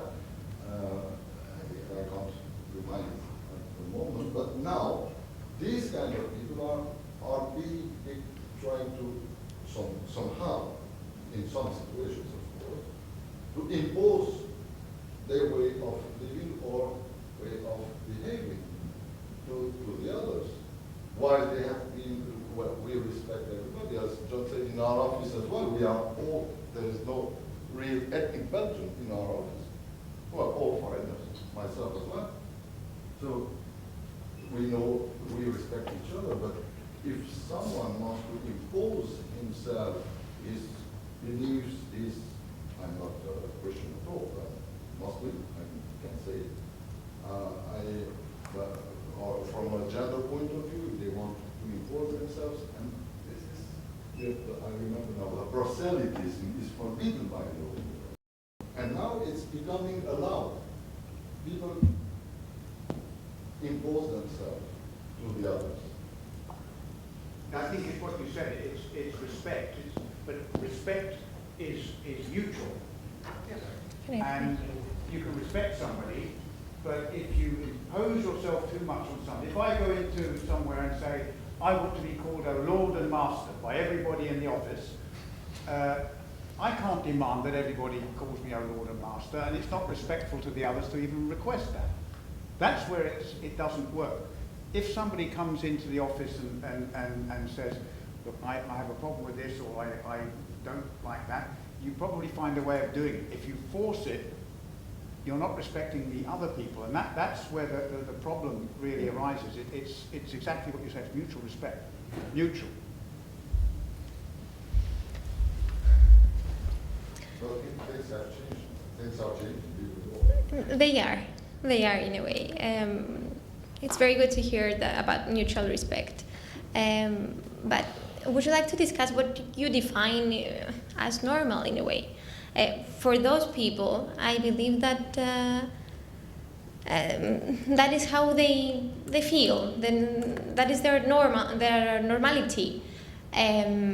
So how do you believe that they try to impose their beliefs, their wants, in what way do you believe that they try to impose that to your companies? Example, I'm talking in general. What I heard before when John said that we can't even send a Christmas card, this is not, at least it's not our heritage in Europe. And so because of some, wouldn't say minorities, but some different people which are respected in any case. So we cannot go on with our beliefs, our values. So it must be, I agree again, it must be both ways around, like everybody should respect the other and not try to impose to the other any kind of belief, any kind of behavior, any kind of nature of people or whatever. I believe that we can all agree that it will be a very lengthy process, a very difficult process to try and understand a different normality But I do understand where you're coming from, and I do understand what you're saying. I do agree with you at some points. I will give you an example. For instance, in Belgium, Belgium is very advanced in some laws. And homosexual persons can adopt also children, which is okay. I'm very okay with that. And now we are going as far as in schools, you cannot say anymore, teachers cannot use anymore the term father or mother. They will say the parent number 1 or parent number 2. This is by, now they are voting, they are passing the bill. So now it will be forbidden to have the Father's Day and Mother's Day as from next year. Because it will be parent number 1 and parent number 2. Because we don't want to discriminate the children who have 2 fathers or 2 homosexual parents. So I have my daughter, which is 8 years old, and I think she will be very shocked by that. We are imposing her not to use the term father or mother at school because of this new bill. So this is proselytism somehow, which is forbidden by law. So this is, it doesn't make sense. So we feel bad. So I would turn out maybe in a gay or whatever, I don't know, but in order to be inclusive, accepted in the society, in the new society. Which I don't have any problem with different people. On the contrary, we work together, we play together, whatever. But we don't. I never impose anything, and I'm not imposing my surrounding. At least I do not accept to be imposed of anything, but forced from anybody. So it's not normal. In your country, so if there is, for example, 2 mothers or 2 fathers, because which is can they celebrate? They cannot celebrate Father's Day both of them together, or Mother's Day both of them together. No, because they are passing a bill in order not to disturb the children in schools. Now they are passing a bill saying we have to get rid of the Father's Day and Mother's Day, because even in your documents, in your official documents, it's not mentioned anymore father's name or mother's name. It's mentioned parent number 1 name, parent number 2 name. They may have the Parents' Day, though. Which is okay. But the most wise thing would be that parent means either father, mother, either parent 1 or parent 2. They're trying to make them diversify, even a day or even a 2. This is what they're trying to, this is what we are trying to do actually here, which all the worries are, I mean, this is what we're trying to do. I mean, Daphne's doing a great job actually.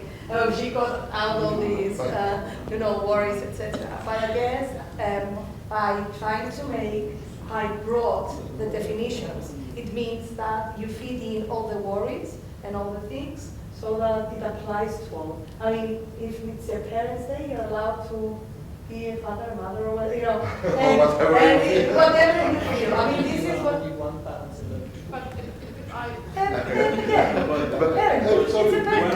Now it is, as you said, in parents, 2 parents in 1 person. Now they say that you can go even as far as saying that you can be an animal. You can declare that at the city hall, you're not a man or a woman, but I'm not a human. I'm an animal. In my mind, I am a dog. Can you imagine? But anyway, so, it's an evolution. I'm not against anything. I'm not against, against anybody. I just don't want the others to be against my beliefs and my... It's hard to swallow.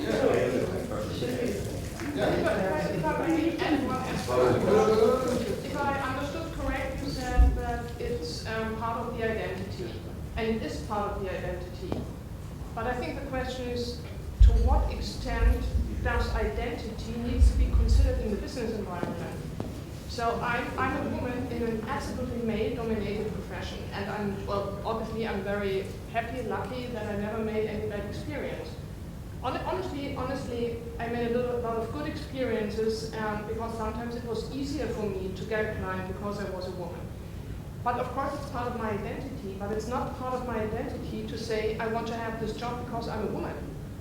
So it's business, and business has some rules, and it's the task of the whole society.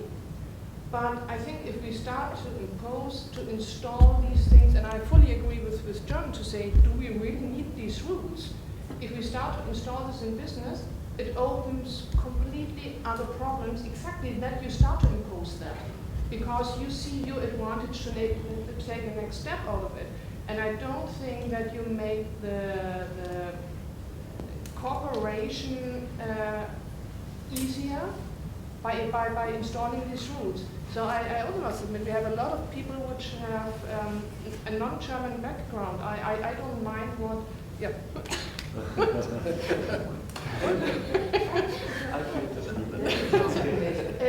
In Germany it's considered that you discriminate people when you ask them where are they from, because they have a foreign last name. It's curiosity, for me it's respect to ask someone to be interested in that. But I think this identity thing, I fully agree when it comes to me, to my personality. But business is not about, for me, not about this kind of identity. It's not. We're just working together. We cannot solve the issues of people living together. It's not doable for me. Where are you?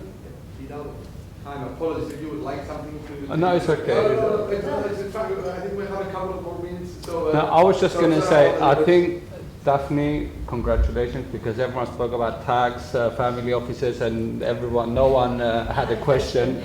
And your subject, everyone's lining up to speak. I think the video, yeah, it was a bit, there was a bit of sarcasm into it, that, you have to accept people, and you can't go too much one way or too much the other way. You have to hire people based on their capabilities and their qualifications. You can't hire people, you can't be preferable towards minorities, and you can't be preferable towards the majorities.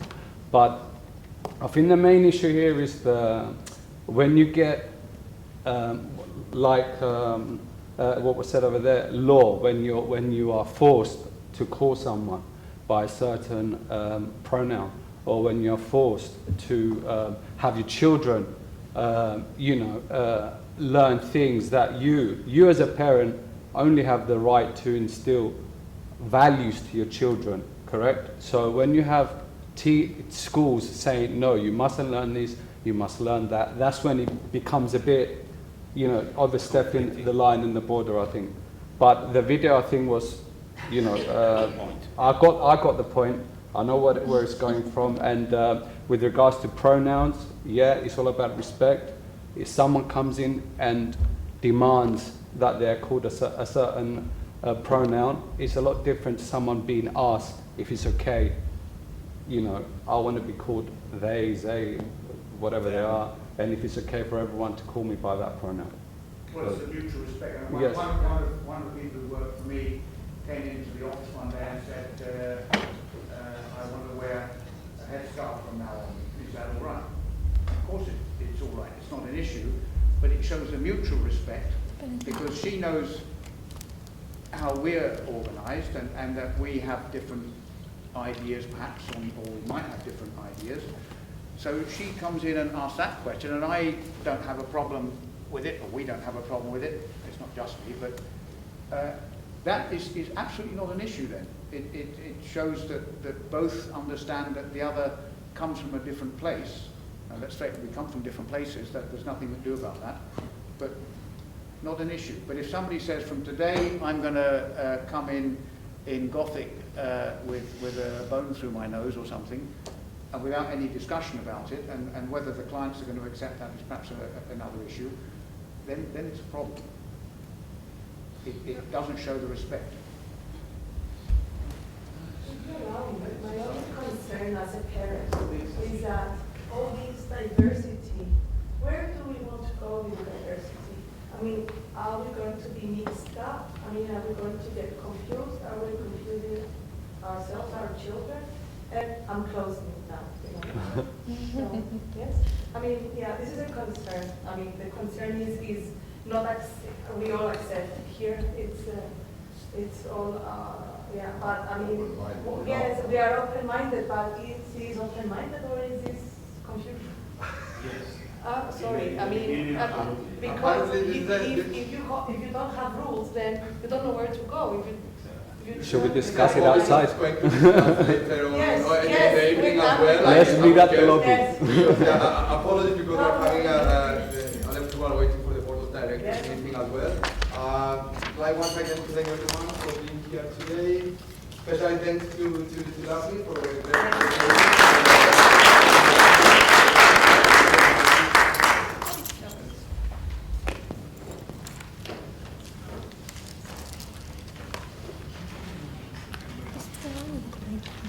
Thank you so much. Thank you. I'll manage. Thank you very much. Thank you for your time. Thanks for having me. To close the day, I just would like first to thank you very much for everything that was done, and thank you for the organizations and organization of all the day. It was quite, I think, very great. But so sorry that we cut a little bit at the end and we don't continue to speak about this very interesting topic. But I'm sure we will have the next until the end of the year to speak about that. So we will have the chance to speak again. But thank you very much for the organization and everything. Thank you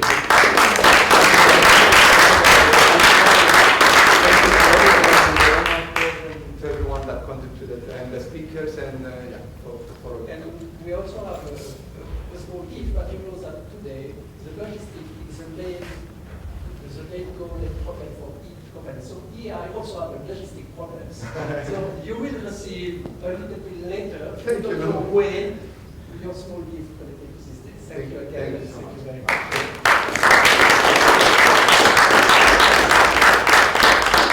Thank you everyone. We can close now these sessions.